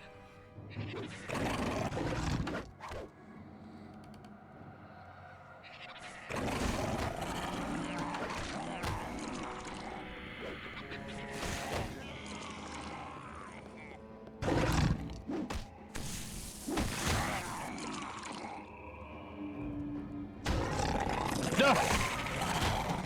My poor eyeball! My familiar is dead. Oh, okay. Interesting. When it dies, it deals 1 point of damage to me. Does look like my constitution went down by 1. So it's just when your familiar dies, you take damage. I'm glad for that.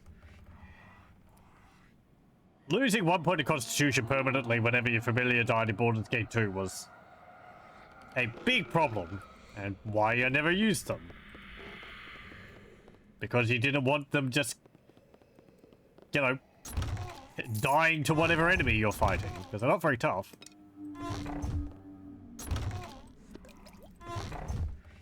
Which is a shame, because they had a fair bit of dialogue, and they could be useful in some situations.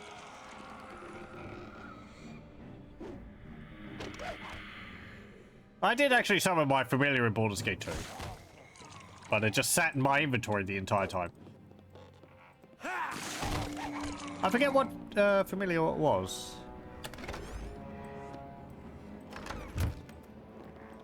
Was it a rat or a rabbit or something, I think?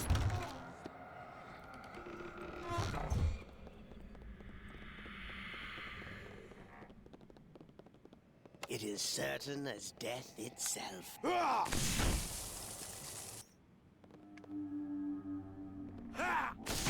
The task is done. Thank you.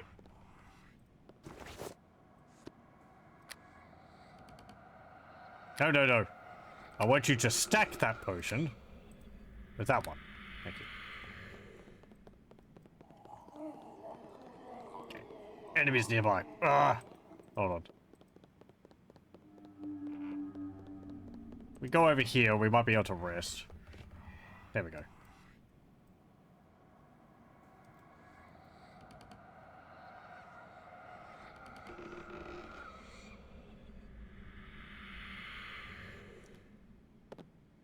Okay, summon creature.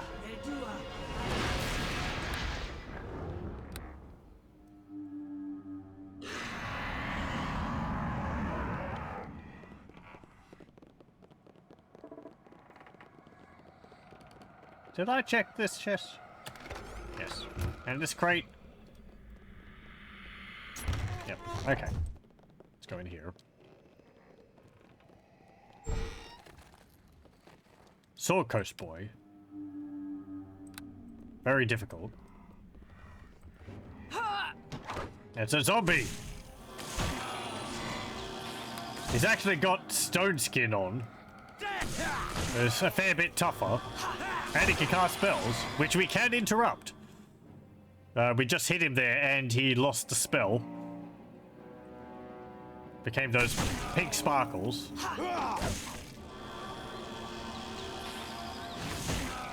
What did he cast there? Unknown spell. I wasn't able to identify it.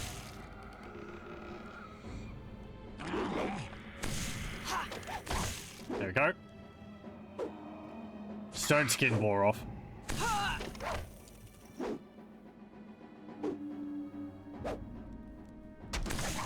Ow.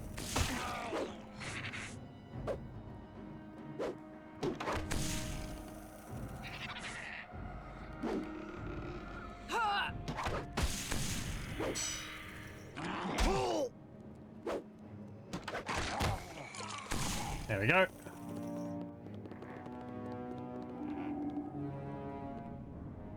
Drop anything useful? No. Okay. It is certain That's as his death chest. itself. Like, the textures on the shells and all that, they're pretty high resolution for something you don't really look at too closely. Trying to see if there's... Might be another bookshelf I'm thinking of. But they don't look blurry or anything like that. It's kind of weird. They get blurry when you zoom out. Like the textures get lower quality. But they kind of retain their sharpness. Even pretty close up, which is neat. Though there's a lot of wood everywhere. The task It all looks pretty similar. There's no like nice rugs on the floor to break up the space or anything. And the textures for the creatures looks a little... It's more just, it's really obvious where the separate parts which make up the model are than anything else. Just how things were at the time. Morrowind had the same problems. As death itself. Characters were made up of tubes.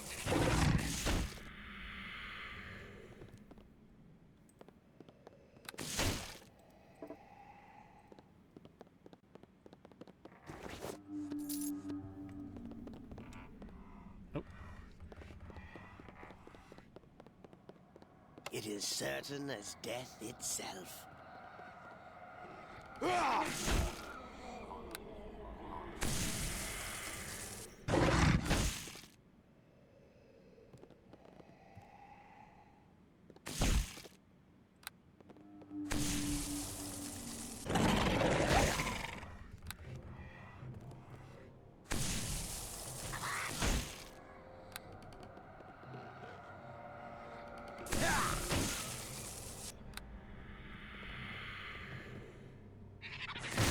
The task is done.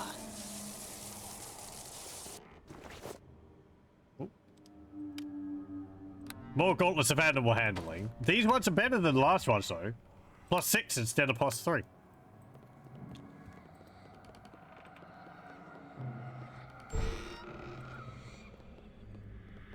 Oh, hello. Here's Drawl.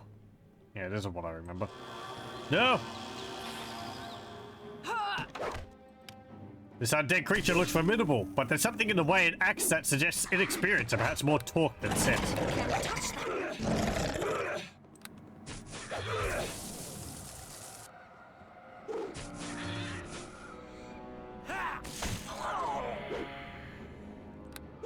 Who are you to come here? Do your worst. You will see how futile it is. Nope, I lost my spell.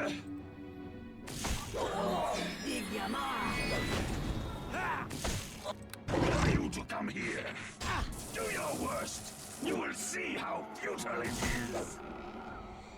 Yes, fight. You'll see.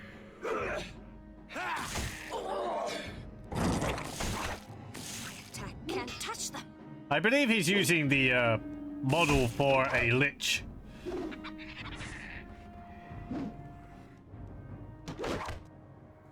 Just with none of the spellcasting capabilities. Now that's an interesting idea. A fighter version of a lich. Yes, fight. You'll see. You'll see. Can't touch them. Who are you to come here? Whoa! I remember this guy being able to kill me very quickly. No, not the link. Her power must reach me. I'm strong. I'm strong with her help. I am. He dropped a pile of loot. And a die base +1. Can't carry this much. Lose some of it. Which weighs an awful lot.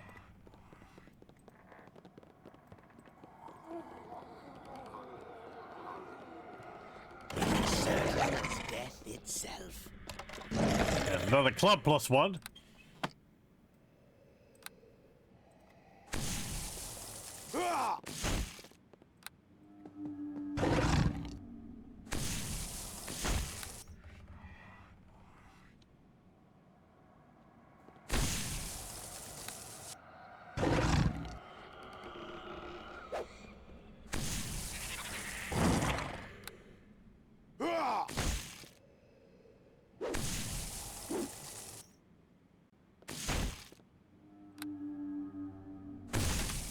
There we go.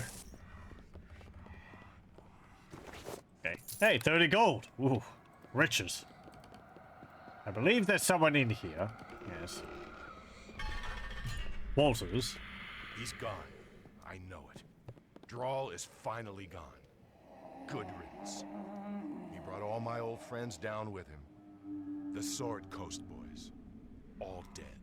Thanks for getting rid of Drawl. He's kept me here for days, just to show me up, I guess. My name is Walters. You're dressed like a city guard. Why were you captured? I am a guard, but I used to run with the Sword Coast boys. They never forgave me for joining the enemy, especially Drawl. I guess he wanted to make an example of me after he changed. I got off lucky, I guess, not like some others. I have questions about Drawl. I'll answer what I can, but we should keep it short. There are still zombies swarming the district. Killing Drawl didn't get rid of them. Assume he wasn't always like this. Well, Drawl was always a jerk. He had big plans for the Sword Coast boys, becoming a mercenary company, but he was lazy. It was all talk. The only thing that changed was that he became a powerful jerk. He thought he was a lich or something. He was too stupid to see he was just a pawn. He's just a kid. Who gave him this power? He was bragging non-stop about someone. I think their name was Gul'an. I don't know who or what or who that is. Drawl wouldn't say. Personally, I don't think he really knew. He was just happy to be tough enough to back up his threats for once. I do know that he'd been in contact with this Gul'an a lot, so there's got to be a link between them somewhere. Between them around here somewhere. Need to ask something else. There's a questions about you. About me? Alright, but we should keep this short. There are still undead swarming all over, blah blah blah. Why'd you quit the gang and become a guard? Because it's a job with the future. Drawl promised a lot, but he never delivered. His plans never accomplished anything but petty crime. Since I joined the guards, I'd been trying to straighten him out, but he wouldn't listen. Always looking for the easy way, no matter the long-term cost. Where are you supposed to be stationed? I was patrolling near the gate to the city core. They must have noticed I'm missing, but probably couldn't spare anyone to look. I'll have to find my way back there eventually. Dangerous with the undead, though. Okay. I had mentioned about the others you mentioned. Ever since I left, Drawl really tightened his grip on Sword Coast boys. Didn't want anyone else leaving. Not alive, anyway. A few weeks ago, I guess some of the guys tried to convince Drawl to take the gang out of the city. They wanted to try and avoid the plague. What happened to them? Same thing that happened to all of the boys. Drawl made some deal to become whatever it was he became, and the rest of them were killed. All the old gang, gone. I'm just glad Drawl got what he deserved in the end. Good riddance. Okay, what will you do now? I'd like to get out of here, of course. Don't know if I can make it to the main gate on my own unless the zombies were taken care of. Let's wait until I clear things out. I suppose, but there are still a lot of undead swarming around. Drawl's benefactor is out there somewhere. I wish I wasn't so weak right now. Okay.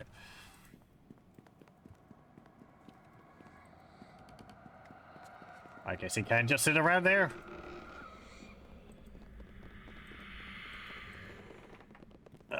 Right, so I think if we go down there... I'm trying to remember.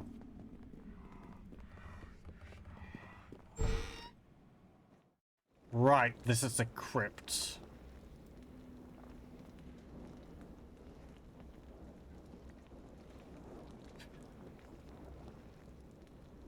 Right. Okay. Let's use the Stone of Recall again. Again, that only costs money if you want to go back. Doesn't cost money to teleport to somewhere. Or teleport to here. Welcome. Okay, let me sell this. I don't want it. Sell this.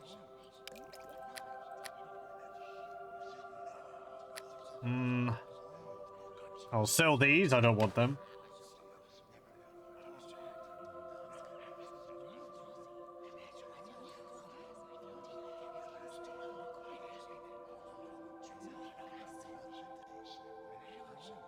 You have anything which I might actually want? I've got 3,462 gold. That's not too bad. And this is 22,000. Gives you freedom.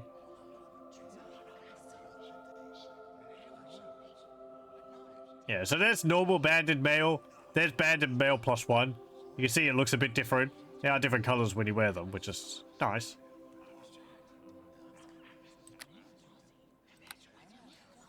Oh, do I still have my crossbow? Or did I sell that? I think I sold that. Drop those.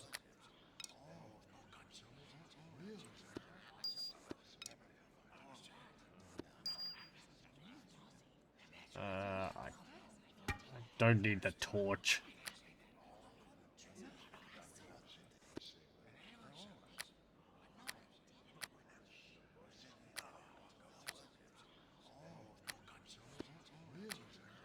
Okay, stack those together. And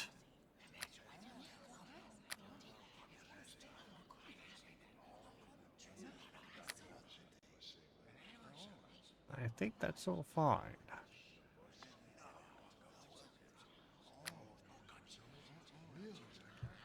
Yeah. Let me see about memorizing some spells. Because I've got quite a few scrolls. We'll just take off my armor. In case that gives me a penalty to memorizing them.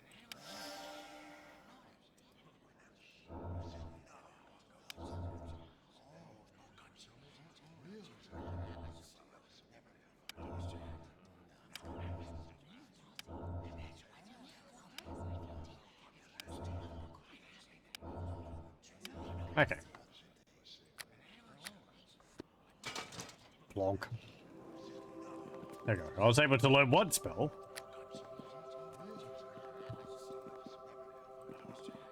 Okay. So, I think we'll save it there. And we'll continue with this next time. And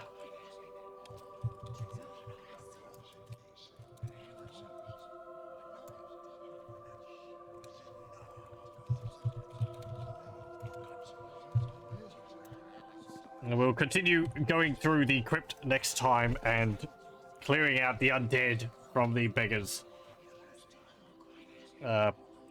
Beggars corner or whatever. So, yeah. Well, thank you very much for joining, and I hope you join me again next time for more Neverwinter Nights.